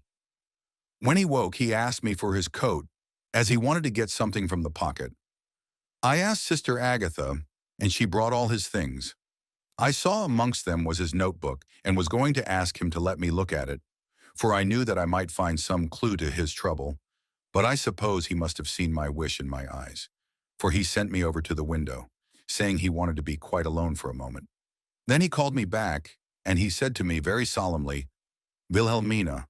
I knew then that he was in deadly earnest, for he has never called me by that name since he asked me to marry him. You know, dear, my ideas of the trust between husband and wife. There should be no secret, no concealment. I have had a great shock, and when I try to think of what it is, I feel my head spin round, and I do not know if it was real of the dreaming of a madman. You know I had brain fever, and that is to be mad. The secret is here, and I do not want to know it. I want to take up my life here, with our marriage. For my dear, we had decided to be married as soon as the formalities are complete. Are you willing, Wilhelmina, to share my ignorance? Here is the book. Take it and keep it, read it if you will, but never let me know unless, indeed, some solemn duty should come upon me to go back to the bitter hours, asleep or awake, sane or mad, recorded here. He fell back exhausted, and I put the book under his pillow and kissed him. I have asked Sister Agatha to beg the Superior to let our wedding be this afternoon, and am waiting her reply. She has come and told me that the chaplain of the English Mission Church has been sent for. We are to be married in an hour, or as soon after as Jonathan awakes. Lucy, the time has come and gone. I feel very solemn, but very, very happy. Jonathan woke a little after the hour, and all was ready, and he sat up in bed, propped up with pillows. He answered his "I will" firmly and strong. I could hardly speak. My heart was so full that even those words seemed to choke me. The dear sisters were so kind. Please God, I shall never, never forget them, nor the grave and sweet responsibilities I have taken upon me. I must tell you of my wedding present. When the chaplain and the sisters had left me alone with my husband, oh, Lucy, it is the first time I have written the words, my husband. Left me alone with my husband, I took the book from under his pillow and wrapped it up in white paper, and tied it with a little bit of pale blue ribbon, which was round my neck, and sealed it over the knot with sealing wax. And for my seal, I used my wedding ring. Then I kissed it and showed it to my husband, and told him that I would keep it so. And then it would be an outward and visible sign for us all our lives that we trusted each other, that I would never open it unless it were for his own dear sake, or for the sake of some stern duty. Then he took my hand in his, and oh, Lucy, it was the first time he took his wife's hand and said that it was the dearest thing in all the wide world, and that he would go through all the past again to win it, if need be. The poor dear meant to have said a part of the past, but he cannot think of time yet, and I shall not wonder if at first he mixes up not only the month, but the year. Well, my dear, what could I say? I could only tell him that I was the happiest woman in all the wide world, and that I had nothing to give him except myself, my life, and my trust, and that with these went my love and duty for all the days of my life. And my dear, when he kissed me and drew me to him with his poor weak hands, it was like a solemn pledge between us. Lucy, dear, do you know why I tell you all this? It is not only because it is all sweet to me, but because you have been, and are, very dear to me. It was my privilege to be your friend and guide when you came from the schoolroom to prepare for the world of life. I want you to see now, and with the eyes of a very happy wife, whither duty has led me, so that in your own married life you too may be all happy, as I am. My dear, please Almighty God, your life may be all it promises, a long day of sunshine, with no harsh wind, no forgetting duty, no distrust. I must not wish you no pain, for that can never be. But I do hope you will be always as happy as I am now. Goodbye, my dear. I shall post this at once, and perhaps write you very soon again. I must stop, for Jonathan is waking. I must attend my husband. Your ever-loving Mina Harker. Letter. Lucy Westenra to Mina Harker. Whitby, the 30th of August. My dearest Mina, oceans of love and millions of kisses, and may you soon be in your own home with your husband. I wish you were coming home soon enough to stay with us here. The strong air would soon restore Jonathan. It has quite restored me. I have an appetite like a cormorant, am full of life, and sleep well. You will be glad to know that I have quite given up walking in my sleep. I think I have not stirred out of my bed for a week. That is when I once got into it at night. Arthur says I am getting fat. By the way, I forgot to tell you that Arthur is here. We have such walks and drives, and rides and rowing, and tennis and fishing together. And I love him more than ever. He tells me that he loves me more, but I doubt that, for at first he told me that he couldn't love me more than he did then. But this is nonsense. There he is calling to me. So no more just at present from your loving Lucy. Postscriptum. Mother sends her love. She seems better, poor dear. Postscript. We are to be married on the 28th of September. Dr. Seward's diary. The 20th of August. The case of Renfield grows even more interesting. He has now so far quieted that there are spells of cessation from his passion. For the first week after his attack, he was perpetually violent. Then one night, just as the moon rose, he grew quiet and kept murmuring to himself, "Now I can wait. Now I can wait." The attendant came to tell me, so I ran down at once to have a look at him. He was still in the strait waistcoat and in the padded room, but the suffused look had gone from his face, and his eyes had something of their old pleading. I might almost say cringing softness. I was satisfied with his present condition and directed him to be relieved. The attendants hesitated but finally carried out my wishes without protest. It was a strange thing that the patient had humor enough to see their distrust, for coming close to me, he said in a whisper, all the while looking furtively at them, "They think I could hurt you. Fancy me hurting you. The fools." It was soothing somehow to the feelings to find myself disassociated even in the mind of this poor madman from the others. But all the same, I do not follow his thought. Am I to take it that I have anything in common with him, so that we are, as it were, to stand together?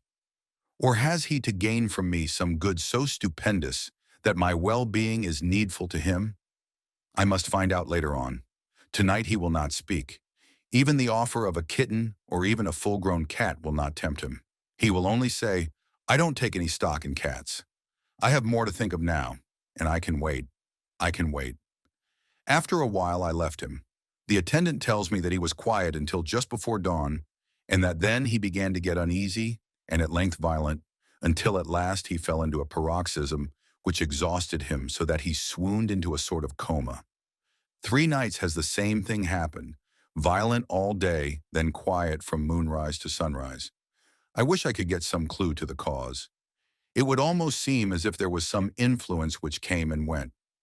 Happy thought, we shall tonight play sane wits against mad ones. He escaped before without our help. Tonight he shall escape with it.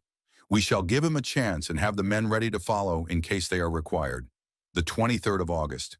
The expected always happens. How well Disraeli knew life. Our bird, when he found the cage open, would not fly, so all our subtle arrangements were for naught. At any rate, we have proved one thing, that the spells of quietness last a reasonable time. We shall in future be able to ease his bonds for a few hours each day. I have given orders to the night attendant merely to shut him in the padded room, when once he is quiet, until the hour before sunrise. The poor soul's body will enjoy the relief, even if his mind cannot appreciate it. Hark! The unexpected again. I am called. The patient has once more escaped. Later. Another night adventure. Renfield artfully waited until the attendant was entering the room to inspect. Then he dashed out past him and flew down the passage. I sent word for the attendants to follow. Again he went into the grounds of the deserted house, and we found him in the same place, pressed against the old chapel door. When he saw me, he became furious, and had not the attendants seized him in time, he would have tried to kill me. As we were holding him, a strange thing happened. He suddenly redoubled his efforts, and then as suddenly grew calm. I looked round instinctively, but could see nothing. Then I caught the patient's eye and followed it, but could trace nothing as it looked into the moonlight sky, except a big bat, which was flapping its silent and ghostly way to the west. Bats usually wheel about, but this one seemed to go straight on, as if it knew where it was bound for or had some intention of its own. The patient grew calmer every instant and presently said, "You needn't tie me. I shall go quietly." Without trouble, we came back to the house. I feel there is something ominous in his calm, and shall not forget this night. Lucy Westenra's diary, Hillingham, the 24th of August. I must imitate Mina and keep writing things down. Then we can have long talks when we do meet. I wonder when it will be. I wish she were with me again, for I feel so unhappy. Last night I seemed to be dreaming again, just as I was at Whitby. Perhaps it is the change of air or getting home again. It is all dark and horrid to me, for I can remember nothing. But I am full of vague fear, and I feel so weak and worn out. When Arthur came to lunch, he looked quite grieved when he saw me, and I hadn't the spirit to try to be cheerful. I wonder if I could sleep in Mother's room tonight. I shall make an excuse to try. The 25th of August. Another bad night. Mother did not seem to take to my proposal. She seems not too well herself, and doubtless she fears to worry me.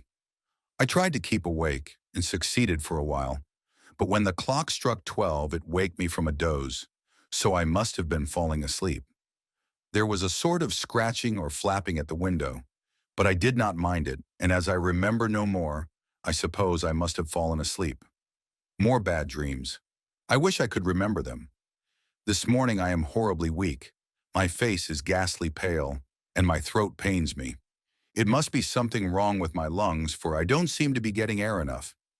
I shall try to cheer up when Arthur comes, or else I know he will be miserable to see me so. Letter Arthur to Dr. Seward. Albemarle Hotel, the 31st of August. My dear Jack, I want you to do me a favor. Lucy is ill, that is, she has no special disease, but she looks awful and is getting worse every day. I have asked her if there is any cause. I not dare to ask her mother, for to disturb the poor lady's mind about her daughter in her present state of health would be fatal. Mrs. Westenra has confided to me that her doom is spoken, disease of the heart, though poor Lucy does not know it yet. I am sure that there is something preying on my dear girl's mind. I am almost distracted when I think of her. To look at her gives me a pang. I told her I should ask you to see her, and though she demurred at first, I know why, old fellow, she finally consented. It will be a painful task for you, I know, old friend, but it is for her sake, and I must not hesitate to ask, or you to act. You are to come to lunch at Hillingham tomorrow, 2 o'clock, so as not to arouse any suspicion in Mrs. Westenra, and after lunch Lucy will take an opportunity of being alone with you. I am filled with anxiety and want to consult with you alone as soon as I can after you have seen her. Do not fail. Arthur. Telegram from Arthur Holmwood to Seward, the 1st of September. Am summoned to see my father, who is worse. Am writing. Write me fully by tonight's post to ring. Wire me if necessary. Letter from Dr. Seward to Arthur Holmwood, the 2nd of September. My dear old fellow, with regard to Miss Westenra's health, I hasten to let you know at once that in my opinion there is not any functional disturbance or any malady that I know of. At the same time, I am not by any means satisfied with her appearance. She is woefully different from what she was when I saw her last. Of course, you must bear in mind that I did not have full opportunity of examination, such as I should wish. Our very friendship makes a little difficulty, which not even medical science or custom can bridge over. I had better tell you exactly what happened, leaving you to draw, in a measure, your own conclusions. I shall then say what I have done and propose doing. I found Miss Westenra in seemingly gay spirits. Her mother was present, and in a few seconds I made up my mind that she was trying all she knew to mislead her mother and prevent her from being anxious. I have no doubt she guesses, if she does not know, what need of caution there is. We lunched alone, and as we all exerted ourselves to be cheerful, we got, as some kind of reward for our labors, some real cheerfulness amongst us. Then Mrs. Westenra went to lie down, and Lucy was left with me. We went into her boudoir. Until we got there, her gaiety remained, for the servants were coming and going. As soon as the door was closed, however, the mask fell from her face, and she sank down into a chair with a great sigh and hid her eyes with her hand. When I saw that her high spirits had failed, I at once took advantage of her reaction to make a diagnosis. She said to me very sweetly, "I cannot tell you how I loathe talking about myself." I reminded her that a doctor's confidence was sacred, but that you were grievously anxious about her. She caught on to my meaning at once and settled that matter in a word. "Tell Arthur everything you choose. I do not care for myself but for him, so I am quite free." I could easily see that she was somewhat bloodless, but I could not see the usual anemic signs, and by the chance I was able to test the actual quality of her blood, for in opening a window which was stiff, a cord gave way, and she cut her hand slightly with broken glass. It was a slight matter in itself, but it gave me an evident chance, and I secured a few drops of the blood and have analyzed them. The qualitative analysis give a quite normal condition, and shows, I should infer, in itself a vigorous state of health. In other physical matters, I was quite satisfied that there is no need for anxiety, but as there must be a cause somewhere, I have come to the conclusion that it must be something mental. She complains of difficulty breathing satisfactorily at times, and of heavy lethargic sleep, with dreams that frighten her, but regarding which she can remember nothing. She says that as a child she used to walk in her sleep, and that when in Whitby the habit came back, and that once she walked out in the night and went to East Cliff, where Miss Murray found her. But she assures me that of late the habit has not returned.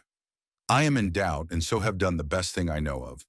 I have written to my old friend and master, Professor Van Helsing of Amsterdam, who knows as much about obscure diseases as anyone in the world.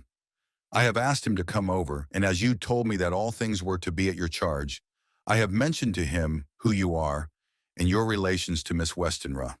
This, my dear fellow, is in obedience to your wishes, for I am only too proud and happy to do anything I can for her. Van Helsing would, I know, do anything for me for a personal reason, so no matter on what ground he comes, we must accept his wishes. He is a seemingly arbitrary man. This is because he knows what he is talking about better than anyone else.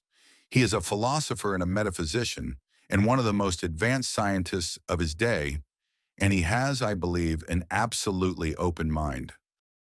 This, with an iron nerve, a temper of the ice brook, an indomitable resolution, self-command and toleration, exalted from virtues to blessings, and the kindliest and truest heart that beats, these form his equipment for the noble work that he is doing for mankind, work both in theory and practice, for his views are as wide as his all-embracing sympathy. I tell you these facts that you may know why I have such confidence in him. I have asked him to come at once. I shall see Miss Westenra tomorrow again. She is to meet me at the stores, so that I may not alarm her mother by too early a repetition of my call. Yours always, John Seward. Letter from Abraham Van Helsing, M.D., D.Ph., D.L.I.T. to Dr. Seward. The 2nd of September. My good friend, when I received your letter, I am already coming to you. By good fortune, I can leave just at once, without wrong to any of those who have trusted me. Were fortune other, then it were bad for those who have trusted. For I come to my friend when he call me to aid those he holds dear.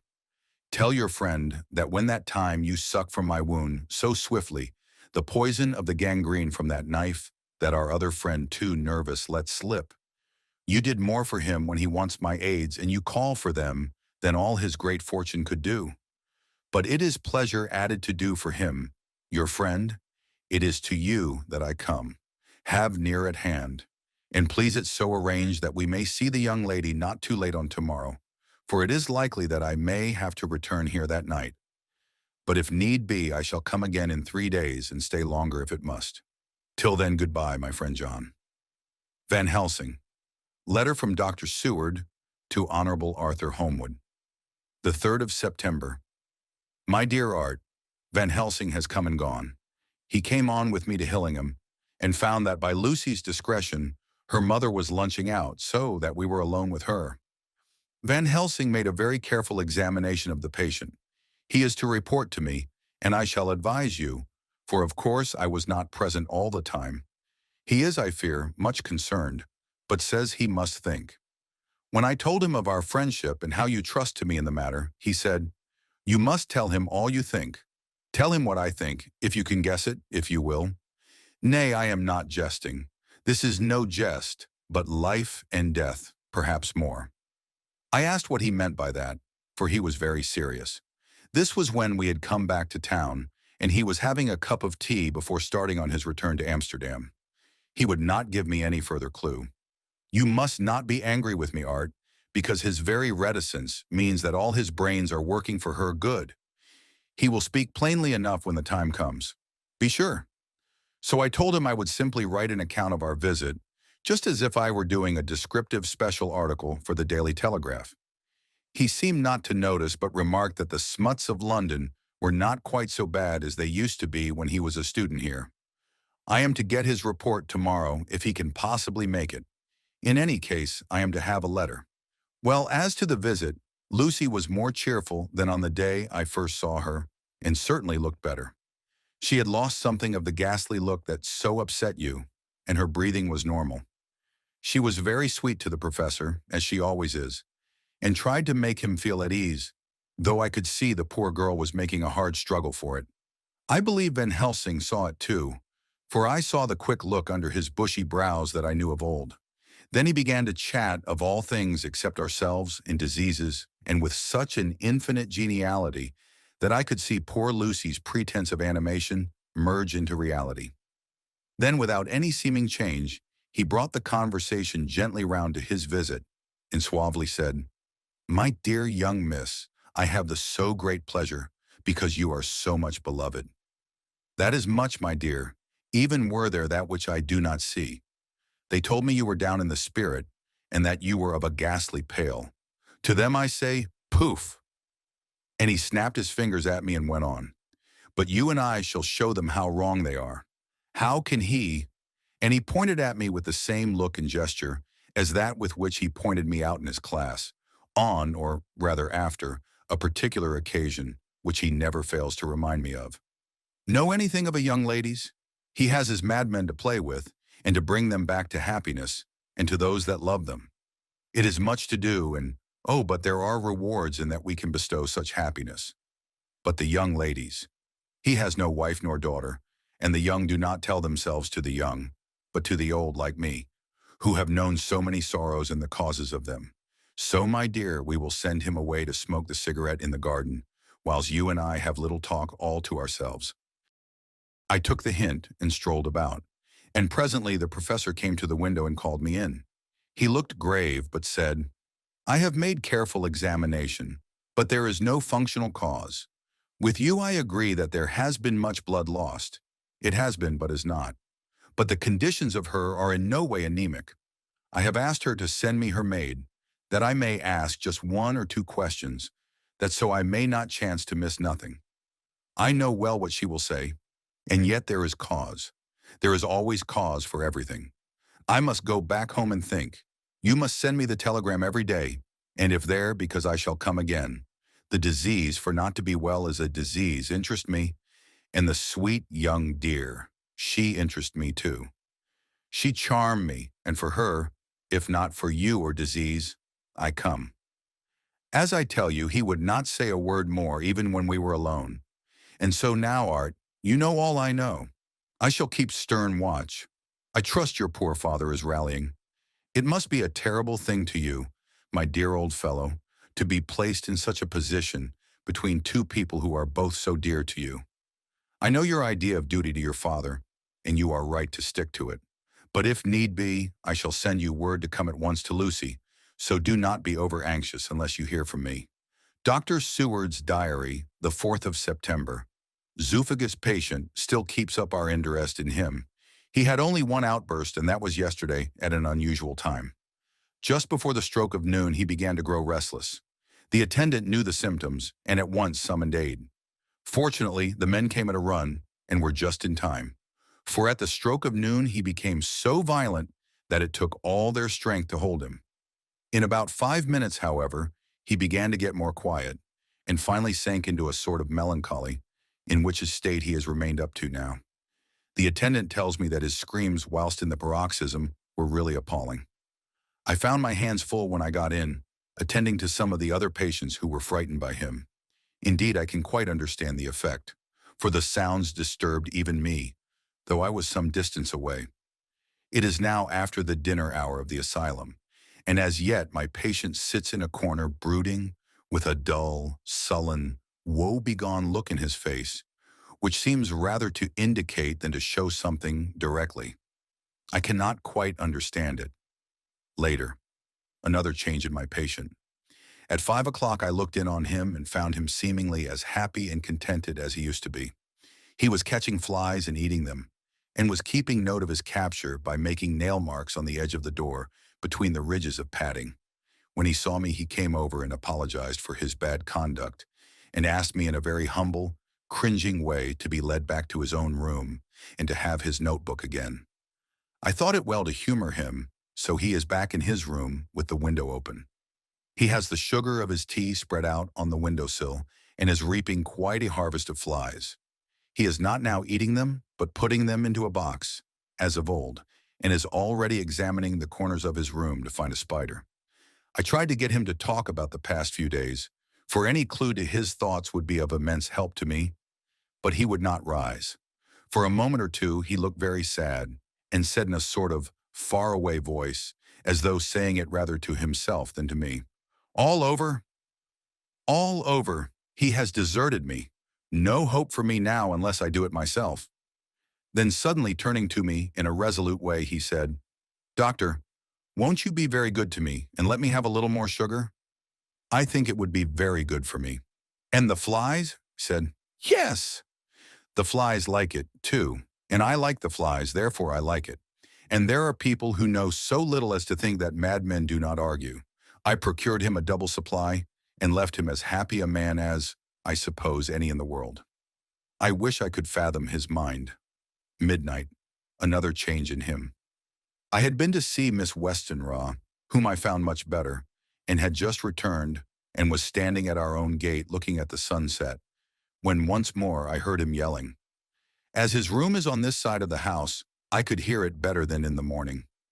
It was a shock to me to turn from the wonderful, smoky beauty of a sunset over London, with its lurid lights and inky shadows and all the marvelous tints that come on foul clouds, even as on foul water, and to realize all the grim sternness of my own cold stone building, with its wealth of breathing misery, and my own desolate heart to endure it all.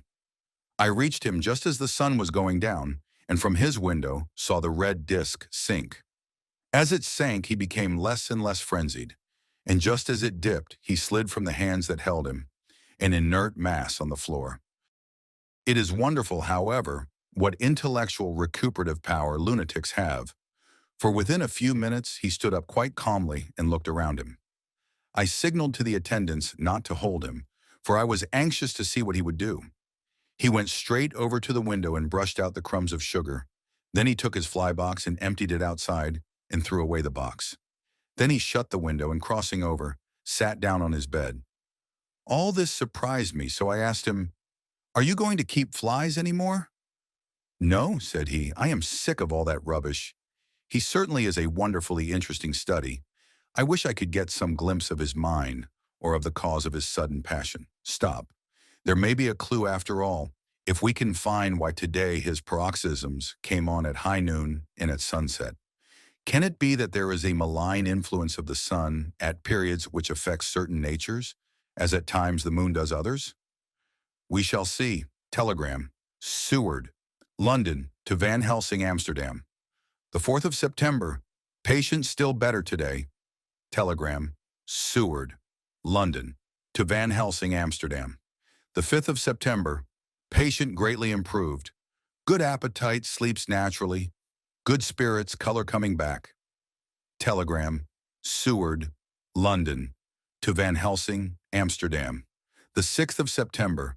Terrible change for the worse. Come at once. Do not lose an hour. I hold over telegram to Homewood till I've seen you. Chapter 10. Letter. Dr. Seward to Honorable Arthur Homewood. The 6th of September. My dear Art, my news today is not so good. Lucy this morning had gone back a bit. There is, however, one good thing which has arisen from it. Mrs. Westenra was naturally anxious concerning Lucy, and has consulted me professionally about her. I took advantage of the opportunity and told her that my old master, Van Helsing, the great specialist, was coming to stay with me, and that I would put her in his charge conjointly with myself.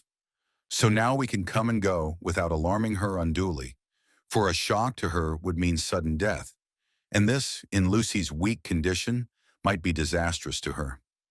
We are hedged in with difficulties, all of us, my poor fellow, but please God we shall come through them all right.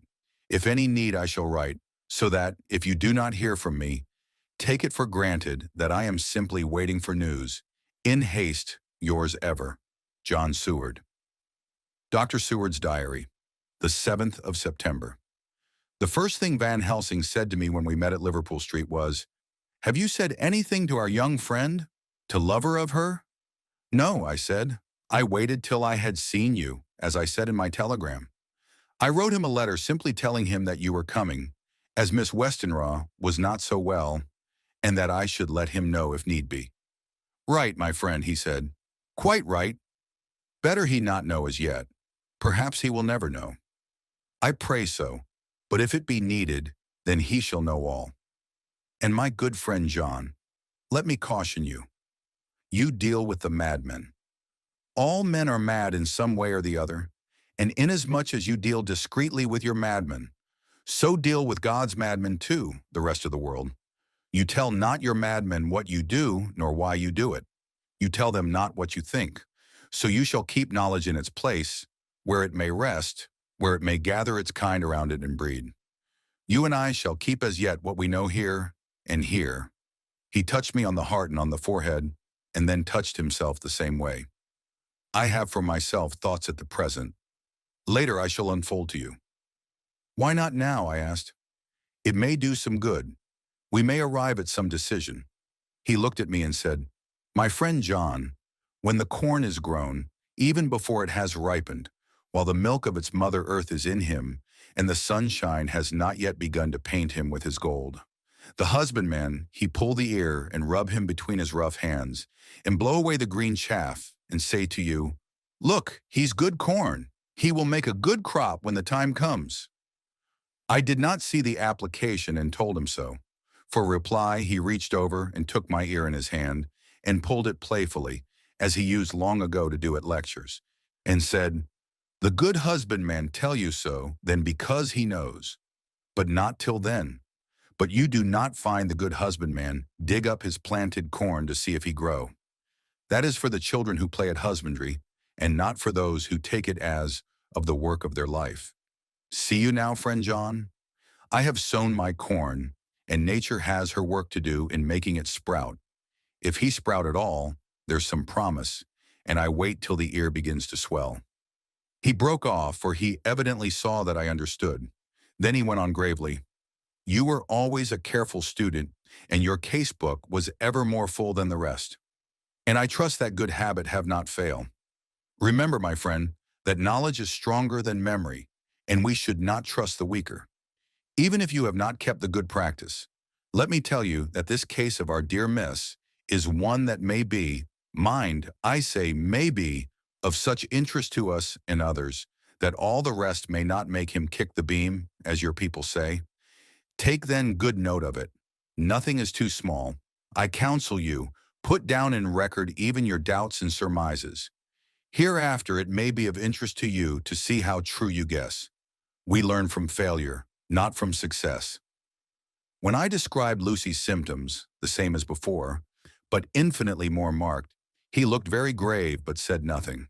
He took with him a bag in which were many instruments and drugs, the ghastly paraphernalia of our beneficial trade, as he once called, in one of his lectures, the equipment of a professor of the healing craft. When we were shown in, Mrs. Westenra met us. She was alarmed, but not nearly so much as I expected to find her. Nature in one of her beneficent moods has ordained that even death has some antidote to its own terrors. Here, in a case where any shock may prove fatal, matters are so ordered that, from some cause or other, the things not personal, even the terrible change in her daughter to whom she is so attached, do not seem to reach her. It is something like the way Dame Nature gathers round a foreign body an envelope of some insensitive tissue which can protect from evil that which it would otherwise harm by contact. If this be an ordered selfishness, then we should pause before we condemn anyone for the vice of egoism, for there may be deeper root for its causes than we have knowledge of. I used my knowledge of this phase of spiritual pathology and set down a rule that she should not be present with Lucy, or think of her illness more than was absolutely required. She assented readily, so readily that I saw again the hand of nature fighting for life. Van Helsing and I were shown up to Lucy's room. If I was shocked when I saw her yesterday, I was horrified when I saw her today. She was ghastly, chalkily pale. The red seemed to have gone even from her lips and gums, and the bones of her face stood out prominently. Her breathing was painful to see or hear. Van Helsing's face grew set as marble, and his eyebrows converged till they almost touched over his nose. Lucy lay motionless, and did not seem to have strength to speak, so for a while we were all silent. Then Van Helsing beckoned to me, and we went gently out of the room. The instant we had closed the door, he stepped quickly along the passage to the next door, which was open. Then he pulled me quickly in with him and closed the door. "My God," he said, "this is dreadful. There is not time to be lost. She will die for sheer want of blood to keep the heart's action as it should be. There must be a transfusion of blood at once. Is it you or me?" "I am younger and stronger, Professor. It must be me." "Then get ready at once. I will bring up my bag. I am prepared." I went downstairs with him, and as we were going, there was a knock at the hall door. When we reached the hall, the maid had just opened the door, and Arthur was stepping quickly in. He rushed up to me, saying in an eager whisper, "Jack, I was so anxious. I read between the lines of your letter and have been in an agony. The dad was better, so I ran down here to see for myself. Is not that gentleman Dr. Van Helsing? I am so thankful to you, sir, for coming." When first the professor's eye had lit upon him, he had been angry at his interruption at such a time, but now as he took in his stalwart proportions and recognized the strong young manhood which seemed to emanate from him, his eyes gleamed. Without a pause, he said to him as he held out his hand, "Sir, you have come in time. You are the lover of our dear miss. She is bad, very, very bad. Nay, my child, do not go like that." For he suddenly grew pale and sat down in a chair almost fainting. "You are to help her. You can do more than any that live, and your courage is your best help." "What can I do?" asked Arthur hoarsely. "Tell me, and I shall do it. My life is hers, and I would give the last drop of blood in my body for her." The professor has a strongly humorous side, and I could from old knowledge detect a trace of its origin in his answer. "My young sir, I do not ask so much as that. Not the last. What shall I do?" There was fire in his eyes, and his open nostrils quivered with intent. Van Helsing slapped him on the shoulder. "Come," he said. "You are a man, and it is a man we want. You are better than me, better than my friend John." Arthur looked bewildered, and the professor went on by explaining in a kindly way. "Young Miss is bad, very bad. She wants blood, and blood she must have or die. My friend John and I have consulted, and we are about to perform what we call transfusion of blood, to transfer from full veins of one to the empty veins which pine for him. John was to give his blood, as he is the more young and strong than me." Here Arthur took my hand and wrung it hard in silence. "But now you are here, you are more good than us, old or young, who toil much in the world of thought. Our nerves are not so calm and our blood so bright than yours." Arthur turned to him and said, "If you only knew how gladly I would die for her, you would understand." He stopped with a sort of choke in his voice. "Good boy," said Van Helsing. "In the not so far off you will be happy that you have done all for her you love. Come now and be silent. You shall kiss her once before it is done, but then you must go, and you must leave at my sign. Say no word to Madame.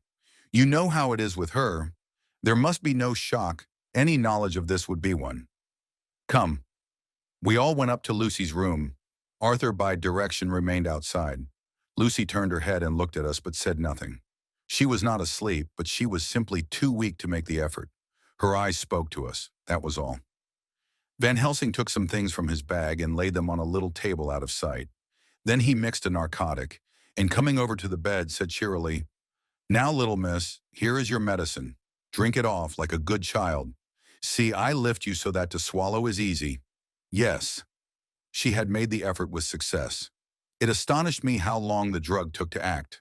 This, in fact, marked the extent of her weakness. The time seemed endless until sleep began to flicker in her eyelids. At last, however, the narcotic began to manifest its potency, and she fell into a deep sleep. When the professor was satisfied, he called Arthur into the room and bade him strip off his coat. Then he added, "You may take that one little kiss whilst I bring over the table. Friend John, help to me." So neither of us looked whilst he bent over her. Van Helsing, turning to me, said, "He is so young and strong, and of blood so pure that we need not defibrillate it." Then with swiftness, but with absolute method, Van Helsing performed the operation. As the transfusion went on, something like life seemed to come back to poor Lucy's cheeks, and through Arthur's growing pallor, the joy of his face seemed absolutely to shine. After a bit, I began to grow anxious, for the loss of blood was telling on Arthur, strong man as he was. It gave me an idea of what a terrible strain Lucy's system must have undergone, that what weakened Arthur only partially restored her. But the professor's face was set, and he stood watch in hand, and with his eyes fixed now on the patient and now on Arthur. I could hear my own heart beat. Presently he said in a soft voice, "Do not stir an instant. It is enough. You attend him. I will look to her." When all was over, I could see how much Arthur was weakened. I dressed the wound and took his arm to bring him away, when Van Helsing spoke without turning round. "The man seems to have eyes in the back of his head. The brave lover, I think, deserve another kiss, which he shall have presently."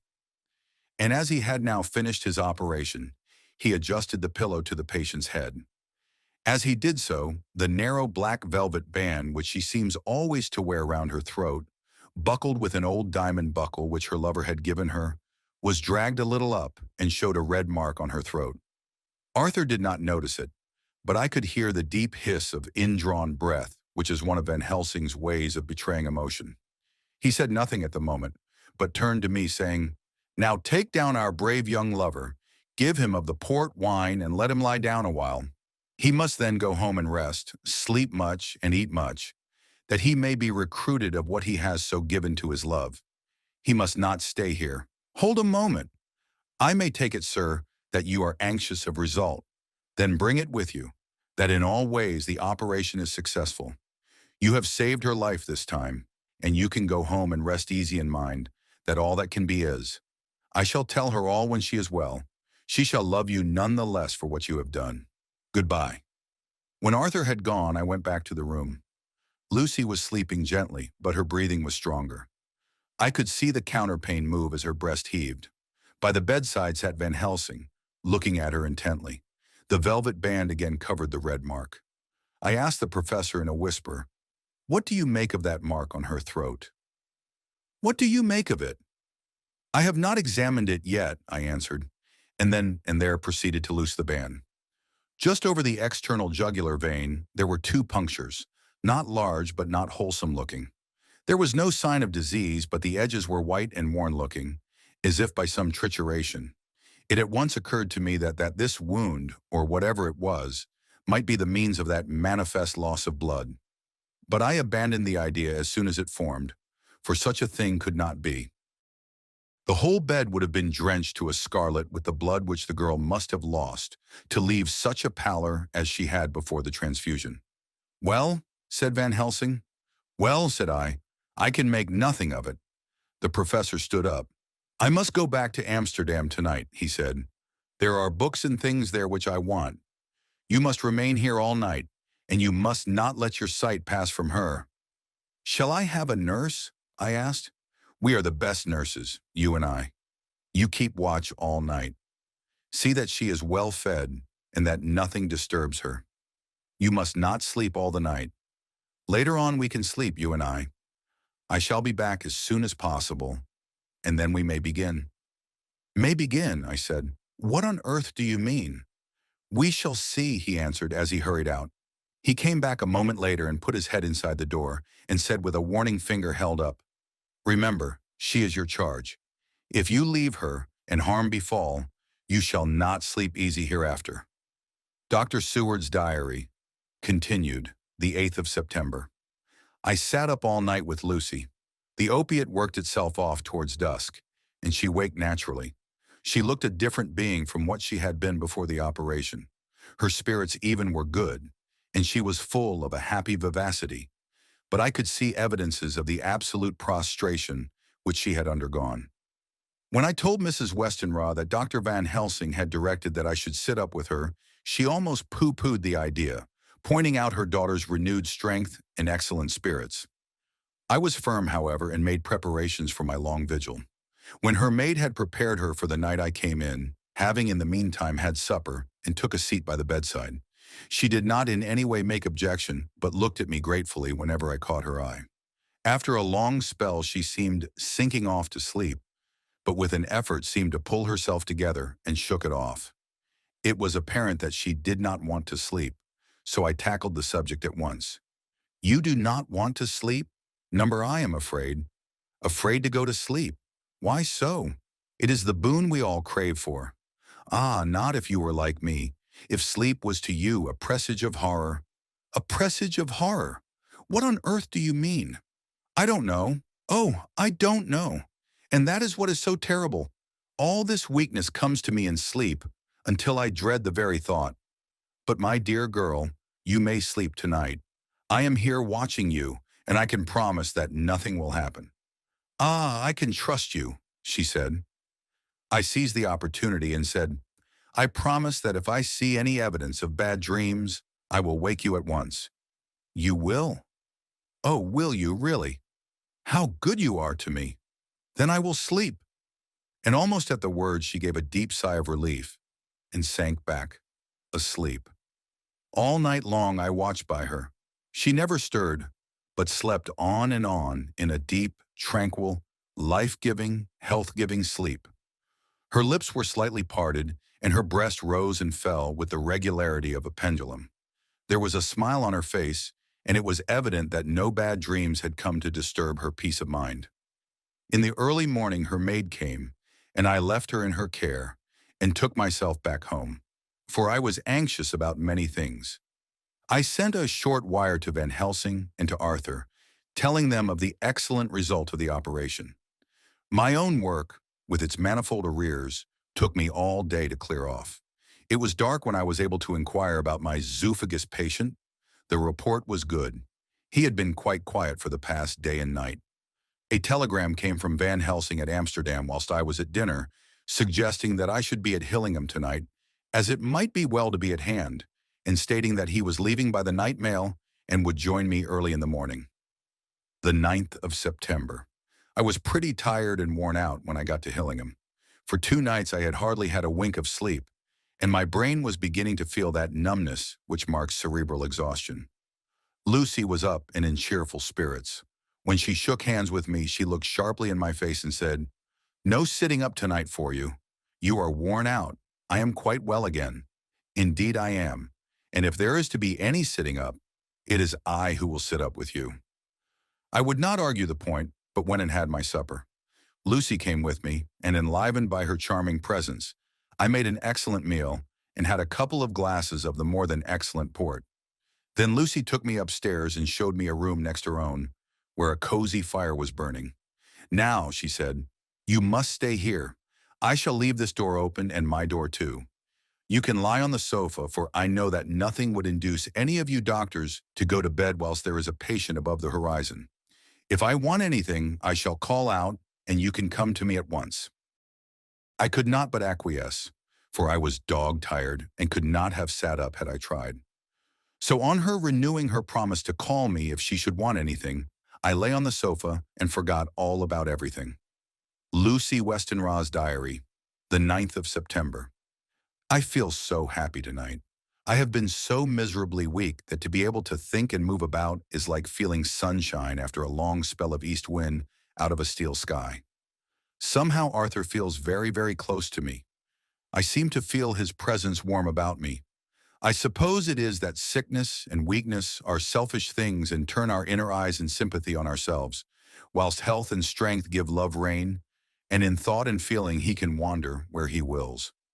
I know where my thoughts are. If only Arthur knew.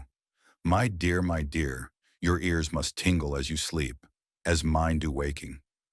Oh, the blissful rest of last night. How I slept with that dear good doctor, Seward, watching me. And tonight I shall not fear to sleep, since he is close at hand and within call. Thank everybody for being so good to me. Thank God. Good night, Arthur. Dr. Seward's diary. The 10th of September. I was conscious of the professor's hand on my head and started awake all in a second. That is one of the things that we learn in an asylum at any rate. And how is our patient? Well, when I left her, or rather when she left me, I answered. Come, let us see, he said. And together we went into the room. The blind was down, and I went over to raise it gently, whilst Van Helsing stepped, with his soft, cat-like tread, over to the bed.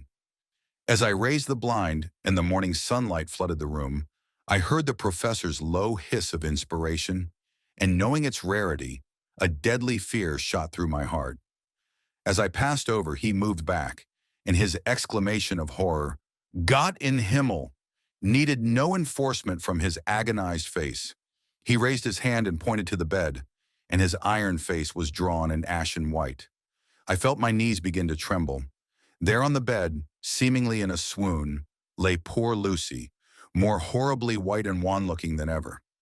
Even the lips were white, and the gums seemed to have shrunken back from the teeth, as we sometimes see in a corpse after a prolonged illness.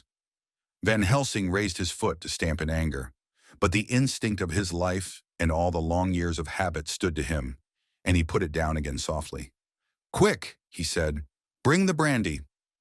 I flew to the dining room and returned with the decanter. He wetted the poor white lips with it, and together we rubbed palm and wrist and heart. He felt her heart, and after a few moments of agonizing suspense said, It is not too late. It beats, though but feebly. All our work is undone. We must begin again. There is no young Arthur here now. I have to call on you yourself this time, friend John. As he spoke, he was dipping into his bag and producing the instruments of transfusion. I had taken off my coat and rolled up my shirt sleeve. There was no possibility of an opiate just at present, and no need of one. And so, without a moment's delay, we began the operation. After a time, it did not seem a short time either, for the draining away of one's blood, no matter how willingly it be given, is a terrible feeling.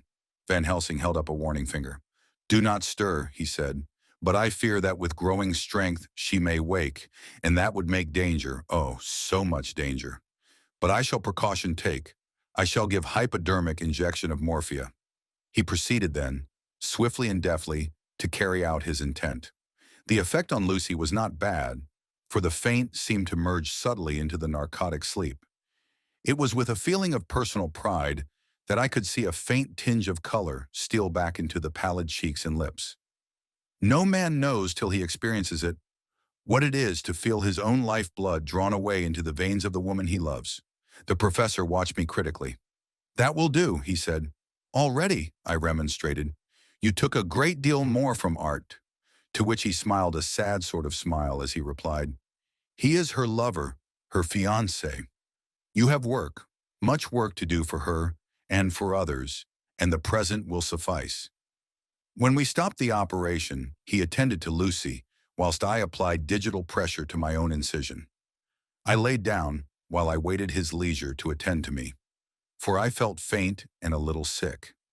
By and by he bound up my wound and sent me downstairs to get a glass of wine for myself.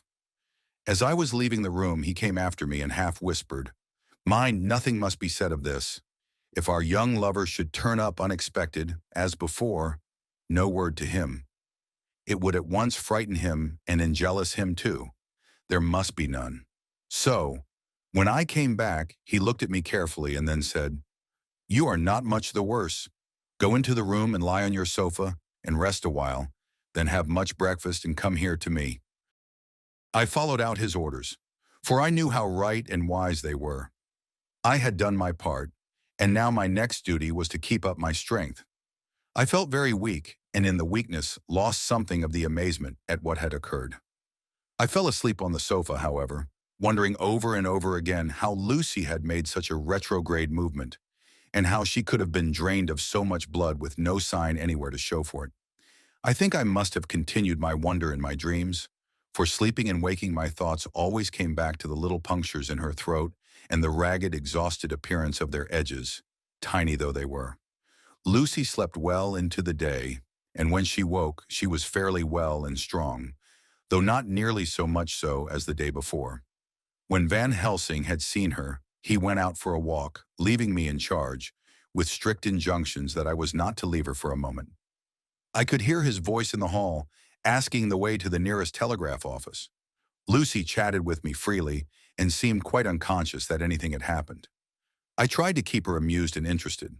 When her mother came up to see her, she did not seem to notice any change whatever, but said to me gratefully, "We owe you so much, Doctor Seward, for all you have done, but you really must now take care not to overwork yourself. You are looking pale yourself. You want a wife to nurse and look after you a bit, that you do." As she spoke, Lucy turned crimson, though it was only momentarily, for her poor wasted veins could not stand for long, an unwanted drain to the head. The reaction came in excessive pallor as she turned imploring eyes on me. I smiled and nodded and laid my finger on my lips. With a sigh, she sank back amid her pillows. Van Helsing returned in a couple of hours and presently said to me, "Now you go home and eat much and drink enough. Make yourself strong. I stay here tonight, and I shall sit up with little miss myself. You and I must watch the case, and we must have none other to know. I have grave reasons. No, do not ask me. Think what you will. Do not fear to think even the most not improbable. Good night." In the hall, two of the maids came to me and asked if they, or either of them, might not sit up with Miss Lucy. They implored me to let them, and when I said it was Dr. Van Helsing's wish that either he or I should sit up, they asked me quite piteously to intercede with the foreign gentleman. I was much touched by their kindness. Perhaps it is because I am weak at present, and perhaps because it was on Lucy's account, that their devotion was manifested. For over and over again have I seen similar instances of woman's kindness. I got back here in time for a late dinner, went my rounds all well, and set this down whilst waiting for sleep. It is coming. The 9th of September. This afternoon I went over to Hillingham, found Van Helsing in excellent spirits and Lucy much better. Shortly after I had arrived, a big parcel from abroad came for the professor. He opened it with much impressment, assumed of course, and showed a great bundle of white flowers. "These are for you, Miss Lucy," he said. "For me? Oh, Dr. Van Helsing. Yes, my dear, but not for you to play with. These are medicines." Here Lucy made a wry face. "Nay, but they are not to take in a decoction or in nauseous form, so you need not snub that so charming nose.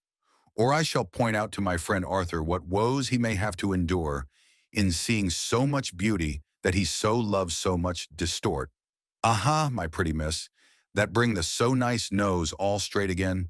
This is medicinal, but you do not know how. I put him in your window, I make pretty wreath, and hang him round your neck so you sleep well. Oh yes, they like the lotus flower, make your trouble forgotten. It smells so like the waters of Lethe, and of that fountain of youth that the conquistadors sought for in the Floridas, and find him all too late." Whilst he was speaking, Lucy had been examining the flowers and smelling them. Now she threw them down, saying, with half laughter and half disgust, "Oh, Professor, I believe you are only putting up a joke on me. Why, these flowers are only common garlic." To my surprise, Van Helsing rose up and said with all his sternness, his iron jaws set and his bushy eyebrows meeting, "No trifling with me. I never jest. There is grim purpose in what I do, and I warn you that you do not thwart me. Take care, for the sake of others, if not for your own." Then seeing poor Lucy scared, as she might well be, he went on more gently, "Oh, little miss, my dear, do not fear me. I only do for your good, but there is much virtue to you in those so common flowers. See, I place them myself in your room. I make myself the wreath that you are to wear. But hush, no telling to others that make so inquisitive questions. We must obey, and silence is a part of obedience. And obedience is to bring you strong and well into loving arms that wait for you. Now sit still a while. Come with me, friend John, and you shall help me deck the room with my garlic, which is all the way from Haarlem, where my friend Vanderpool raised herb in his glass houses all the year. I had to telegraph yesterday, or they would not have been here. We went into the room taking the flowers with us. The professor's actions were certainly odd and not to be found in any pharmacopoeia that I ever heard of. First, he fastened up the windows and latched them securely. Next, taking a handful of the flowers, he rubbed them all over the sashes, as though to ensure that every whiff of air that might get in would be laden with the garlic smell. Then with the wisp, he rubbed all over the jamb of the door, above, below, and at each side, and round the fireplace in the same way. It all seemed grotesque to me, and presently I said, "Well, Professor, I know you always have a reason for what you do, but this certainly puzzles me. It is well we have no skeptic here, or he would say that you are working some spell to keep out an evil spirit." "Perhaps I am," he answered quietly as he began to make the wreath which Lucy was to wear round her neck. We then waited whilst Lucy made her toilet for the night, and when she was in bed he came and himself fixed the wreath of garlic round her neck. The last words he said to her were, "Take care you do not disturb it, and even if the room feel close, do not tonight open the window or the door." "I promise," said Lucy, "and thank you both 1,000 times for all your kindness to me. Oh, what have I done to be blessed with such friends?" As we left the house in my fly, which was waiting, Van Helsing said, "Tonight I can sleep in peace, and sleep I want. 2 nights of travel, much reading in the day between, and much anxiety on the day to follow, and a night to sit up, without to wink. Tomorrow in the morning early you call for me, and we come together to see our pretty miss. So much more strong for my spell, which I have work. Ho, ho!" He seemed so confident that I, remembering my own confidence 2 nights before, and with the baneful result, felt awe and vague terror. It must have been my weakness that made me hesitate to tell it to my friend, but I felt it all the more, like unshed tears. Chapter 11. Lucy Westenra's Diary. The 9th of September. How good they all are to me. I quite love that dear doctor. Van Helsing. I wonder why he was so anxious about these flowers. He positively frightened me. He was so fierce. And yet he must have been right, for I feel comfort from them already. Somehow I do not dread being alone tonight, and I can go to sleep without fear. I shall not mind any flapping outside the window. Oh, the terrible struggle that I have had against sleep so often of late. The pain of sleeplessness, or the pain of the fear of sleep, and with such unknown horrors as it has for me. How blessed are some people whose lives have no fears, no dreads, to whom sleep is a blessing that comes nightly and brings nothing but sweet dreams. Well, here I am tonight, hoping for sleep and lying like Ophelia in the play, with virgin krantz and maiden struments. I never liked garlic before, but tonight it is delightful. There is peace in its smell. I feel sleep coming already. Good night, everybody. Dr. Seward's Diary. The 10th of September. Called at the Berkeley and found Van Helsing as usual up to time. The carriage ordered from the hotel was waiting. The professor took his bag, which he always brings with him now. Let all be put down exactly. Van Helsing and I arrived at Hillingham at 8 o'clock. It was a lovely morning. The bright sunshine and all the fresh feeling of early autumn seemed like the completion of nature's annual work. The leaves were turning to all kinds of beautiful colors, but had not yet begun to drop from the trees. When we entered, we met Mrs. Westenra coming out of the morning room. She is always an early riser. She greeted us warmly and said, "You will be glad to know that Lucy is better. The dear child is still asleep." I looked into her room and saw her, but did not go in, lest I should disturb her. The professor smiled and looked quite jubilant. He rubbed his hands together and said, "Aha! I thought I had diagnosed the case. My treatment is working. To which he replied, "You must not take all the credit to yourself, doctor. Lucy's state this morning is due in part to me." "How do you mean, ma'am?" asked the professor. "Well, I was anxious about the dear child in the night and went into her room. She was sleeping soundly, so soundly that even my coming did not wake her. But the room was awfully stuffy. There were a lot of those horrible, strong-smelling flowers about everywhere, and she had actually a bunch of them round her neck.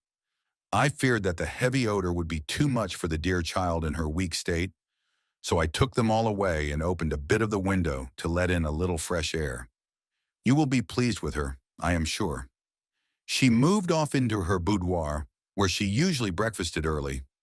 As she had spoken, I watched the professor's face and saw it turn ashen gray. He had been able to retain his self-command whilst the poor lady was present, for he knew her state and how mischievous a shock would be. He actually smiled on her as he held open the door for her to pass into her room, but the instant she had disappeared, he pulled me, suddenly and forcibly, into the dining room and closed the door. Then for the first time in my life, I saw Van Helsing break down. He raised his hands over his head in a sort of mute despair and then beat his palms together in a helpless way. Finally, he sat down on a chair and, putting his hands before his face, began to sob, with loud, dry sobs that seemed to come from the very racking of his heart. Then he raised his arms again, as though appealing to the whole universe. "God, God, God," he said, "what have we done? What has this poor thing done, that we are so sore beset? Is there fate amongst us still, sent down from the pagan world of old, that such things must be, and in such way? This poor mother, all unknowing, and all for the best as she think, does such thing as lose her daughter body and soul, and we must not tell her, we must not even warn her, or she die, then both die. Oh, how we are beset! How are all the powers of the devils against us?" Suddenly he jumped to his feet. "Come," he said. "Come, we must see and act. Devils or no devils, or all the devils at once.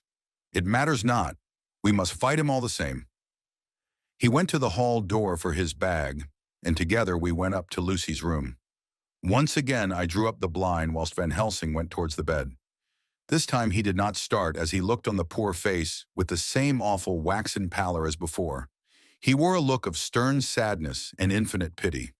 "As I expected," he murmured with that hissing inspiration of his which meant so much.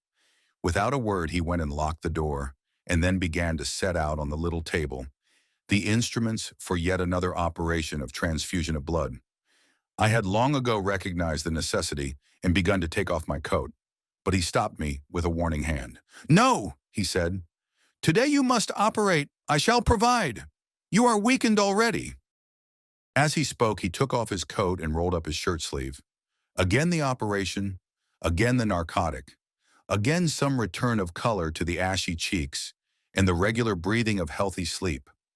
This time I watched whilst Van Helsing recruited himself and rested. Presently he took an opportunity of telling Mrs. Westenra that she must not remove anything from Lucy's room without consulting him, that the flowers were of medicinal value, and that the breathing of their odor was a part of the system of cure. Then he took over the care of the case himself, saying that he would watch this night and the next, and would send me word when to come. After another hour, Lucy waked from her sleep, fresh and bright, and seemingly not much the worse for her terrible ordeal. What does it all mean? I am beginning to wonder if my long habit of life amongst the insane is beginning to tell upon my own brain. Lucy Westenra's diary. The 17th of September.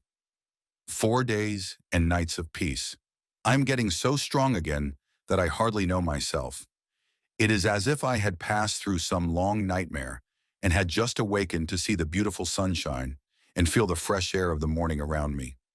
I have a dim half-remembrance of long, anxious times of waiting and fearing, darkness in which there was not even the pain of hope to make present distress more poignant, and then long spells of oblivion and the rising back to life as a diver coming up through a great press of water. Since, however, Dr. Van Helsing has been with me, all this bad dreaming seems to have passed away. The noises that used to frighten me out of my wits, the flapping against the windows, the distant voices which seemed so close to me, the harsh sounds that came from I know not where and commanded me to do I know not what, have all ceased. I go to bed now without any fear of sleep. I do not even try to keep awake.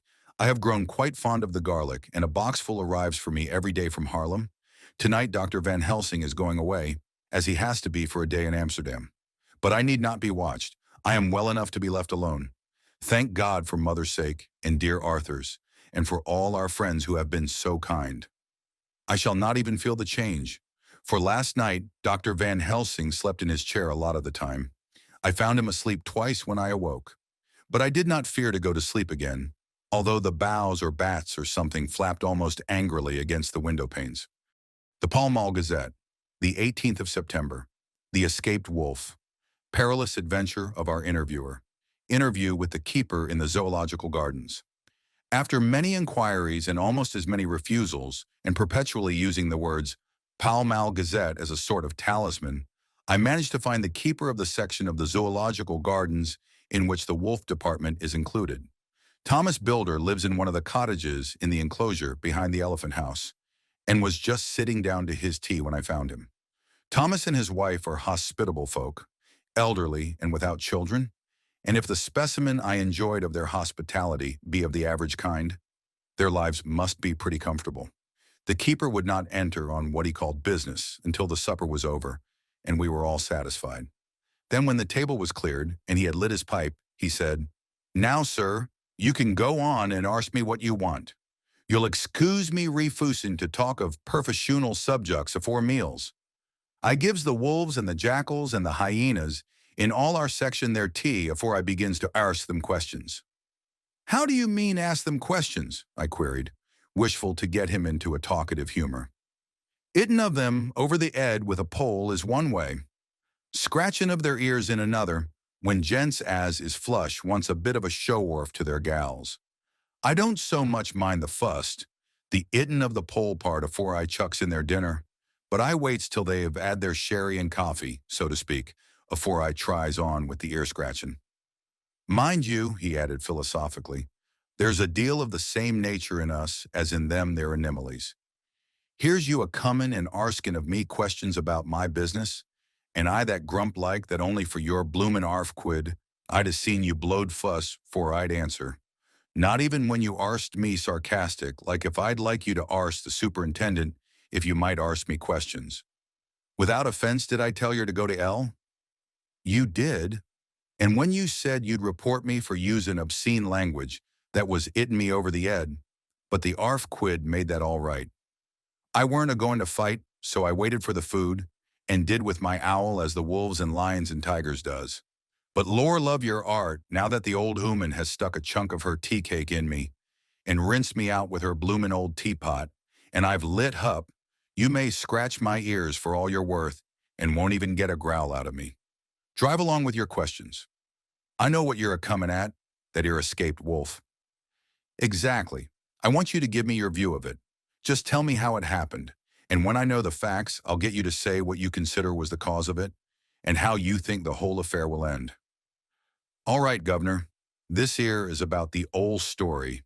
That ere wolf, what we called Berserker, was one of 3 gray ones that came from Norway to Jamrux, which we bought off him 4 years ago. He was a nice, well-behaved wolf that never gave no trouble to talk of. I'm more surprised at him for wanting to get out nor any other anomaly in the place. But there, you can't trust wolves no more nor women." "Don't you mind him, sir," broke in Mrs. Tom with a cheery laugh. "He's got mindin' the animalies so long that blessed if he ain't like a old wolf hisself. But there ain't no 'arm in him." "Well, sir, it was about 2 hours after feedin' yesterday when I first hear my disturbance. I was making up a litter in the monkey house for a young puma which is ill. But when I heard the yelpin' and owlin', I kem away straight. There was Berserker a-tearin' like a mad thing at the bars as if he wanted to get out. There wasn't much people about that day, and close at hand was only one man, a tall, thin chap, with a hook nose and a pointed beard, with a few white hairs running through it. He had a 'ard, cold look and red eyes, and I took a sort of mislike to him, for it seemed as if it was 'im as they was hirritated at. He had white kid gloves on his hands, and he pointed out the anomalies to me and says, "Keeper, these wolves seem upset at something." "Maybe it's you," says I, for I did not like the airs as he give himself. He didn't get angry as I hoped he would, but he smiled a kind of insolent smile with a mouth full of white, sharp teeth. "Oh no, they wouldn't like me," he says. "Oh yes, they would," says I, an imitating of him. "They always like a bone or two to clean their teeth on about tea time, which use a bagful." Well, it was a odd thing, but when the animalies see us a-talking, they lay down. And when I went over to Bersicker, he let me stroke his ears same as ever. That there man kem over, and blessed but if he didn't put in his hand and stroke the old wolf's ears too. "Take care," says I. "Bersicker is quick." "Never mind," he says. "I'm used to him. Are you in the business yourself?" I says, taking off my "at." For a man what trades in wolves, and cetera, is a good friend to keepers. "Nom," says he, "not exactly in the business, but I have made pets of several." And with that he lifts his "at" as polite as a lord and walks away. Old Bersicker kept a looking arter him till he was out of sight, and then went and lay down in a corner and wouldn't come hout the old hevening. Well, last night, so soon as the moon was hup, the wolves here all began a-owling. There weren't nothing for them to owl at. There weren't no one near, except someone that was evidently a-calling a dog somewheres out back of the gardings in the park road. Once or twice I went out to see that all was right, and it was, and then the owling stopped. Just before 12 o'clock I just took a look round afore turning in, and bust me. But when I kem opposite to old Bearsicker's cage, I see the rails broken and twisted about and the cage empty. And that's all I know for certain. Did anyone else see anything?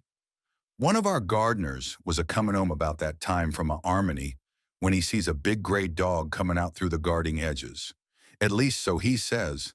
But I don't give much for it myself, for if he did, he never said a word about it to his missus when he got home, and it was only after the escape of the wolf was made known, and we had been up all night a-hunting of the park for Bersicker, that he remembered seeing anything. My own belief was that the Armony had got into his ed. "Now, Mr. Builder, can you account in any way for the escape of the wolf?"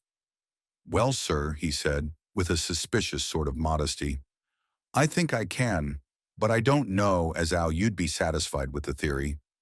"Certainly I shall. If a man like you, who knows the animals from experience, can't hazard a good guess at any rate, who is even to try?" "Well then, sir, I accounts for it this way. It seems to me that ere wolf escaped, simply because he wanted to get out." From the hearty way that both Thomas and his wife laughed at the joke, I could see that it had done service before, and that the whole explanation was simply an elaborate sell. I couldn't cope in badinage with the worthy Thomas, but I thought I knew a surer way to his heart, so I said, "Now, Mr. Builder, we'll consider that first half-sovereign worked off, and this brother of his is waiting to be claimed when you've told me what you think will happen." "Right you are, sir," he said briskly. "You'll excuse me, I know, for a chaffin' of ye, but the old woman here winked at me, which was as much as telling me to go on." "Well, I never," said the old lady. "My opinion is this, that ere wolf is aidin' of somewheres. The gardener what didn't remember said he was a-gallopin' northward faster than a horse could go. But I don't believe him, for yer see, sir, wolves don't gallop no more nor dogs does, they not bein' built that way. Wolves is fine things in a storybook, and I dissay when they gets in packs and does be chivvying something that's more afeard than they is. They can make a devil of a noise and chop it up, whatever it is. But Lord bless you, in real life a wolf is only a low creature, not half so clever or bold as a good dog, and not half a quarter so much fightin' him. This one ain't been used to fightin' or even to providin' for hisself, and more like he's somewhere around the park a-hidin' and a-shiverin' of, and if he thinks at all, wonderin' where he is to get his breakfast from. Or maybe he's got down some area and is in a coal cellar. My eye, won't some cook get a rum start when she sees his green eyes a-shinin' at her out of the dark? If he can't get food, he's bound to look for it, and mayhap he may chance to light on a butcher's shop in time. If he doesn't, and some nursemaid goes out walking her orif with a soldier, leaving of the hinfant in the perambulator, well then I shouldn't be surprised if the census is one babby the less. That's all. I was handing him the half-sovereign when something came bobbing up against the window, and Mr. Builder's face doubled its natural length with surprise. "God bless me," he said, "if there ain't old Bersicker come back by hisself." He went to the door and opened it, a most unnecessary proceeding it seemed to me. I have always thought that a wild animal never looks so well as when some obstacle of pronounced durability is between us. A personal experience has intensified rather than diminished that idea. After all, however, there is nothing like custom, for neither Builder nor his wife thought any more of the wolf than I should of a dog. The animal itself was as peaceful and well-behaved as that father of all picture wolves, Red Riding Hood's quondam friend, whilst moving her confidence in masquerade. The whole scene was an unutterable mixture of comedy and pathos. The wicked wolf that for a half a day had paralyzed London and set all the children in town shivering in their shoes, was there in a sort of penitent mood and was received and petted like a sort of vulpine prodigal son. Old Builder examined him all over with most tender solicitude, and when he had finished with his penitent said, "There, I knew the poor old chap would get into some kind of trouble. Didn't I say it all along? Here's his head all cut and full of broken glass. He's been a-getting over some bloomin' wall or other. It's a shime that people are allowed to top their walls with broken bottles. This here's what comes of it. Come along, Bersicker." He took the wolf and locked him up in a cage, with a piece of meat that satisfied, in quantity at any rate, the elementary conditions of the fatted calf, and went off to report. I came off too, to report the only exclusive information that is given today regarding the strange escapade at the zoo. Dr. Seward's diary, the 17th of September. I was engaged after dinner in my study posting up my books, which through press of other work and the many visits to Lucy, had fallen sadly into arrear.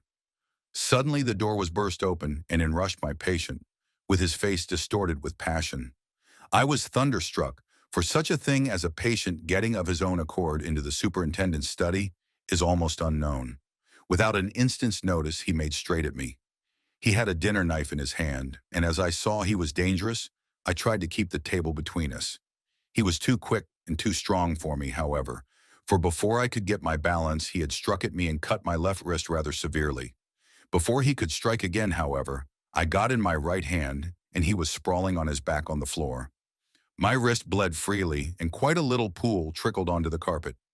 I saw that my friend was not intent on further effort, and occupied myself binding up my wrist, keeping a wary eye on the prostrate figure all the time. When the attendants rushed in and we turned our attention to him, his employment positively sickened me. He was lying on his belly on the floor licking up, like a dog, the blood which had fallen from my wounded wrist. He was easily secured, and to my surprise went with the attendants quite placidly, simply repeating over and over again, "The blood is the life. The blood is the life. I cannot afford to lose blood just at present. I have lost too much of late for my physical good." And then the prolonged strain of Lucy's illness and its horrible phases is telling on me. I am overexcited and weary, and I need rest, rest, rest. Happily Van Helsing has not summoned me, so I need not forego my sleep. Tonight I could not well do without it. Telegram from Van Helsing, Antwerp, to Seward, Carfax. Sent to Carfax, Sussex, as no county given, delivered late by 22 hours. The 17th of September. Do not fail to be at Hillingham tonight. If not watching all the time, frequently visit and see that flowers are as placed. Very important. Do not fail. Shall be with you as soon as possible after arrival. Dr. Seward's diary, the 18th of September. Just off train to London. The arrival of Van Helsing's telegram filled me with dismay. A whole night lost, and I know by bitter experience what may happen in a night. Of course, it is possible that all may be well, but what may have happened? Surely there is some horrible doom hanging over us that every possible accident should thwart us in all we try to do. I shall take this cylinder with me, and then I can complete my entry on Lucy's phonograph. Memorandum left by Lucy Westenra, the 17th of September. Night. I write this and leave it to be seen, so that no one may by any chance get into trouble through me. This is an exact record of what took place tonight. I feel I am dying of weakness and have barely strength to write, but it must be done if I die in the doing. I went to bed as usual, taking care that the flowers were placed as Dr. Van Helsing directed, and soon fell asleep. I was waked by the flapping at the window which had begun after that sleepwalking on the cliff at Whitby when Mina saved me, and which now I know so well. I was not afraid, but I did wish that Dr. Seward was in the next room, as doctor. Van Helsing said he would be, so that I might have called him. I tried to sleep, but I could not. Then there came to me the old fear of sleep, and I determined to keep awake. Perversely, sleep would try to come then when I did not want it. So as I feared to be alone, I opened my door and called out, "Is there anybody there?" There was no answer. I was afraid to wake Mother, and so closed my door again. Then outside in the shrubbery, I heard a sort of howl like a dog's, but more fierce and deeper. I went to the window and looked out, but could see nothing except a big bat, which had evidently been buffeting its wings against the window. So I went back to bed again, but determined not to go to sleep. Presently the door opened, and Mother looked in. Seeing by my moving that I was not asleep, she came in and sat by me. She said to me even more sweetly and softly than her wont, "I was uneasy about you, darling, and came in to see that you were all right." I feared she might catch cold sitting there and asked her to come in and sleep with me. So she came into bed and lay down beside me. She did not take off her dressing gown, for she said she would only stay a while and then go back to her own bed. As she lay there in my arms and I in hers, the flapping and buffeting came to the window again. She was startled and a little frightened and cried out, "What is that?" I tried to pacify her and at last succeeded, and she lay quiet. But I could hear her poor dear heart still beating terribly.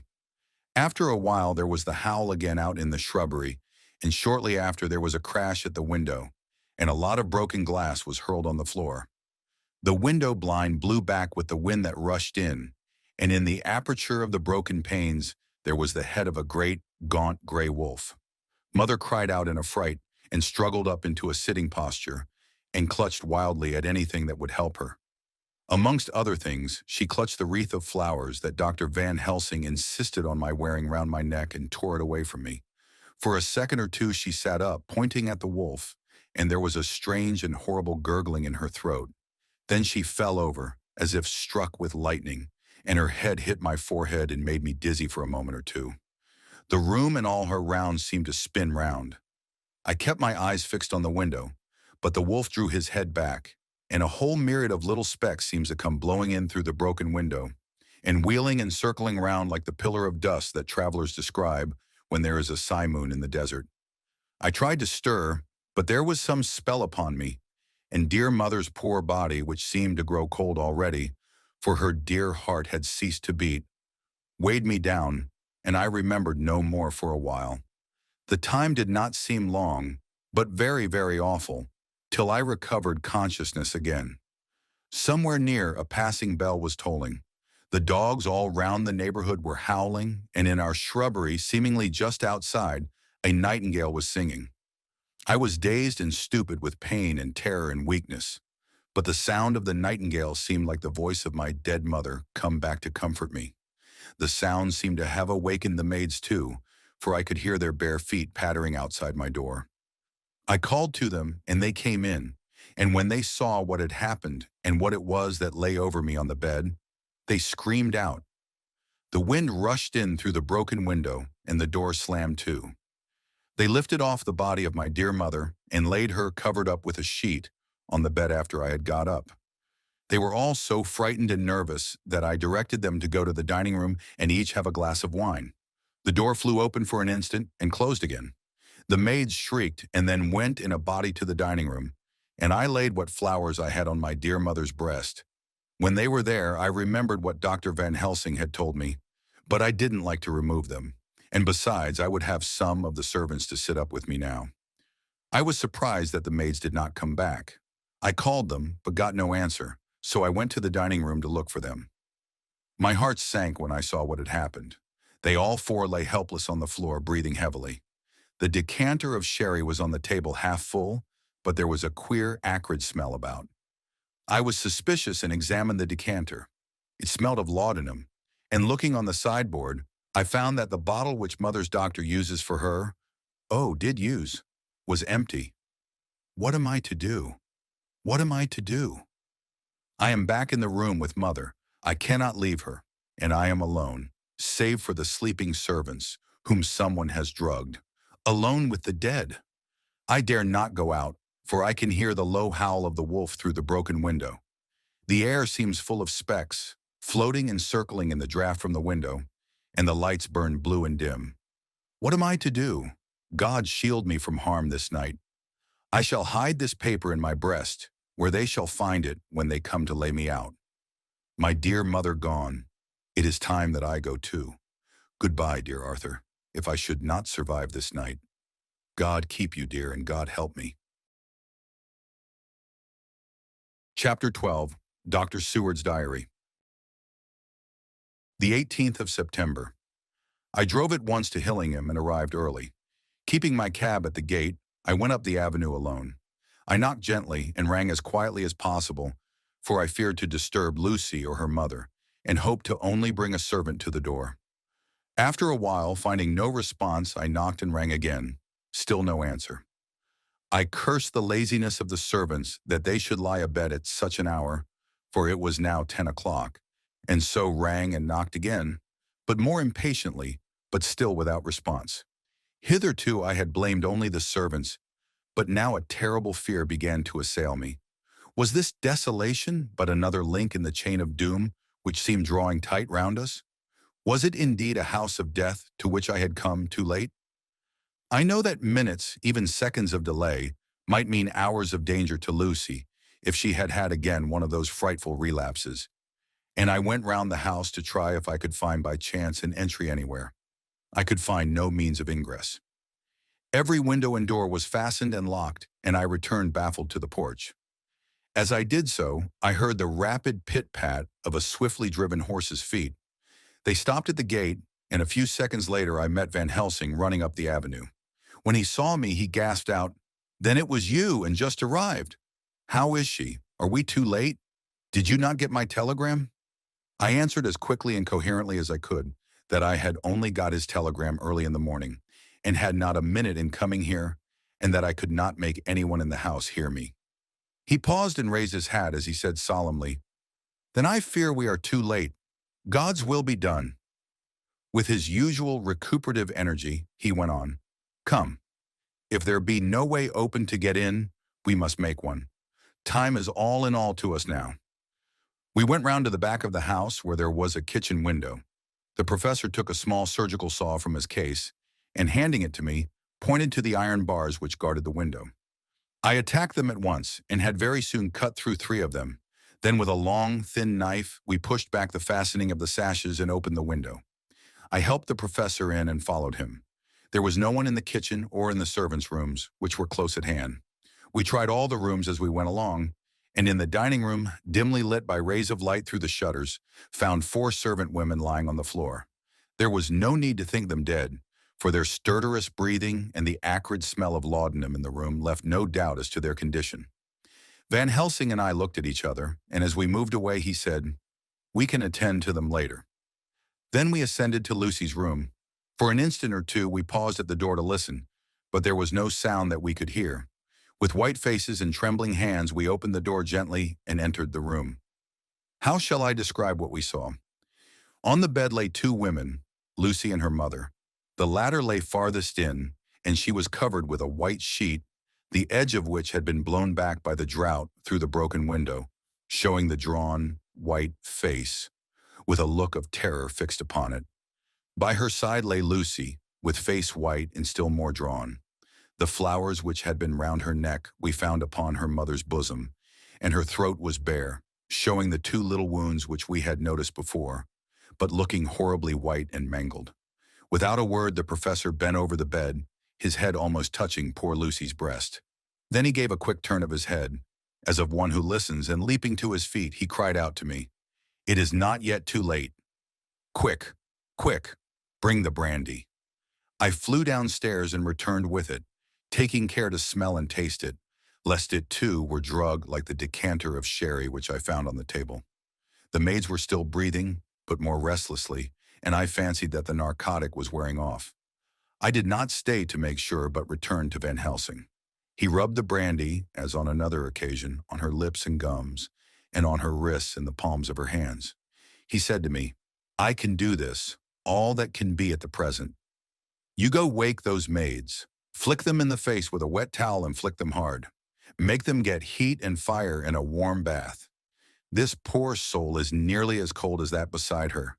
She will need be heated before we can do anything more." I went at once and found little difficulty in waking 3 of the women.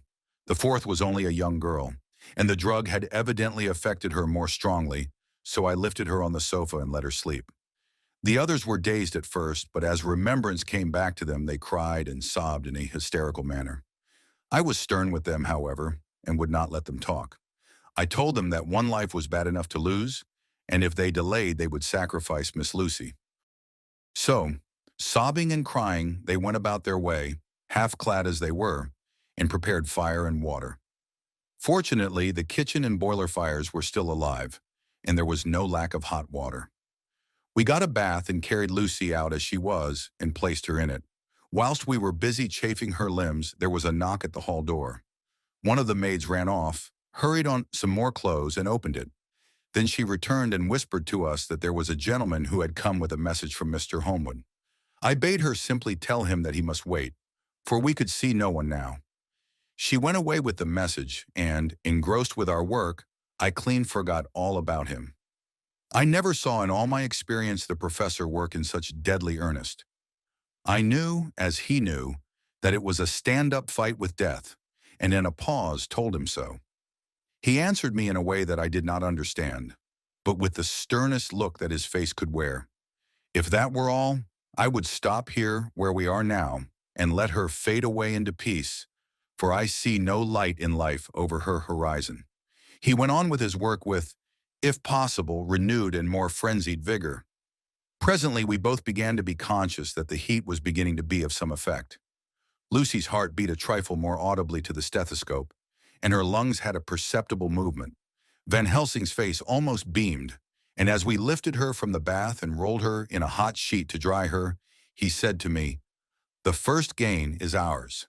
Check to the king." We took Lucy into another room, which had by now been prepared, and laid her in bed and forced a few drops of brandy down her throat.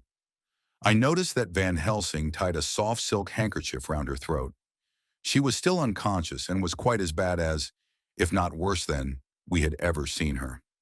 Van Helsing called in one of the women and told her to stay with her and not to take her eyes off her till we returned, and then beckoned me out of the room. "We must consult as to what is to be done," he said as we descended the stairs. In the hall he opened the dining room door, and we passed in, he closing the door carefully behind him. The shutters had been opened, but the blinds were already down, with that obedience to the etiquette of death which the British woman of the lower classes always rigidly observes. The room was therefore dimly dark. It was, however, light enough for our purposes. Van Helsing's sternness was somewhat relieved by a look of perplexity. He was evidently torturing his mind about something, so I waited for an instant, and he spoke. "What are we to do now? Where are we to turn for help? We must have another transfusion of blood, and that soon, or that poor girl's life won't be worth an hour's purchase. You are exhausted already. I am exhausted too. I fear to trust those women, even if they would have courage to submit. What are we to do for someone who will open his veins for her? What's the matter with me anyhow?" The voice came from the sofa across the room, and its tones brought relief and joy to my heart, for they were those of Quincy Morris. Van Helsing started angrily at the first sound, but his face softened and a glad look came into his eyes as I cried out, "Quincy Morris!" and rushed towards him with outstretched hands. "What brought you here?"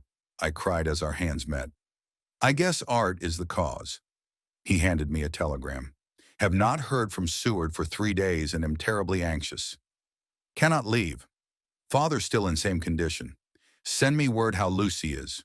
Do not delay. Holmwood." I think I came just in the nick of time. You know you have only to tell me what to do. Van Helsing strode forward and took his hand, looking him straight in the eyes as he said, "A brave man's blood is the best thing on this earth when a woman is in trouble. You're a man and no mistake. Well, the devil may work against us for all he's worth, but God sends us men when we want them. Once again, we went through that ghastly operation. I have not the heart to go through with the details. Lucy had got a terrible shock, and it told on her more than before. For though plenty of blood went into her veins, her body did not respond to the treatment as well as on the other occasions. Her struggle back into life was something frightful to see and hear. However, the action of both heart and lungs improved, and Van Helsing made a subcutaneous injection of morphia, as before, and with good effect. Her faint became a profound slumber. The professor watched whilst I went downstairs with Quincy Morris and sent one of the maids to pay off one of the cabmen who were waiting. I left Quincy lying down after having a glass of wine and told the cook to get ready a good breakfast. Then a thought struck me, and I went back to the room where Lucy now was. When I came softly in, I found Van Helsing with a sheet or two of notepaper in his hand. He had evidently read it and was thinking it over as he sat with his hand to his brow. There was a look of grim satisfaction in his face, as of one who has had a doubt solved. He handed me the paper saying only, "It dropped from Lucy's breast when we carried her to the bath." When I had read it, I stood looking at the professor, and after a pause asked him, "In God's name, what does it all mean? Was she, or is she, mad? Or what sort of horrible danger is it?" I was so bewildered that I did not know what to say more. Van Helsing put out his hand and took the paper, saying, "Do not trouble about it now. Forget it for the present. You shall know and understand it all in good time, but it will be later. And now what is it that you came to me to say?" This brought me back to fact, and I was all myself again. "I came to speak about the certificate of death. If we do not act properly and wisely, there may be an inquest, and that paper would have to be produced. I am in hopes that we need have no inquest, for if we had, it would surely kill poor Lucy, if nothing else did. I know, and you know, and the other doctor who attended her knows, that Mrs. Westenra had disease of the heart, and we can certify that she died of it. Let us fill up the certificate at once, and I shall take it myself to the registrar and go on to the undertaker." "Good, oh, my friend John! Well thought of. Truly, Miss Lucy, if she be sad in the foes that beset her, is at least happy in the friends that love her. 1, 2, 3, all open their veins for her, besides one old man. Ah, yes, I know, friend John. I am not blind. I love you all the more for it. Now go." In the hall I met Quincy Morris with a telegram for Arthur telling him that Mrs. Westenra was dead, that Lucy also had been ill, but was now going on better, and that Van Helsing and I were with her. I told him where I was going, and he hurried me out. But as I was going said, "When you come back, Jack, may I have 2 words with you all to ourselves?" I nodded in reply and went out. I found no difficulty about the registration and arranged with the local undertaker to come up in the evening to measure for the coffin and to make arrangements. When I got back, Quincy was waiting for me. I told him I would see him as soon as I knew about Lucy and went up to her room. She was still sleeping, and the professor seemingly had not moved from his seat at her side. From his putting his finger to his lips, I gathered that he expected her to wake before long and was afraid of forestalling nature. So I went down to Quincy and took him into the breakfast room, where the blinds were not drawn down, and which was a little more cheerful, or rather less cheerless, than the other rooms. When we were alone, he said to me, "Jack Seward, I don't want to shove myself in anywhere where I've no right to be, but this is no ordinary case. You know I loved that girl and wanted to marry her. But although that's all past and gone, I can't help feeling anxious about her all the same. What is it that's wrong with her? The Dutchman, and a fine old fellow he is, I can see that, said the time you two came into the room, that you must have another transfusion of blood, and that both you and he were exhausted. Now I know well that you medical men speak in camera, and that a man must not expect to know what they consult about in private. But this is no common matter, and whatever it is, I have done my part. Is not that so?" "That's so," I said, and he went on. "I take it that both you and Van Helsing had done already what I did today. Is not that so?" "That's so. And I guess Art was in it too.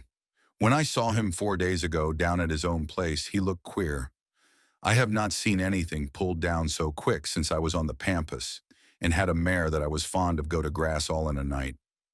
One of those big bats that they call vampires had got at her in the night, and what with his gorge and the vein left open, there wasn't enough blood in her to let her stand up, and I had to put a bullet through her as she lay. Jack, if you may tell me without betraying confidence, Arthur was the first, is not that so? As he spoke, the poor fellow looked terribly anxious.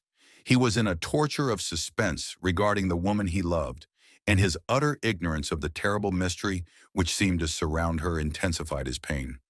His very heart was bleeding, and it took all the manhood of him, and there was a royal lot of it too, to keep him from breaking down. I paused before answering, for I felt that I must not betray anything which the professor wished kept secret. But already he knew so much, and guessed so much, that there could be no reason for not answering, so I answered in the same phrase. That's so. And how long has this been going on? About 10 days. 10 days!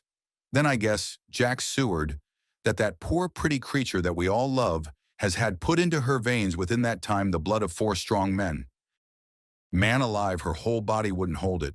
Then coming close to me, he spoke in a fierce half-whisper. What took it out? I shook my head. That, I said, is the crux. Van Helsing is simply frantic about it, and I am at my wit's end. I can't even hazard a guess. There has been a series of little circumstances which have thrown out all our calculations as to Lucy being properly watched, but these shall not occur again. Here we stay until all be well, or ill. Quincy held out his hand. Count me in, he said. You and the Dutchman will tell me what to do, and I'll do it.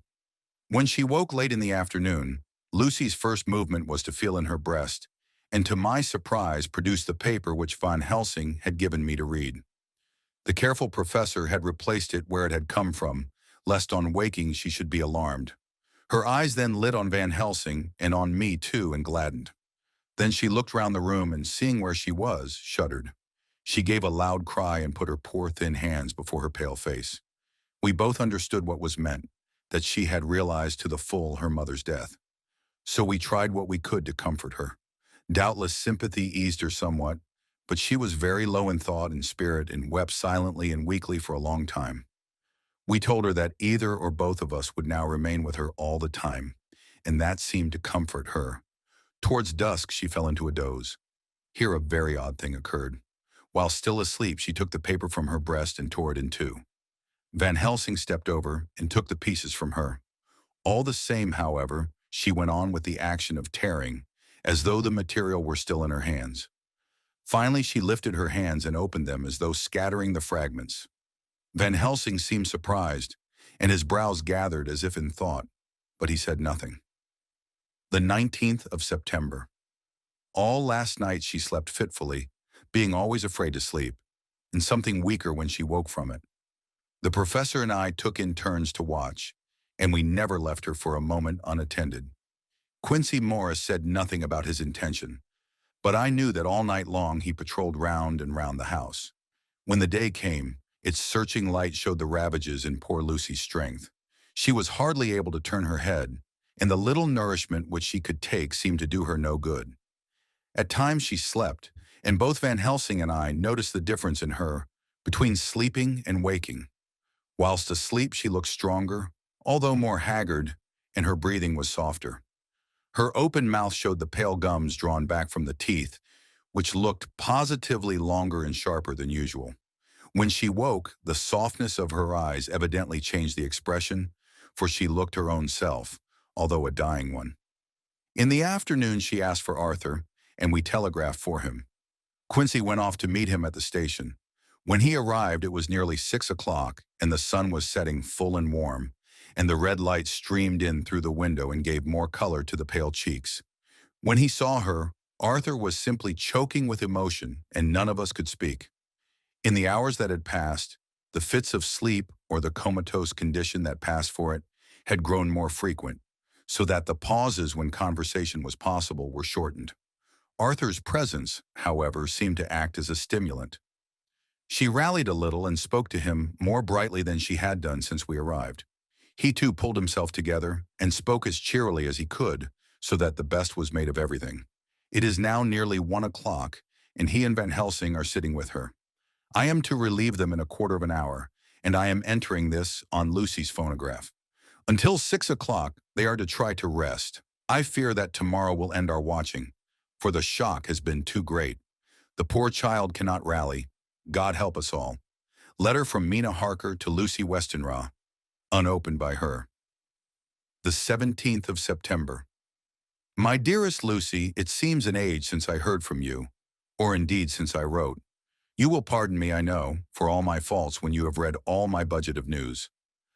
Well, I got my husband back all right. When we arrived at Exeter, there was a carriage waiting for us, and in it, though he had an attack of gout, Mr. Hawkins. He took us to his house where there were rooms for us all nice and comfortable, and we dined together. After dinner, Mr. Hawkins said, My dears, I want to drink your health and prosperity, and may every blessing attend you both. I know you both from children, and have, with love and pride, seen you grow up. Now I want you to make your home here with me. I have left to me neither chick nor child. All are gone, and in my will I have left you everything. I cried, Lucy dear, as Jonathan and the old man clasped hands. Our evening was a very, very happy one. So here we are, installed in this beautiful old house, and from both my bedroom and the drawing room, I can see the great elms of the cathedral close, with their great black stems standing out against the old yellow stone of the cathedral. And I can hear the rooks overhead, cawing and chattering and gossiping all day, after the manner of rooks and humans. I am busy, I need not tell you, arranging things in housekeeping. Jonathan and Mr. Hawkins are busy all day, for now that Jonathan is a partner, Mr. Hawkins wants to tell him all about the clients. How is your dear mother getting on? I wish I could run up to town for a day or two to see you, dear, but I dare not go yet, with so much on my shoulders, and Jonathan wants looking after still. He is beginning to put some flesh on his bones again, but he was terribly weakened by the long illness. Even now he sometimes starts out of his sleep in a sudden way, and awakes all trembling until I can coax him back to his usual placidity. However, thank God, these occasions grow less frequent as the days go on, and they will in time pass away altogether, I trust. And now I have told you my news, let me ask yours. When are you to be married, and where? And who is to perform the ceremony, and what are you to wear? And is it to be a public or private wedding? Tell me all about it, dear. Tell me all about everything, for there is nothing which interests you which will not be dear to me. Jonathan asked me to send his respectful duty, but I do not think that is good enough from the junior partner of the important firm, Hawkins and Harker. And so, as you love me, and he loves me, and I love you with all the moods and tenses of the verb, I send you simply his love instead. Goodbye, my dearest Lucy, and blessings on you. Yours, Mina Harker, report from Patrick Hennessy to John Seward, the 20th of September. My dear sir, in accordance with your wishes, I enclose report of the conditions of everything left in my charge. With regard to patient Renfield, there is more to say. He has had another outbreak, which might have had a dreadful ending, but which, as it fortunately happened, was unattended with any unhappy results. This afternoon, a carrier's cart with 2 men made a call at the empty house whose grounds abut on ours, the house to which, you will remember, the patient twice ran away. The men stopped at our gate to ask the porter their way, as they were strangers. I was myself looking out of the study window, having a smoke after dinner, and saw one of them come up to the house. As he passed the window of Renfield's room, the patient began to rate him from within, and called him all the foul names he could lay his tongue to. The man, who seemed a decent fellow enough, contented himself by telling him to shut up for a foul-mouthed beggar, whereon our man accused him of robbing him and wanting to murder him, and said that he would hinder him if he were to swing for it. I opened the window and signed to the man not to notice, so he contented himself after looking the place over and making up his mind as to what kind of place he had got to by saying, Lor, bless you, sir, I wouldn't mind what was said to me in a bloomin' madhouse. I pity ye and the governor for having to live in the house with a wild beast like that. Then he asked his way civilly enough, and I told him where the gate of the empty house was. He went away followed by threats and curses and revilings from our man. I went down to see if I could make out any cause for his anger, since he is usually such a well-behaved man, and except his violent fits, nothing of the kind had ever occurred. I found him, to my astonishment, quite composed and most genial in his manner. I tried to get him to talk of the incident, but he blandly asked me questions as to what I meant and led me to believe that he was completely oblivious of the affair. It was, I am sorry to say, however, only another instance of his cunning, for within half an hour I heard of him again. This time he had broken out through the window of his room and was running down the avenue. I called to the attendants to follow me and ran after him, for I feared he was intent on some mischief. My fear was justified when I saw the same cart which had passed before coming down the road, having on it some great wooden boxes. The men were wiping their foreheads and were flushed in the face, as if with violent exercise. Before I could get up to him, the patient rushed at them, and pulling one of them off the cart, began to knock his head against the ground. If I had not seized him just at the moment, I believe he would have killed the man there and then. The other fellow jumped down and struck him over the head with the butt end of his heavy whip. It was a horrible blow, but he did not seem to mind it, but seized him also and struggled with the three of us, pulling us to and fro as if we were kittens. You know I am no lightweight, and the others were both burly men.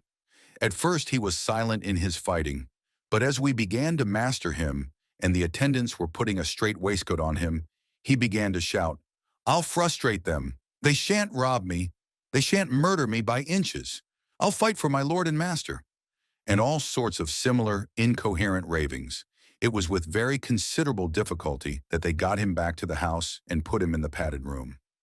One of the attendants, Hardy, had a finger broken.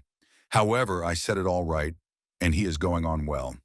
The two carriers were at first loud in their threats of actions for damages, and promised to rain all the penalties of the law on us.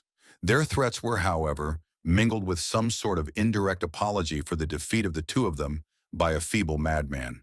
They said that if it had not been for the way their strength had been spent in carrying and raising the heavy boxes to the cart, they would have made short work of him.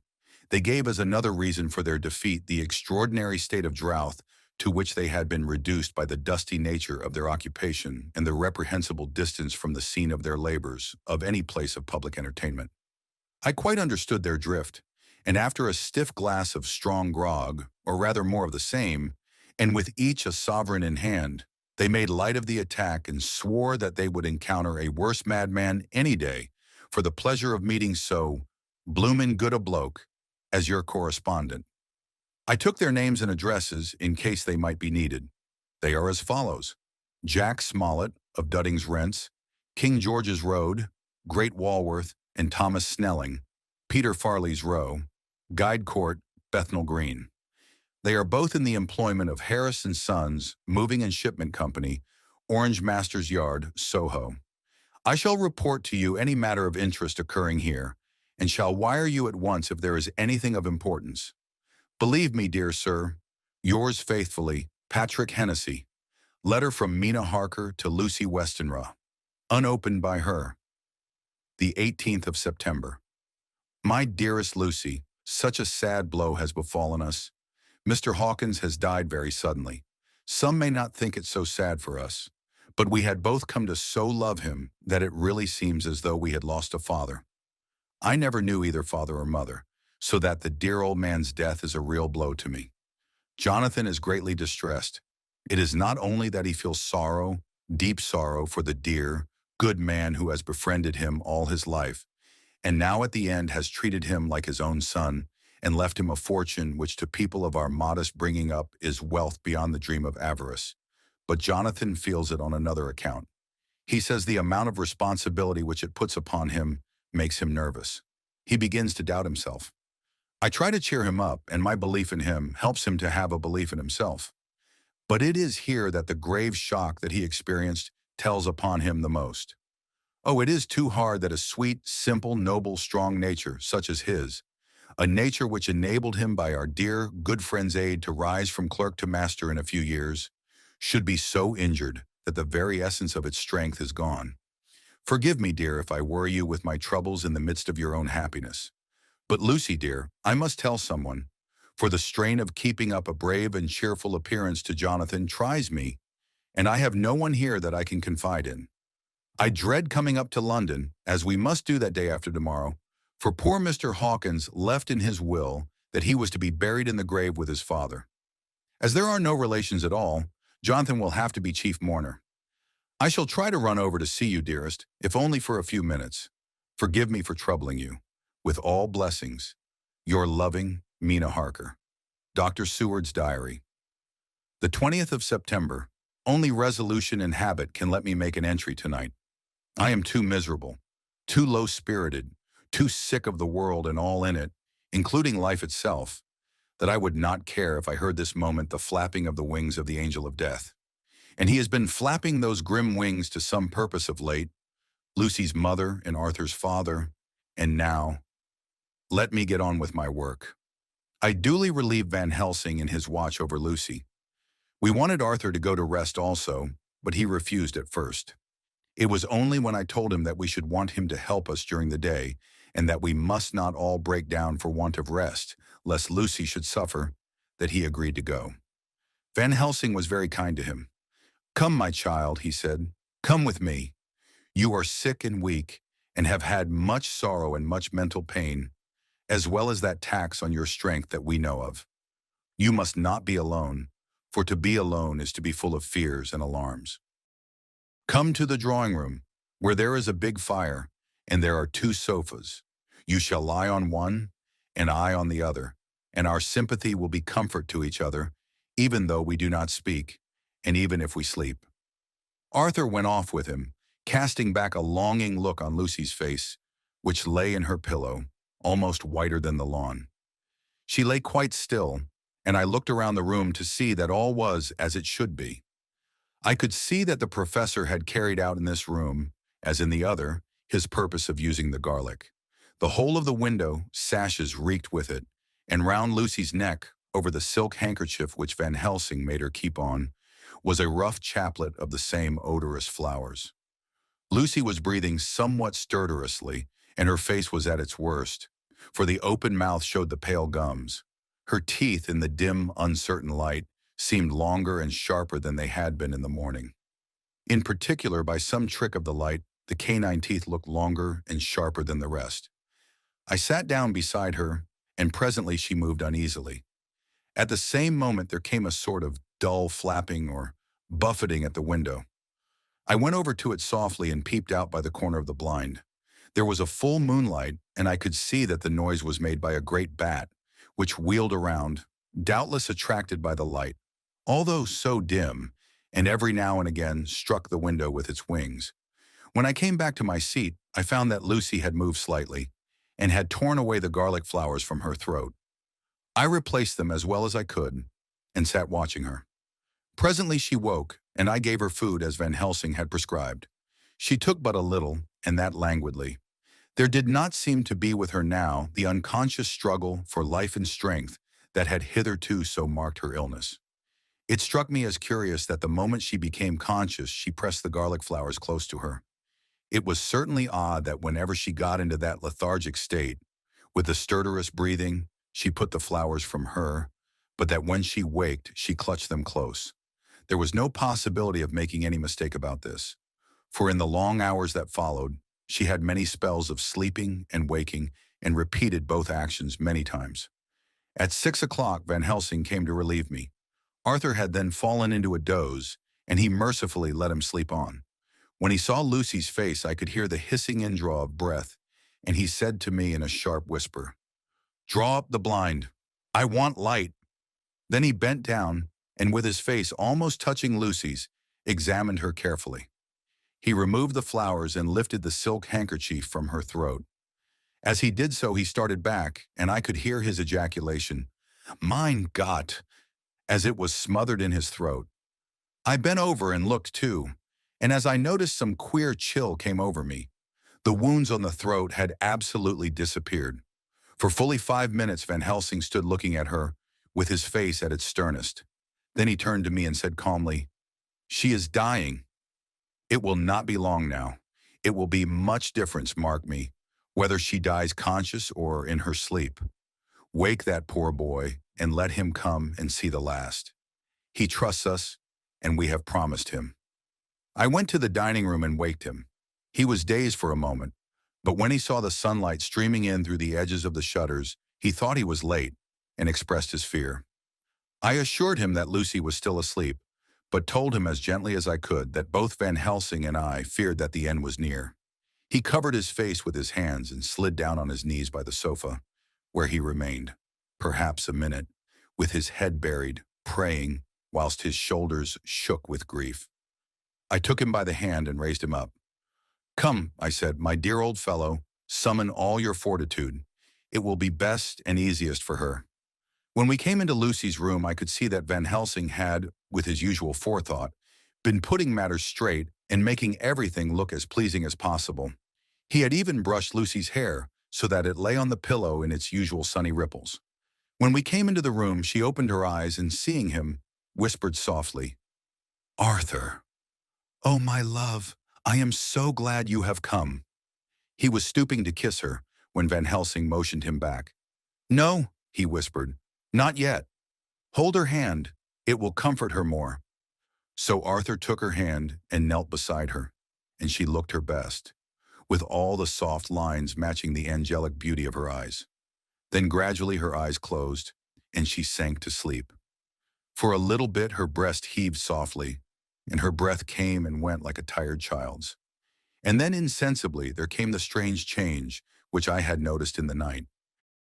Her breathing grew stertorous, the mouth opened, and the pale gums, drawn back, made the teeth look longer and sharper than ever. In a sort of sleep-waking, vague, unconscious way, she opened her eyes, which were now dull and hard at once, and said in a soft, voluptuous voice, such as I had never heard from her lips, "Arthur, oh my love, I am so glad you have come. Kiss me." Arthur bent eagerly over to kiss her, but at that instant Van Helsing, who, like me, had been startled by her voice, swooped upon him, and catching him by the neck with both hands, dragged him back with a fury of strength which I never thought he could have possessed, and actually hurled him almost across the room. "Not on your life," he said. "Not for your living soul and hers." And he stood between them like a lion at bay.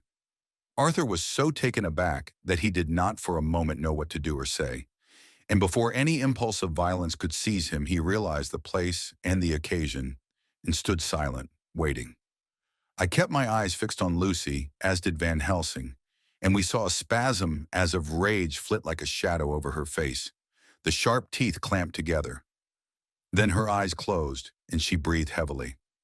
Very shortly after she opened her eyes in all their softness, and putting out her poor, pale, thin hand, took Van Helsing's great brown one.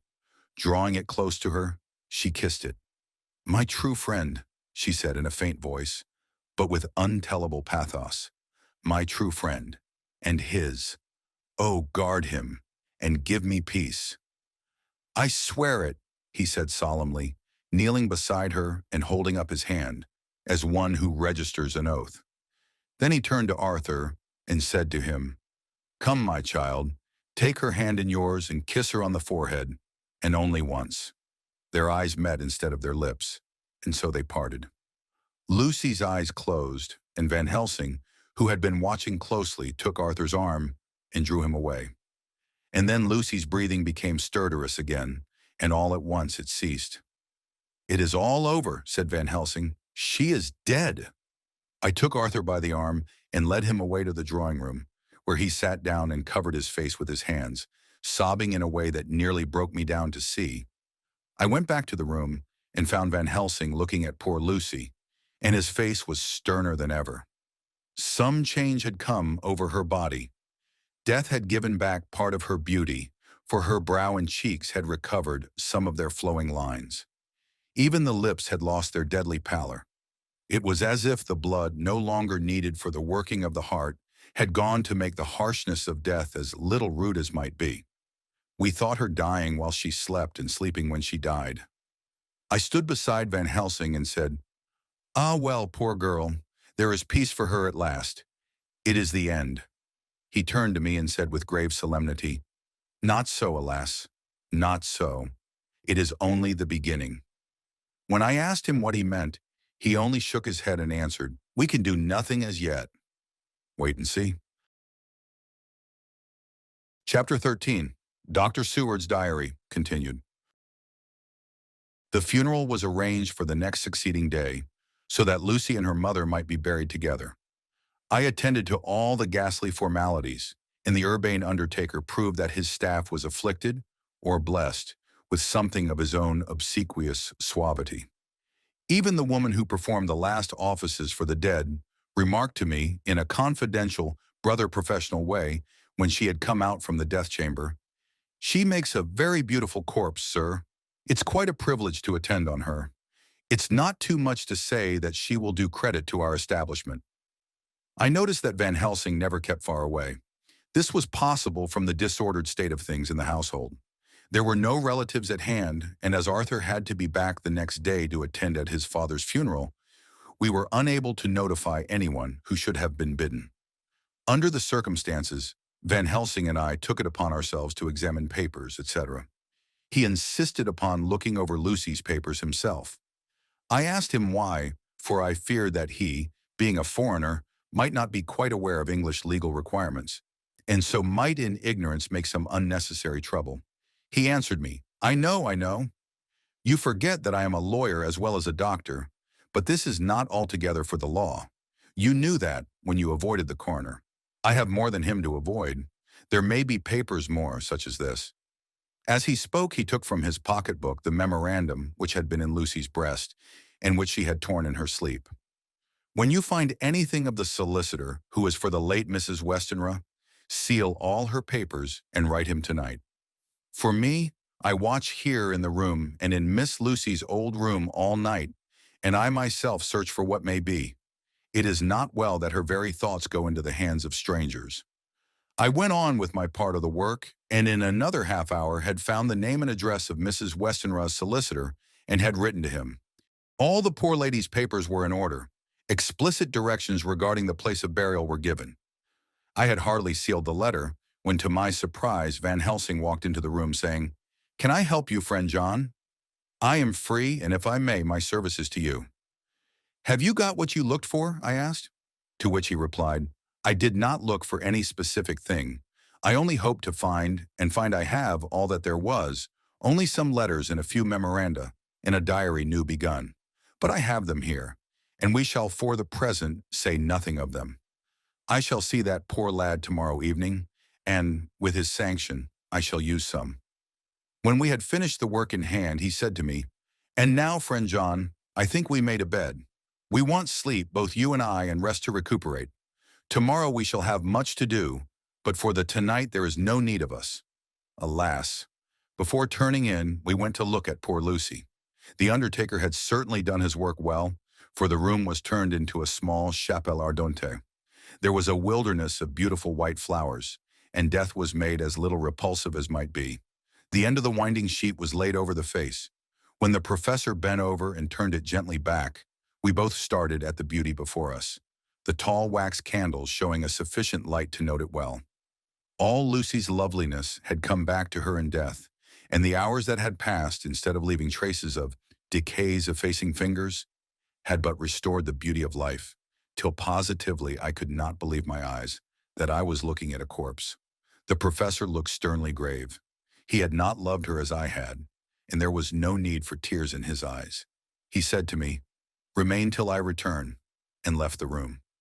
He came back with a handful of wild garlic from the box waiting in the hall, but which had not been opened, and placed the flowers amongst the others on and around the bed. Then he took from his neck, inside his collar, a little gold crucifix, and placed it over the mouth. He restored the sheet to its place, and we came away. I was undressing in my own room, when with a premonitory tap at the door, he entered and at once began to speak. "Tomorrow I want you to bring me, before night, a set of post-mortem knives." "Must we make an autopsy?" I asked. "Yes and no. I want to operate, but not what you think. Let me tell you now, but not a word to another. I want to cut off her head and take out her heart." "Ah, you a surgeon, and so shocked. You, whom I have seen with no tremble of hand or heart, do operations of life and death that make the rest shudder? Oh, but I must not forget, my dear friend John, that you loved her, and I have not forgotten it for his eye that shall operate, and you must not help. I would like to do it tonight, but for Arthur I must not. He will be free after his father's funeral tomorrow, and he will want to see her, to see it. Then when she is coffined ready for the next day, you and I shall come when all sleep. We shall unscrew the coffin lid and shall do our operation, and then replace all, so that none know, save we alone. But why do it at all? The girl is dead. Why mutilate her poor body without need? And if there is no necessity for a post-mortem and nothing to gain by it, no good to her, to us, to science, to human knowledge, why do it? Without such, it is monstrous. For answer, he put his hand on my shoulder and said with infinite tenderness, "Friend John, I pity your poor bleeding heart, and I love you the more because it does so bleed. If I could, I would take on myself the burden that you do bear. But there are things that you know not, but that you shall know, and bless me for knowing, though they are not pleasant things. John, my child, you have been my friend now many years, and yet did you ever know me to do any without good cause? I may err. I am but man, but I believe in all I do. Was it not for these causes that you sent for me when the great trouble came? Yes. Were you not amazed, nay horrified, when I would not let Arthur kiss his love, though she was dying, and snatched him away by all my strength? Yes, and yet you saw how she thanked me, with her so beautiful dying eyes, her voice too, so weak, and she kissed my rough old hand, and blessed me? Yes. And did you not hear me swear promise to her, that so she closed her eyes grateful? Yes. Well, I have good reason now for all I want to do. You have for many years trust me. You have believed me weeks past, when there be things so strange that you might have well doubt. Believe me yet a little, friend John. If you trust me not, then I must tell what I think, and that is not perhaps well. And if I work, as a work I shall, no matter trust or no trust. Without my friend trust in me, I work with heavy heart and feel oh so lonely when I want all help and courage that may be. He paused a moment and went on solemnly. Friend John, there are strange and terrible days before us. Let us not be two, but one, that so we work to a good end. Will you not have faith in me? I took his hand and promised him. I held my door open as he went away and watched him go to his room and close the door. As I stood without moving, I saw one of the maids pass silently along the passage. She had her back to me, so did not see me, and go into the room where Lucy lay. The sight touched me. Devotion is so rare, and we are so grateful to those who show it unasked to those we love. Here was a poor girl putting aside the terrors which she naturally had of death to go watch alone by the bier of the mistress whom she loved, so that the poor clay might not be lonely till laid to eternal rest. I must have slept long and soundly, for it was broad daylight when Van Helsing waked me by coming into my room. He came over to my bedside and said, You need not trouble about the knives. We shall not do it. Why not? I asked, for his solemnity of the night before had greatly impressed me. Because, he said sternly, it is too late or too early. See, here he held up the little golden crucifix. This was stolen in the night. How stolen? I asked in wonder, since you have it now. Because I get it back from the worthless wretch who stole it, from the woman who robbed the dead and the living. Her punishment will surely come, but not through me. She knew not altogether what she did, and thus, unknowing, she only stole. Now we must wait. He went away on the word, leaving me with a new mystery to think of, a new puzzle to grapple with. The forenoon was a dreary time, but at noon the solicitor came, Mr. Marquin of Holman, Sons, Marquin, and Litterdale. He was very genial and very appreciative of what we had done, and took off our hands all cares as to details. During lunch he told us that Mrs. Westenra had for some time expected sudden death from her heart, and had put her affairs in absolute order. He informed us that, with the exception of a certain entailed property of Lucy's father, which now, in default of direct issue, went back to a distant branch of the family, the whole estate, real and personal, was left absolutely to Arthur Holmwood. When he had told us so much, he went on, Frankly, we did our best to prevent such a testamentary disposition and pointed out certain contingencies that might leave her daughter either penniless or not so free as she should be to act regarding a matrimonial alliance. Indeed, we pressed the matter so far that we almost came into collision, for she asked us if we were or were not prepared to carry out her wishes. Of course, we had then no alternative but to accept. We were right in principle, and 99 times out of 100 we should have proved, by the logic of events, the accuracy of our judgment. Frankly, however, I must admit that in this case, any other form of disposition would have rendered impossible the carrying out of her wishes. For by her predeceasing her daughter, the latter would have come into possession of the property, and even had she only survived her mother by 5 minutes, her property would, in case there were no will, and a will was a practical impossibility in such a case, have been treated at her decease as under intestacy. In which case, Lord Godalming, though so dear a friend, would have had no claim in the world, and the inheritors, being remote, would not be likely to abandon their just rights for sentimental reasons regarding an entire stranger. I assure you, my dear sirs, I am rejoiced at the result, perfectly rejoiced. He was a good fellow, but his rejoicing at the one little part in which he was officially interested of so great a tragedy was an object lesson in the limitations of sympathetic understanding. He did not remain long, but said he would look in later in the day and see Lord Godalming. His coming, however, had been a certain comfort to us, since it assured us that we should not have to dread hostile criticism as to any of our acts. Arthur was expected at 5 o'clock, so a little before that time we visited the death chamber. It was so in very truth, for now both mother and daughter lay in it. The undertaker, true to his craft, had made the best display he could of his goods, and there was a mortuary air about the place that lowered our spirits at once. Van Helsing ordered the former arrangement to be adhered to, explaining that, as Lord Godalming was coming very soon, it would be less harrowing to his feelings to see all that was left of his fiancée quite alone. The undertaker seemed shocked at his own stupidity and exerted himself to restore things to the condition in which we left them the night before, so that when Arthur came, such shocks to his feelings as we could avoid were saved. Poor fellow, he looked desperately sad and broken. Even his stalwart manhood seemed to have shrunk somewhat under the strain of his much-tried emotions. He had, I knew, been very genuinely and devotedly attached to his father, and to lose him, and at such a time, was a bitter blow to him. With me he was warm as ever, and to Van Helsing he was sweetly courteous. But I could not help seeing that there was some constraint with him. The professor noticed it too, and motioned me to bring him upstairs. I did so, and left him at the door of the room, as I felt he would like to be quite alone with her. But he took my arm and led me in, saying huskily, "You loved her too, old fellow. She told me all about it, and there was no friend had a closer place in her heart than you. I don't know how to thank you for all you have done for her. I can't think yet."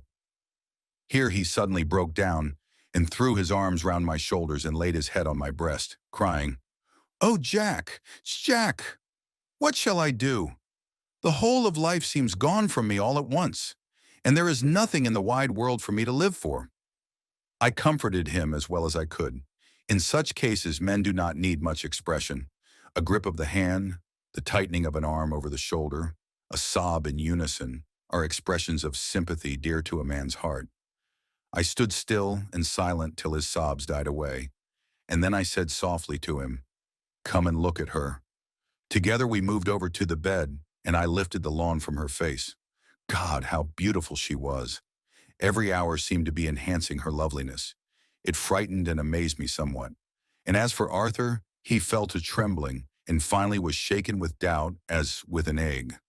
At last, after a long pause, he said to me in a faint whisper, "Jack, is she really dead?" I assured him sadly that it was so, and went on to suggest, for I felt that such a horrible doubt should not have life for a moment longer than I could help, that it often happened that after death faces become softened and even resolved into their youthful beauty, that this was especially so when death had been preceded by any acute or prolonged suffering. I seemed to quite do away with any doubt, and after kneeling beside the couch for a while and looking at her lovingly and long, he turned aside. I told him that must be goodbye, as the coffin had to be prepared. So he went back and took her dead hand in his and kissed it, and bent over and kissed her forehead. He came away, fondly looking back over his shoulder at her as he came. I left him in the drawing room and told Van Helsing that he had said goodbye, so the latter went to the kitchen to tell the undertaker's men to proceed with the preparations and to screw up the coffin. When he came out of the room again, I told him of Arthur's question, and he replied, "I am not surprised. Just now I doubted for a moment myself. We all dined together, and I could see that poor Art was trying to make the best of things. Van Helsing had been silent all dinner time, but when we had lit our cigars, he said, 'Lord,' but Arthur interrupted him. 'No, no, not that, for God's sake. Not yet at any rate. Forgive me, sir. I did not mean to speak offensively. It is only because my loss is so recent.' The professor answered very sweetly, 'I only used that name because I was in doubt. I must not call you Mr., and I have grown to love you, yes, my dear boy, to love you as Arthur.'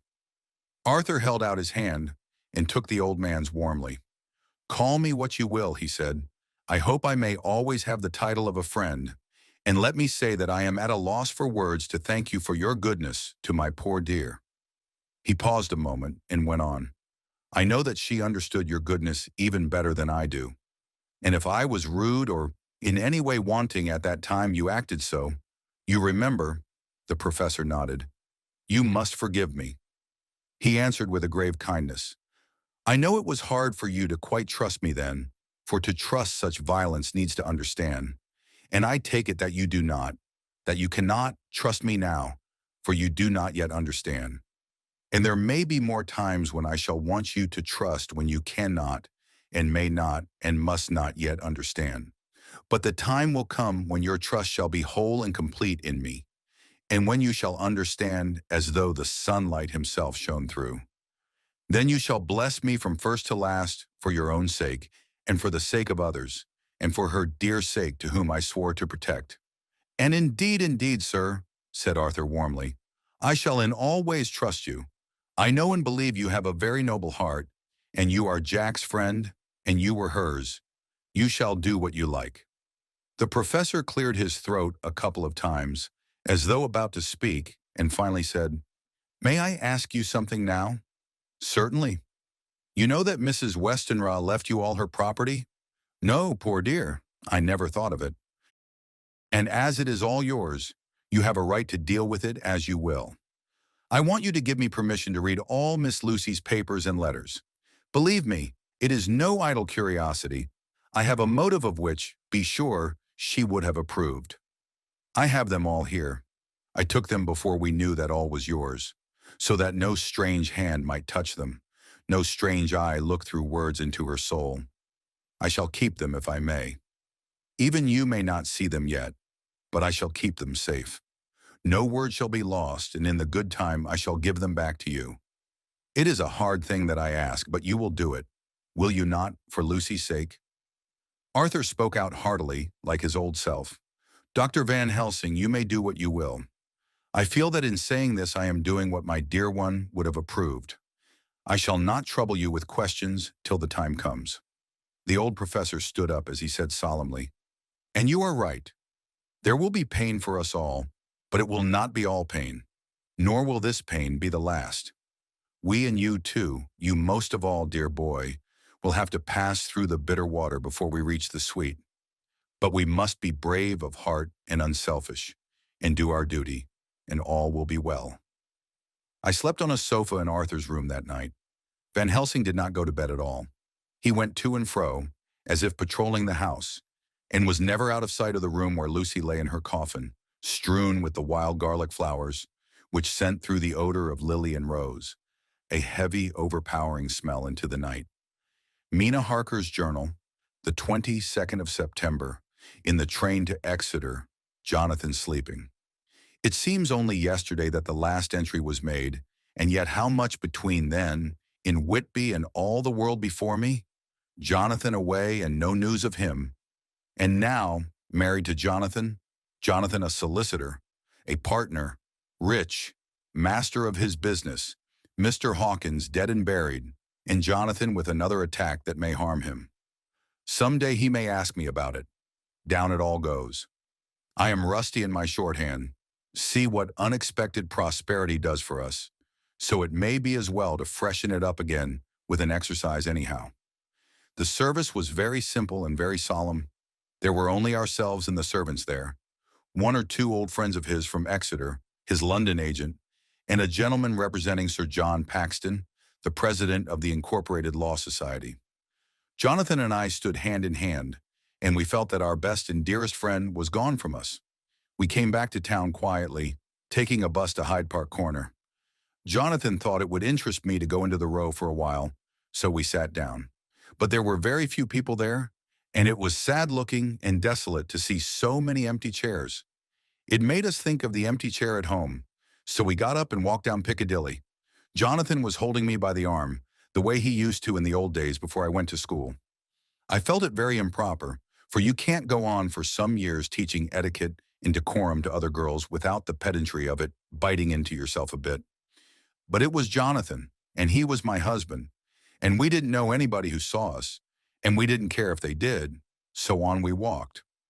I was looking at a very beautiful girl in a big cartwheel hat sitting in a Victoria outside Giuliano's, when I felt Jonathan clutch my arm so tight that he hurt me, and he said under his breath, "My God!" I am always anxious about Jonathan, for I fear that some nervous fit may upset him again.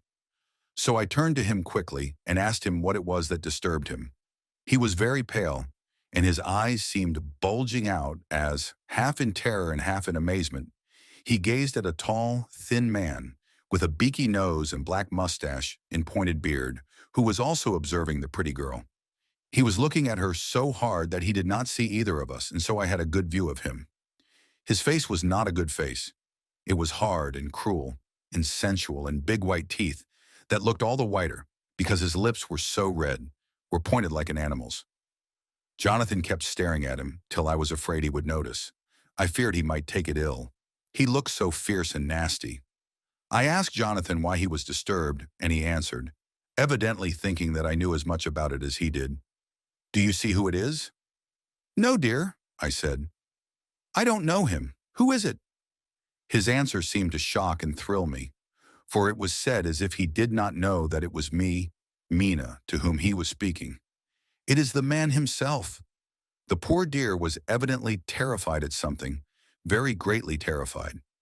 I do believe that if he had not had me to lean on and to support him, he would have sunk down. He kept staring. A man came out of the shop with a small parcel and gave it to the lady, who then drove off. The dark man kept his eyes fixed on her, and when the carriage moved up Piccadilly, he followed in the same direction and hailed a hansom.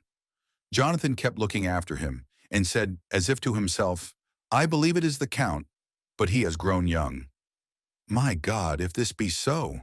Oh, my God, if only I knew, if only I knew.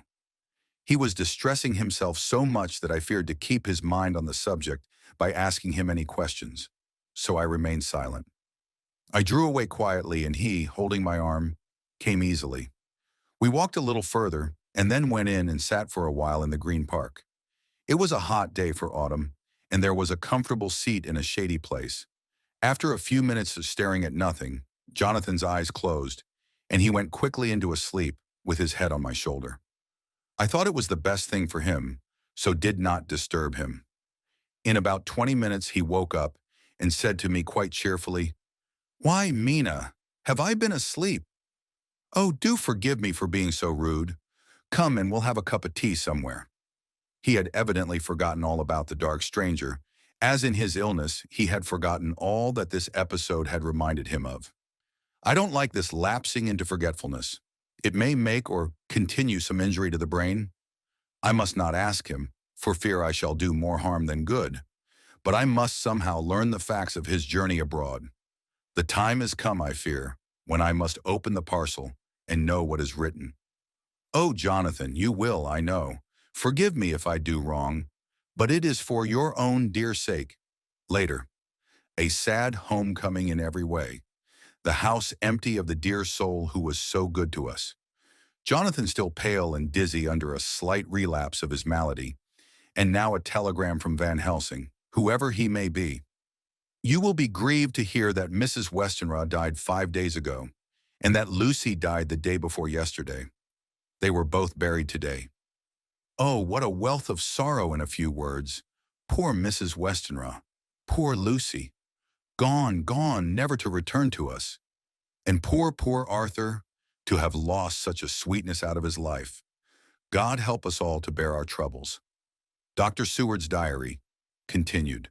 The 22nd of September. It is all over. Arthur has gone back to Ring and has taken Quincy Morris with him. What a fine fellow is Quincy. I believe in my heart of hearts that he suffered as much about Lucy's death as any of us, but he bore himself through it like a moral Viking. If America can go on breeding men like that, she will be a power in the world indeed. Van Helsing is lying down, having a rest preparatory to his journey. He goes to Amsterdam tonight, but says he returns tomorrow night, that he only wants to make some arrangements which can only be made personally. He is to stop with me then, if he can. He says he has work to do in London, which may take him some time. Poor old fellow. I fear that the strain of the past week has broken down even his iron strength. All the time of the burial he was, I could see, putting some terrible restraint on himself. When it was all over, we were standing beside Arthur, who, poor fellow, was speaking of his part in the operation, where his blood had been transfused to his Lucy's veins. I could see Van Helsing's face grow white and purple by turns. Arthur was saying that he felt since then as if they two had been really married, and that she was his wife in the sight of God. None of us said a word of the other operations, and none of us ever shall. Arthur and Quincy went away together to the station, and Van Helsing and I came on here. The moment we were alone in the carriage, he gave way to a regular fit of hysterics. He has denied to me since that it was hysterics, and insisted that it was only his sense of humor asserting itself under very terrible conditions. He laughed till he cried, and I had to draw down the blinds lest anyone should see us and misjudge. And then he cried, till he laughed again, and laughed and cried together, just as a woman does. I tried to be stern with him, as one is to a woman under the circumstances, but it had no effect. Men and women are so different in manifestations of nervous strength or weakness. Then when his face grew grave and stern again, I asked him why his mirth, and why at such a time. His reply was in a way characteristic of him, for it was logical and forceful and mysterious. He said, "Ah, you don't comprehend, friend John. Do not think that I am not sad, though I laugh. See, I have cried even when the laugh did choke me. But no more think that I am all sorry when I cry, for the laugh he come just the same. Keep it always with you, that laughter who knock at your door and say, 'May I come in?' is not true laughter. No, he is a king, and he come when and how he like. He ask no person, he choose no time of suitability. He say, 'I am here. Behold an example, I grieve my heart out for that so sweet young girl. I give my blood for her, though I am old and worn. I give my time, my skill, my sleep. I let my other sufferers want that she may have all. And yet I can laugh at her very grave. Laugh when the clay from the spade of the sexton drop upon her coffin, and say thud, thud to my heart, till it send back the blood from my cheek. My heart bleed for that poor boy, that dear boy, so of the age of mine own boy, had I been so blessed that he live, and with his hair and eyes the same. There, you know now why I love him so. And yet when he say things that touch my husband heart to the quick, and make my father heart yearn to him as to no other man, not even you, friend John, for we are more level in experiences than father and son, yet even at such a moment King laugh, he come to me and shout and bellow in my ear, 'Here I am, here I am,' till the blood come dance back and bring some of the sunshine that he carry with him to my cheek. Oh, friend John, it is a strange world, a sad world, a world full of miseries and woes and troubles, and yet when King laugh come, he make them all dance to the tune he play. Bleeding hearts and dry bones of the churchyard and tears that burn as they fall, all dance together to the music that he make with that smileless mouth of him. And believe me, friend John, that he is good to come, and kind. Ah, we men and women are like ropes drawn tight with strain that pull us different ways. Then tears come, and like the rain on the ropes, they brace us up until perhaps the strain become too great, and we break. But King laugh, he come like the sunshine, and he ease off the strain again, and we bear to go on with our labor, what it may be. I did not like to wound him by pretending not to see his idea, but as I did not yet understand the cause of his laughter, I asked him. As he answered me, his face grew stern, and he said in quite a different tone, "Oh, it was the grim irony of it all, this so lovely lady garlanded with flowers, that looked so fair as life, till one by one we wondered if she were truly dead. She laid in that so fine marble house in that lonely churchyard, where rest so many of her kin, laid there with the mother who loved her, and whom she loved, and that sacred bell going toll, toll, toll, so sad and slow, and those holy men, with the white garments of the angel, pretending to read books, and yet all the time their eyes never on the page, and all of us with the bowed head. And all for what? She is dead so, is it not?" "Well, for the life of me, Professor," I said, "I can't see anything to laugh at in all that. Why, your expression makes it a harder puzzle than before. But even if the burial service was comic, what about poor Art and his trouble? Why, his heart was simply breaking." "Just so. Said he not that the transfusion of his blood to her veins had made her truly his bride?" "Yes, and it was a sweet and comforting idea for him." "Quite so. But there was a difficulty, friend John. If so that, then what about the others?" "Ho, ho! Then this so sweet maid is a polyandrist, and me with my poor wife dead to me, but alive by church's law, though no wits, all gone, even I, who am faithful husband to this now no wife, am bigamist." "I don't see where the joke comes in there either," I said, and I did not feel particularly pleased with him for saying such things. He laid his hand on my arm and said, "Friend John, forgive me if I pain. I showed not my feeling to others when it would wound, but only to you, my old friend, whom I can trust.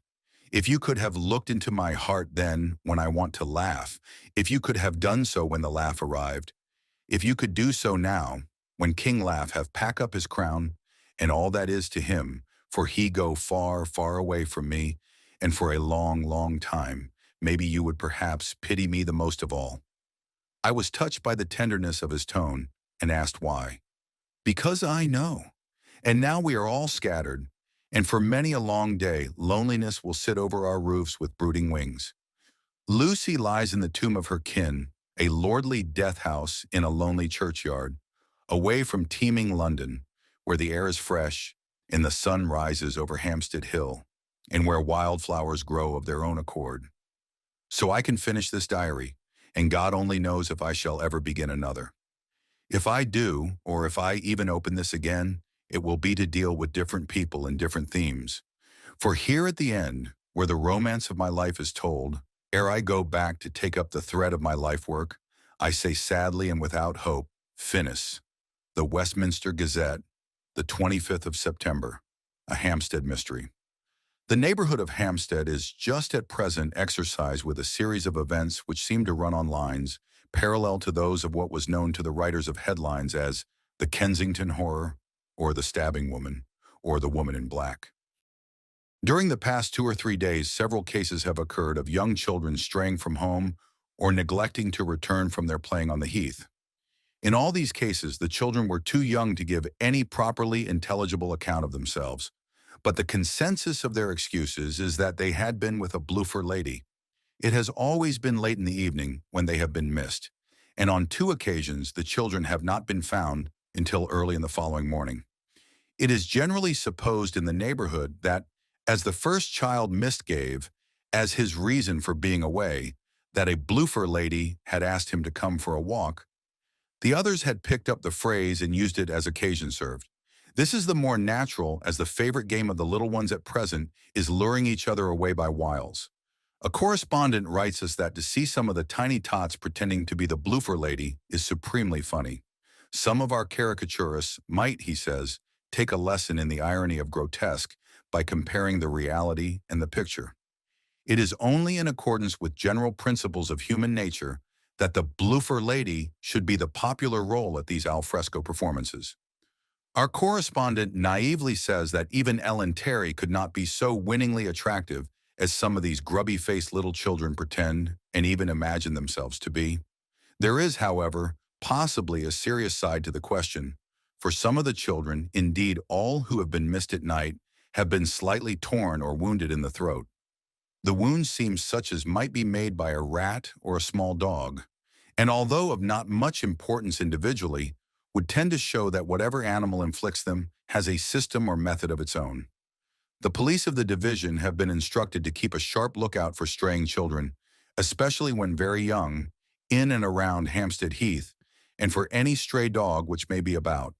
The Westminster Gazette, the 25th of September, extra special, the Hampstead Horror, another child injured, the Bloofer Lady. We have just received intelligence that another child missed last night was only discovered late in the morning under a furze bush at the Shooter's Hill side of Hampstead Heath, which is perhaps less frequented than the other parts. It has the same tiny wound in the throat as has been noticed in other cases. It was terribly weak and looked quite emaciated. It too, when partially restored, had the common story to tell of being lured away by the Bloofer Lady. Chapter 14. Mina Harker's Journal. The 23rd of September. Jonathan is better after a bad night. I am so glad that he has plenty of work to do, for that keeps his mind off the terrible things. And oh, I am rejoiced that he is not now weighed down with the responsibility of his new position. I knew he would be true to himself, and now how proud I am to see my Jonathan rising to the height of his advancement and keeping pace in all ways with the duties that come upon him. He will be away all day till late, for he said he could not lunch at home. My household work is done, so I shall take his foreign journal and lock myself up in my room and read it. The 24th of September. I hadn't the heart to write last night. That terrible record of Jonathan's upset me so. Poor dear, how he must have suffered, whether it be true or only imagination. I wonder if there is any truth in it at all. Did he get his brain fever and then write all those terrible things, or had he some cause for it all? I suppose I shall never know, for I dare not open the subject to him. And yet that man we saw yesterday, he seemed quite certain of him, poor fellow. I suppose it was the funeral upset him and sent his mind back on some train of thought. He believes it all himself. I remember how on our wedding day he said, "Unless some solemn duty come upon me to go back to the bitter hours, asleep or awake, mad or sane." There seems to be through it all some thread of continuity. That fearful Count was coming to London. If it should be, and he came to London, with its teeming millions, there may be a solemn duty, and if it come, we must not shrink from it. I shall be prepared. I shall get my typewriter this very hour and begin transcribing. Then we shall be ready for other eyes if required. And if it be wanted, then, perhaps if I am ready, poor Jonathan may not be upset, for I can speak for him and never let him be troubled or worried with it at all. If ever Jonathan quite gets over the nervousness, he may want to tell me of it all, and I can ask him questions and find out things and see how I may comfort him. Letter from Van Helsing to Mrs. Harker, the 24th of September. Confidence. Dear Madam, I pray you to pardon my writing, in that I am so far friend as that I sent to you sad news of Miss Lucy Westenra's death. By the kindness of Lord Godalming, I am empowered to read her letters and papers, for I am deeply concerned about certain matters vitally important. In them I find some letters from you, which show how great friends you were, and how you love her. Oh, Madam Mina, by that love I implore you, help me. It is for others' good that I ask, to redress great wrong, and to lift much and terrible troubles that may be more great than you can know. May it be that I see you? You can trust me. I am friend of Dr. John Seward and of Lord Godalming. That was Arthur of Miss Lucy.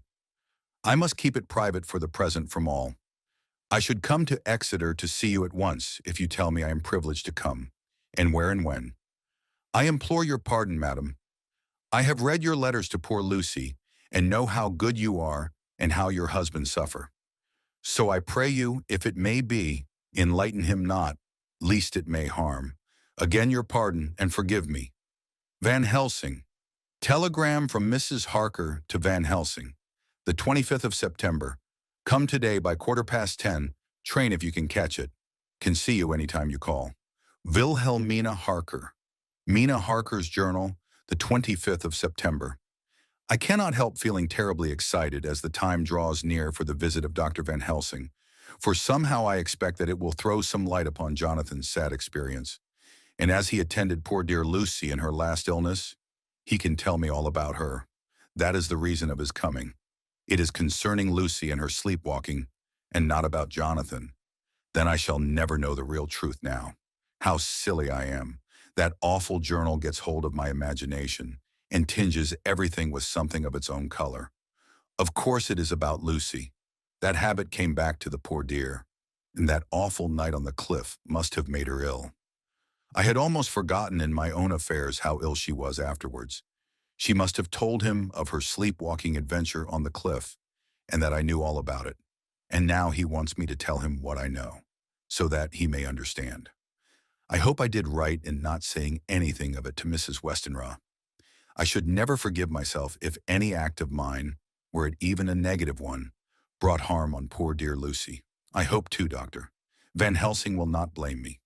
I have had so much trouble and anxiety of late that I feel I cannot bear more just at present. I suppose a cry does us all good at times, clears the air as other rain does. Perhaps it was reading the journal yesterday that upset me, and then Jonathan went away this morning to stay away from me a whole day and night. The first time we have been parted since our marriage.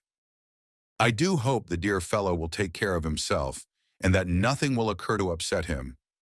It is 2 o'clock and the doctor will be here soon now.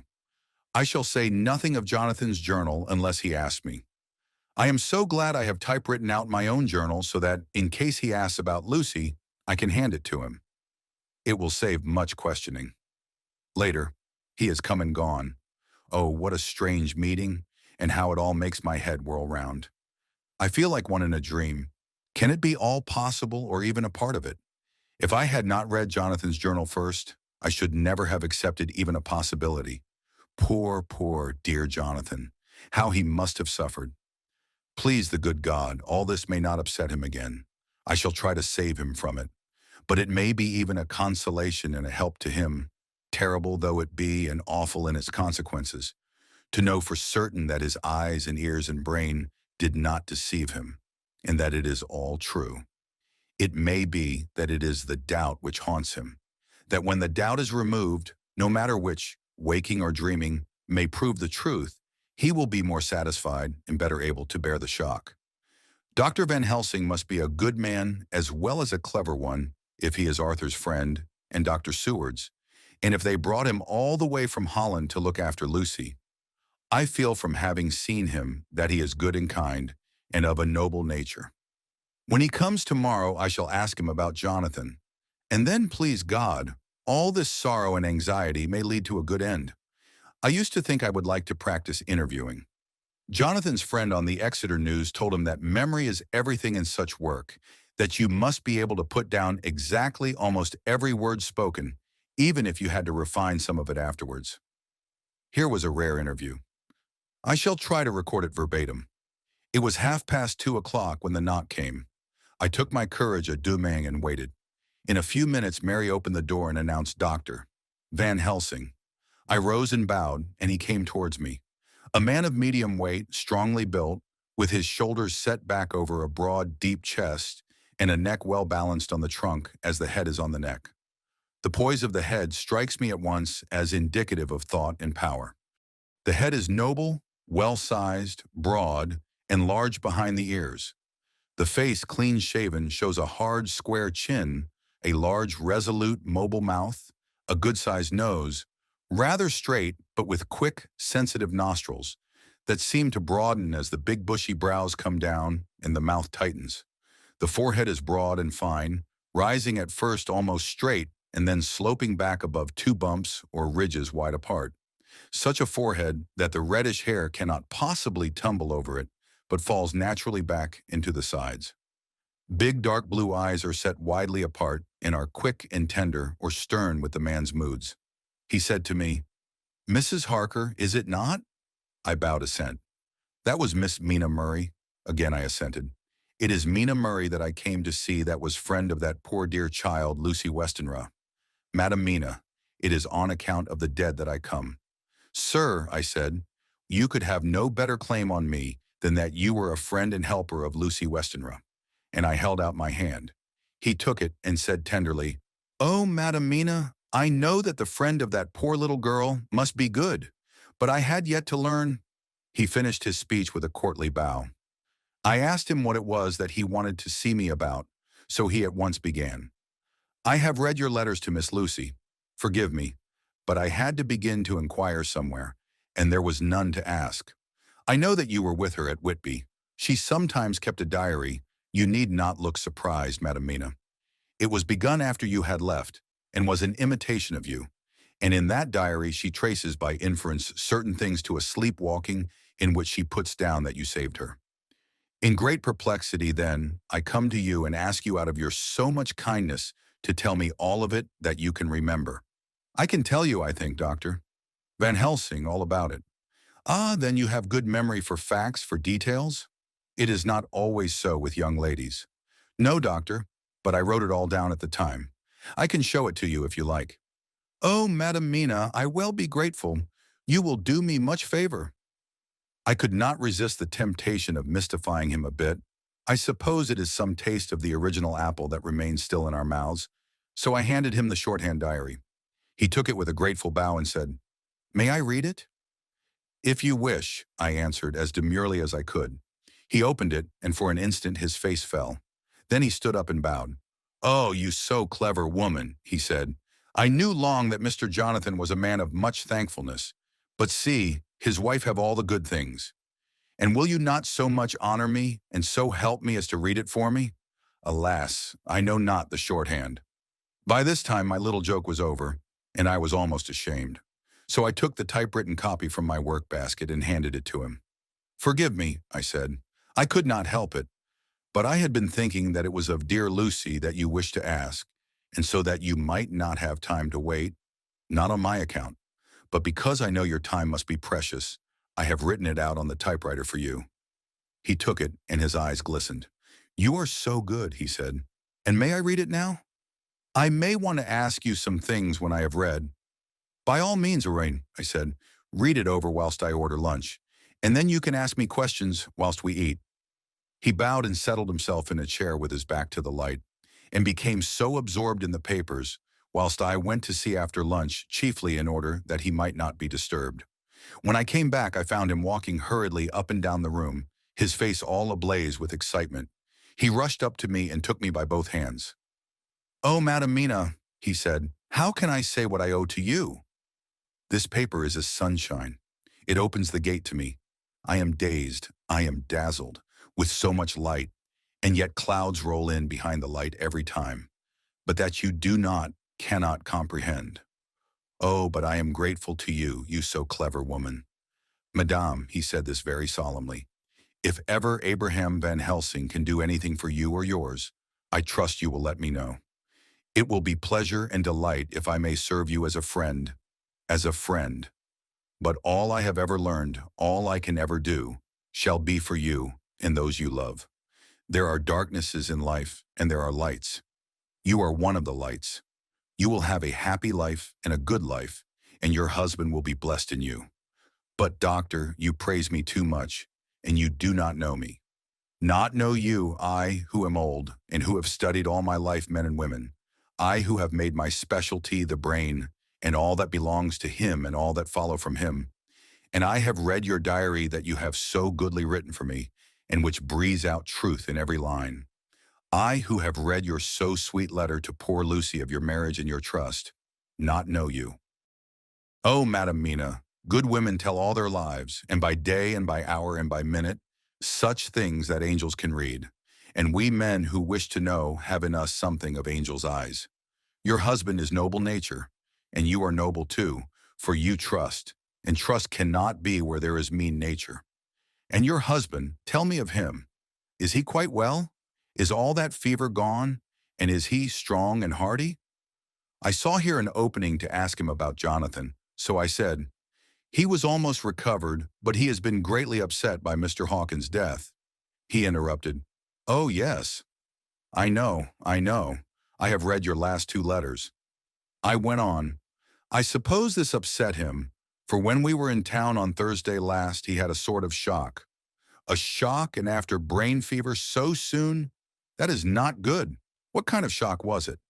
He thought he saw someone who recalled something terrible, something which led to his brain fever. And here the whole thing seemed to overwhelm me in a rush. The pity for Jonathan, the horror which he experienced, the whole fearful mystery of his diary, and the fear that has been brooding over me ever since, all came in a tumult. I suppose I was hysterical, for I threw myself on my knees and held up my hands to him and implored him to make my husband well again. He took my hands and raised me up and made me sit on the sofa and sat by me. He held my hand in his and said to me with, oh, such infinite sweetness, my life is a barren and lonely one, and so full of work that I have not had much time for friendships. But since I have been summoned to here by my friend John Seward, I have known so many good people and seen such nobility that I feel more than ever, and it has grown with my advancing years, the loneliness of my life. Believe me then that I come here full of respect for you, and you have given me hope not in what I am seeking of, but that there are good women still left to make life happy, good women whose lives and whose truths may make good lesson for the children that are to be. I am glad that I may here be of some use to you. For if your husband suffer, he suffer within the range of my study and experience. I promise you that I will gladly do all for him that I can, all to make his life strong and manly, and your life a happy one. Now you must eat. You are overwrought and perhaps over-anxious. Husband Jonathan would not like to see you so pale, and what he like not where he love is not to his good. Therefore, for his sake you must eat and smile. You have told me about Lucy, and so now we shall not speak of it, lest it distress. I shall stay in Exeter tonight, for I want to think much over what you have told me, and when I have thought I will ask you questions, if I may. And then, too, you will tell me of husband Jonathan's trouble so far as you can, but not yet. You must eat now. Afterwards you shall tell me all. After lunch, when we went back to the drawing room, he said to me, and now tell me all about him. When it came to speaking to this great learned man, I began to fear that he would think me a weak fool, and Jonathan a madman. That journal is all so strange, and I hesitated to go on. But he was so sweet and kind, and he had promised to help, and I trusted him. So I said, Dr. Van Helsing, what I have to tell you is so queer that you must not laugh at me or at my husband. I have been since yesterday in a sort of fever of doubt. You must be kind to me and not think me foolish that I have even half believed some very strange things. He reassured me by his manner as well as his words when he said, oh, my dear, if you only know how strange is the matter regarding which I am here, it is you who would laugh. I have learned not to think little of anyone's belief, no matter how strange it may be. I have tried to keep an open mind, and it is not the ordinary things of life that could close it, but the strange things, the extraordinary things, the things that make one doubt if they be mad or sane. Thank you 1,000 times. You have taken a weight off my mind. If you will let me, I shall give you a paper to read. It is long, but I have typewritten it out. It will tell you my trouble and Jonathan's. It is the copy of his journal when abroad, and all that happened. I dare not say anything of it. You will read for yourself and judge. And then when I see you perhaps, you will be very kind and tell me what you think. I promise, he said as I gave him the papers, I shall in the morning, as soon as I can, come to see you and your husband, if I may. Jonathan will be here at 11:30, and you must come to lunch with us and see him then. You could catch the quick 3:34 train, which will leave you at Paddington before 8. He was surprised at my knowledge of the trains offhand, but he does not know that I have made up all the trains to and from Exeter, so that I may help Jonathan in case he is in a hurry. So he took the papers with him and went away, and I sit here thinking I don't know what. Letter, written by hand, from Van Helsing to Mrs. Harker, the 25th of September, 6 o'clock. Dear Madam Mina, I have read your husband's so wonderful diary. You may sleep without doubt. Strange and terrible as it is true. I will pledge my life on it. It may be worse for others, but for him and you there is no dread. He is a noble fellow, and let me tell you from experience of men, that one who would do as he did in going down that wall, into that room, and going a second time, is not one to be injured in permanence by a shock. His brain and his heart are all right, this I swear, before I have even seen him, so be at rest. I shall have much to ask him of other things. I am blessed that today I come to see you, for I have learned all at once so much that again I am dazzled more than ever, and I must think. Yours the most faithful, Abraham Van Helsing. Letter, Mrs. Harker to Van Helsing. The 25th of September, 6:30 p.m. My dear Dr. Van Helsing, 1,000 thanks for your kind letter, which has taken a great weight off my mind. And yet if it be true, what terrible things there are in the world, and what an awful thing if that man, that monster, be really in London. I fear to think, I have this moment, whilst writing, had a wire from Jonathan saying that he leaves by the 6:25 tonight from Launceston and will be here at 10:18, so that I shall have no fear tonight. Will you, therefore, instead of lunching with us, please come to breakfast at 8 o'clock, if this be not too early for you? You can get away if you are in a hurry by the 10:30 train, which will bring you to Paddington by 2:35. Do not answer this, as I shall take it that, if I do not hear, you will come to breakfast. Believe me, your faithful and grateful friend, Mina Harker. Jonathan Harker's Journal. The 26th of September. I thought never to write in this diary again, but the time has come. When I got home last night, Mina had supper ready, and when we had supped, she told me of Van Helsing's visit, and of her having given him the 2 diaries copied out, and of how anxious she has been about me. She showed me in the doctor's letter that all I wrote down was true. It seems to have made a new man of me. It was the doubt as to the reality of the whole thing that knocked me over. I felt impotent and in the dark and distrustful. But now that I know, I am not afraid even of the Count. He has succeeded after all then, in his design in getting to London, and it was he I saw. He has got younger, and how? Van Helsing is the man to unmask him and hunt him out, if he is anything like what Mina says. We sat late and talked it over. Mina is dressing, and I shall call at the hotel in a few minutes and bring him over. He was, I think, surprised to see me. When I came into the room where he was and introduced myself, he took me by the shoulder and turned my face round to the light and said after a sharp scrutiny, "But Madam Mina told me you were ill, that you had had a shock."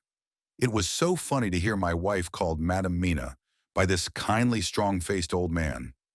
I smiled and said, "I was ill. I have had a shock, but you have cured me already." "And how?" "By your letter to Mina last night.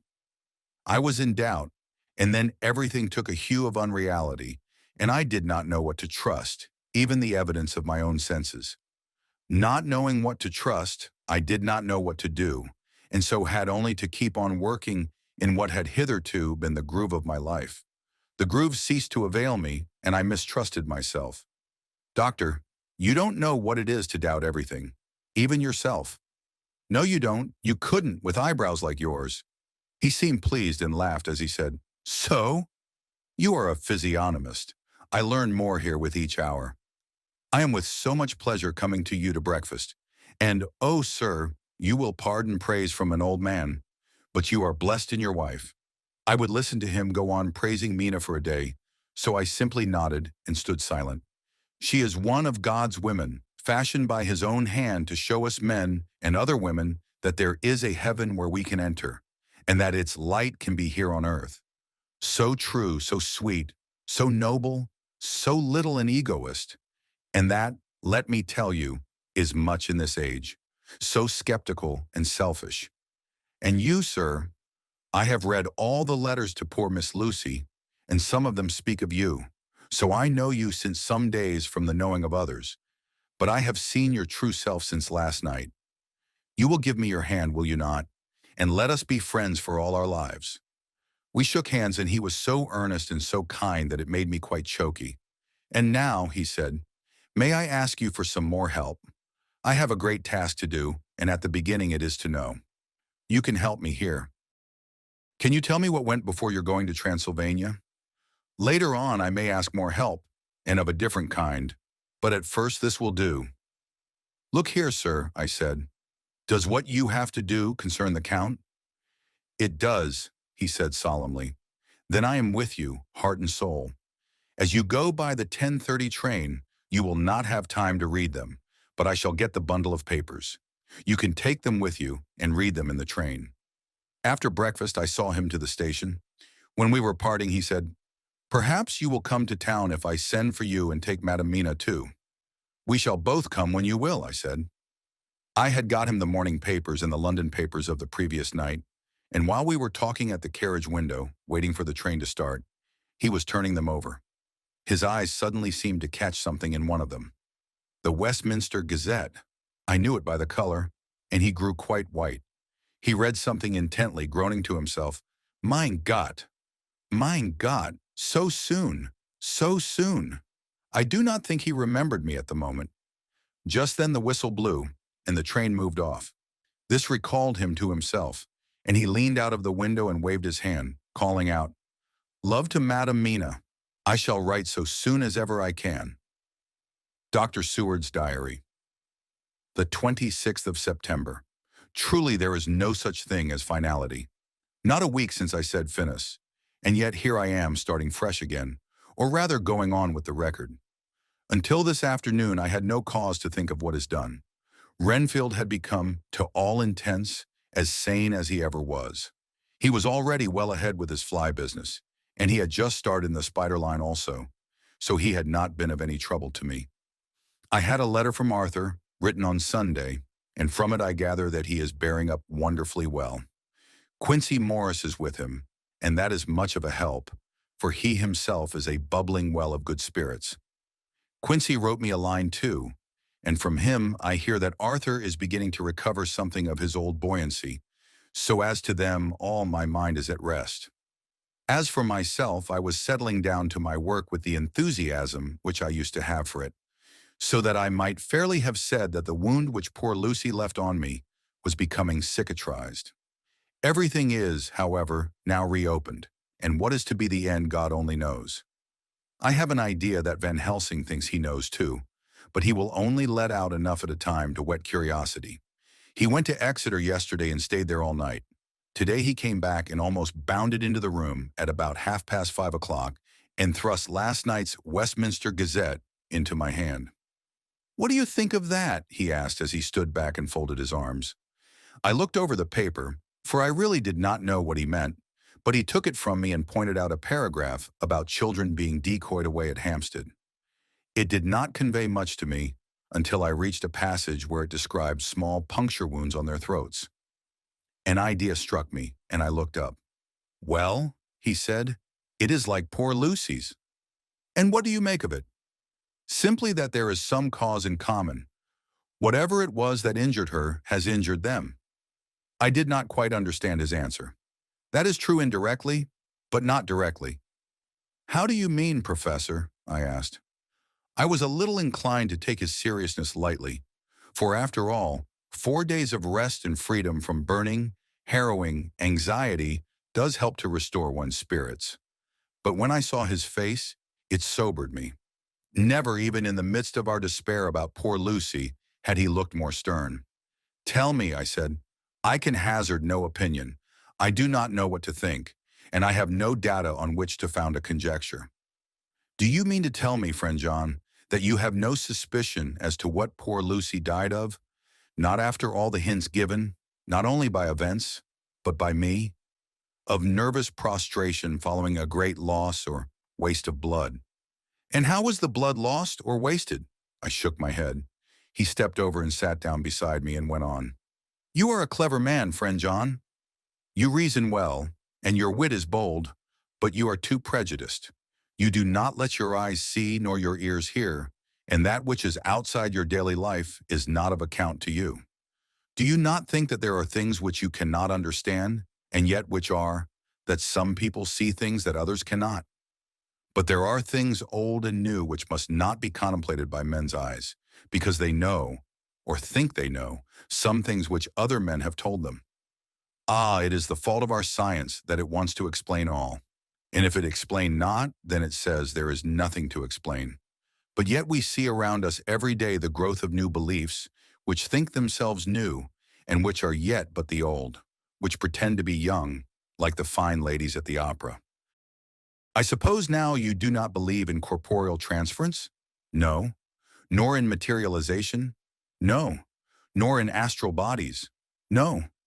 Nor in the reading of thought? No. Nor in hypnotism? Yes, I said. Charcot has proved that pretty well. He smiled as he went on. Then you are satisfied as to it. Yes? And of course, then you understand how it act and can follow the mind of the great Charcot, alas that he is no more, into the very soul of the patient that he influence.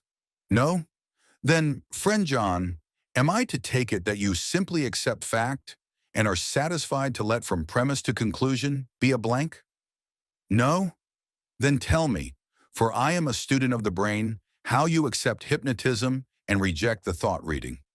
Let me tell you, my friend, that there are things done today in electrical science which would have been deemed unholy by the very man who discovered electricity, who would themselves not so long before been burned as wizards. There are always mysteries in life. Why was it that Methuselah lived 900 years, and old Parr 169, and yet that poor Lucy, with 4 men's blood in her poor veins, could not live even 1 day? For had she lived 1 more day, we could save her. Do you know all the mystery of life and death? Do you know the altogether of comparative anatomy, and can say wherefore the qualities of brutes are in some men, and not in others? Can you tell me why, when other spiders die small and soon, that one great spider lived for centuries in the tower of the old Spanish church, and grew, till on descending he could drink the oil of all the church lamps? Can you tell me why in the Pampas, aye and elsewhere, there are bats that come out at night and open the veins of cattle and horses and suck dry their veins? How in some islands of the western seas there are bats which hang on the trees all day, and those who have seen describe as like giant nuts or pods, and that when the sailors sleep on the deck, because that it is hot, flit down on them, and then in the morning are found dead men, white as even Miss Lucy was. Good God, Professor, I said, starting up. Do you mean to tell me that Lucy was bitten by such a bat, and that such a thing is here in London in the 19th century? He waved his hand for silence and went on.